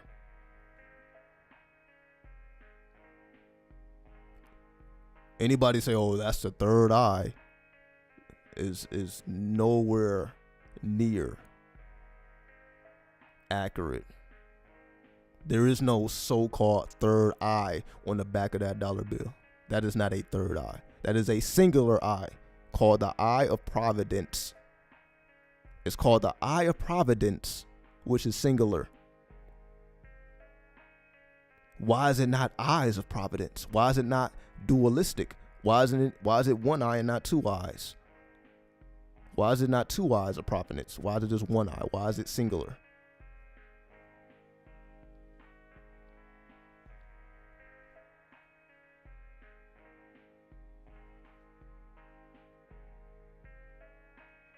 It's singular because it's first. So before you build that pyramid, at the bottom of that eye, you establish the eye first. God damn it. You establish your singular vision before you begin to build your reality. Beneath it, not on top of it, beneath it. Your life revolves beneath. You revolve beneath the eye of providence.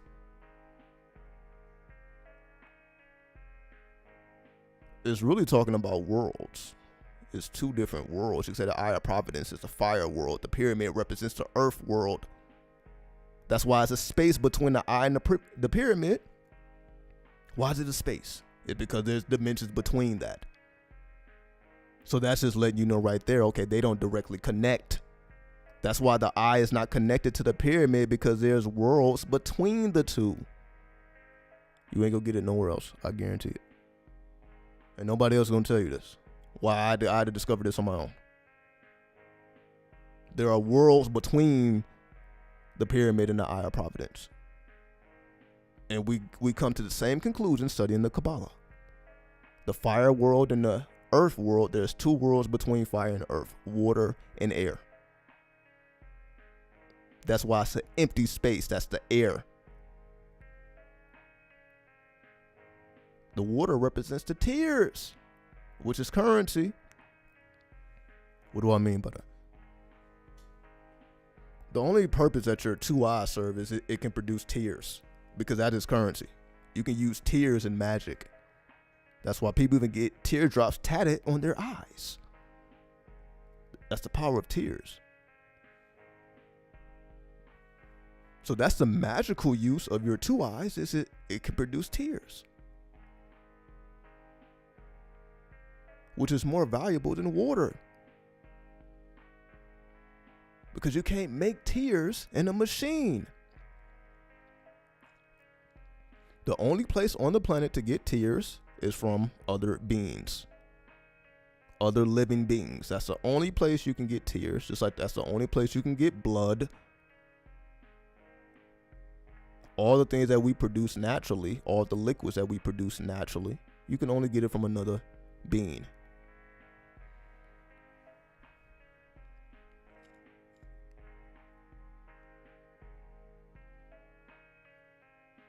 So this is the point. I know I made several of them, but leave that third eye shit in the past. If you still carry it, just leave it in the past, because it's fake, it's false.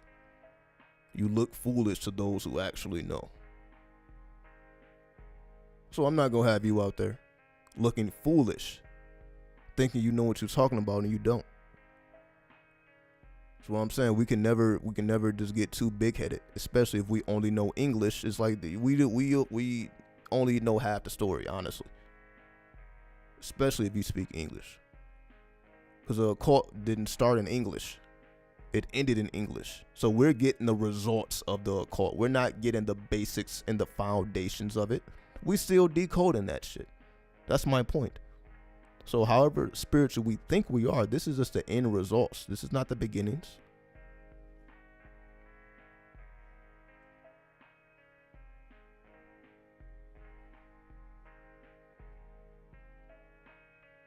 So that's why it's so valuable to know people in different cultures.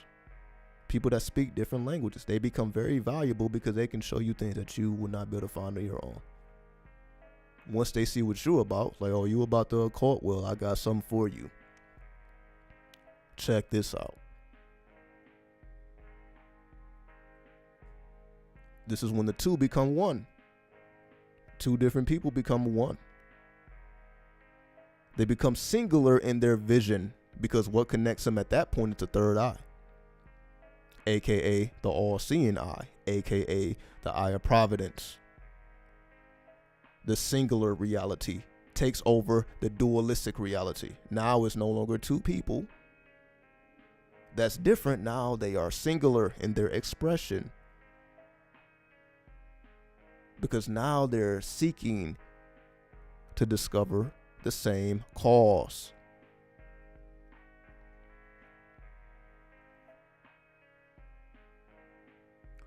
So I'll go ahead and wrap this up around 4 minutes. What on earth am I thinking? 4 minutes, 4 hours and 30 minutes. So we got about 8 minutes here. So yeah, feel free to ask any question. I done pretty much made the point here. So if anybody has any questions, any insights, or just shout out 93 if you want to. Then we'll check out in a couple minutes. I pretty much made the point here. But this is spring for your ass. This is what to expect in the spring. So take everything that was explained plus this extra lesson on the third eye to the eye of providence. So you're going from the third eye to the eye of providence, which is like Masonic. Now you're going into Masonic mysteries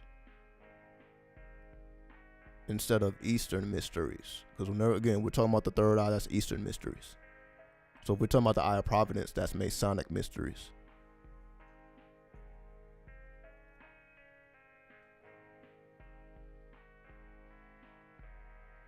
And the reason we don't go too deep into the Masonic mysteries is because we feel like those people are against us. And for the most part, they are. They're not teaching knowledge itself to the masses. They may teach it to a couple select people, but they are obligated to keep those things secret.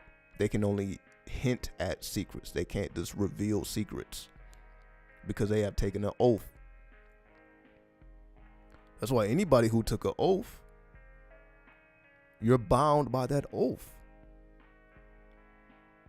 So you can't say whatever you want to say. You can't do whatever you want to do. So secrets, there's certain secrets that you just can't reveal unless you are in the presence of another Mason.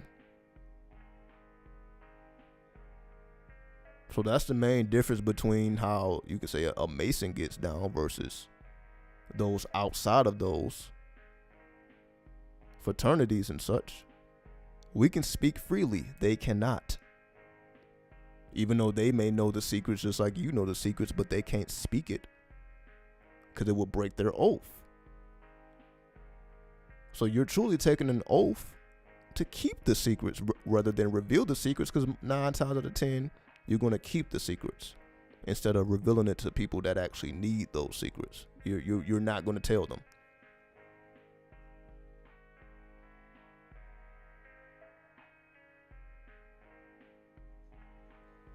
Imagination and emotional control. Imagination is Neptune. Emotional control is the moon, or the subconscious and the unconscious. So you say that it's both lunar energy. You got the light side of the moon, you got the dark side of the moon. Neptune is the dark side of the moon. So it's both lunar. So are they connected? Not necessarily. But they are both water. It is both the water element, imagination, as well as emotional control. That's both dealing with the water element. That's dealing with the world of water, or Bira, For the Kabbalists out there, that's the world of Bira. So when it comes to those attributes, it's for you to master the world of Bira, which is the world of the artist, the creative world. Bira is a creative world. That's where artists go. So all artists are connected to Bira. If you are a creative person, you are connected to Bira in some form or fashion, because that's where we pull creativity from. We pull creativity from Bira.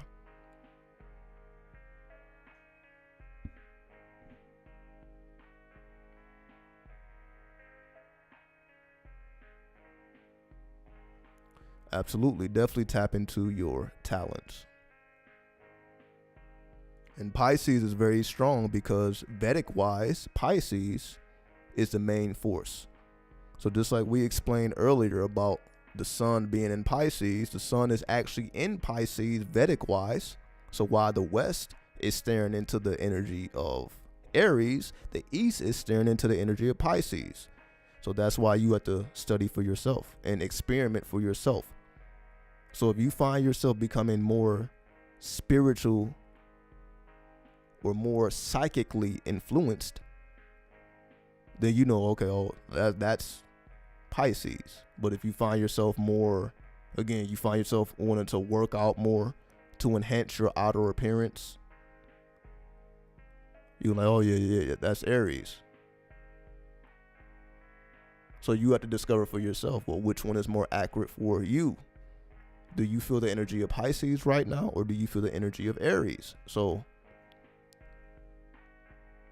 the inverted alchemist is clearly feeling Pisces over Aries right now. If you're asking about emotional control and imagination, that means you're more so resonating with the sun being in Pisces than the sun being in Aries. They're both accurate. It's just which one is most accurate for you. And then, you know, I have a Pisces stellium, so that means you're resonating with Pisces more. So for all the people you see, like, all these are mostly, even me, you see, I didn't went off on a whole goddamn rant. That's Pisces taking over. You can say, well, the passion is Aries, but I was speaking more about karma. That's Pisces. Inheriting karma, so on and so forth.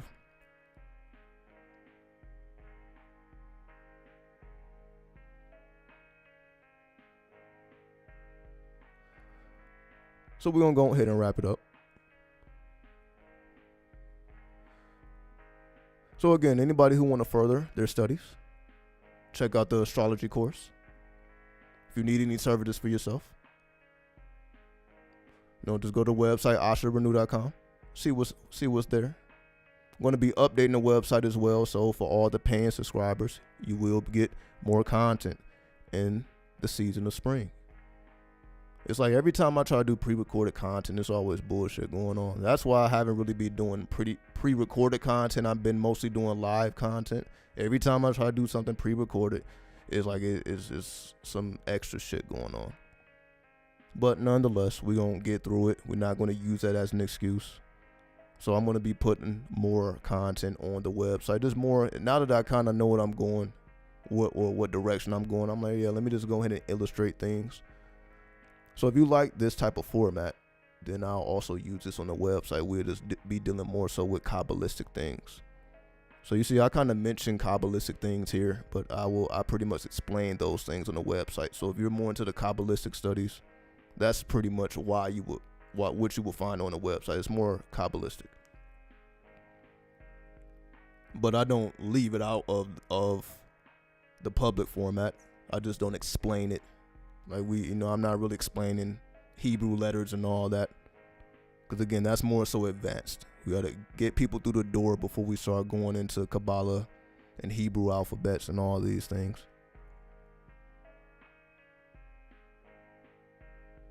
So with that, I bear peace. 93, 93, 93.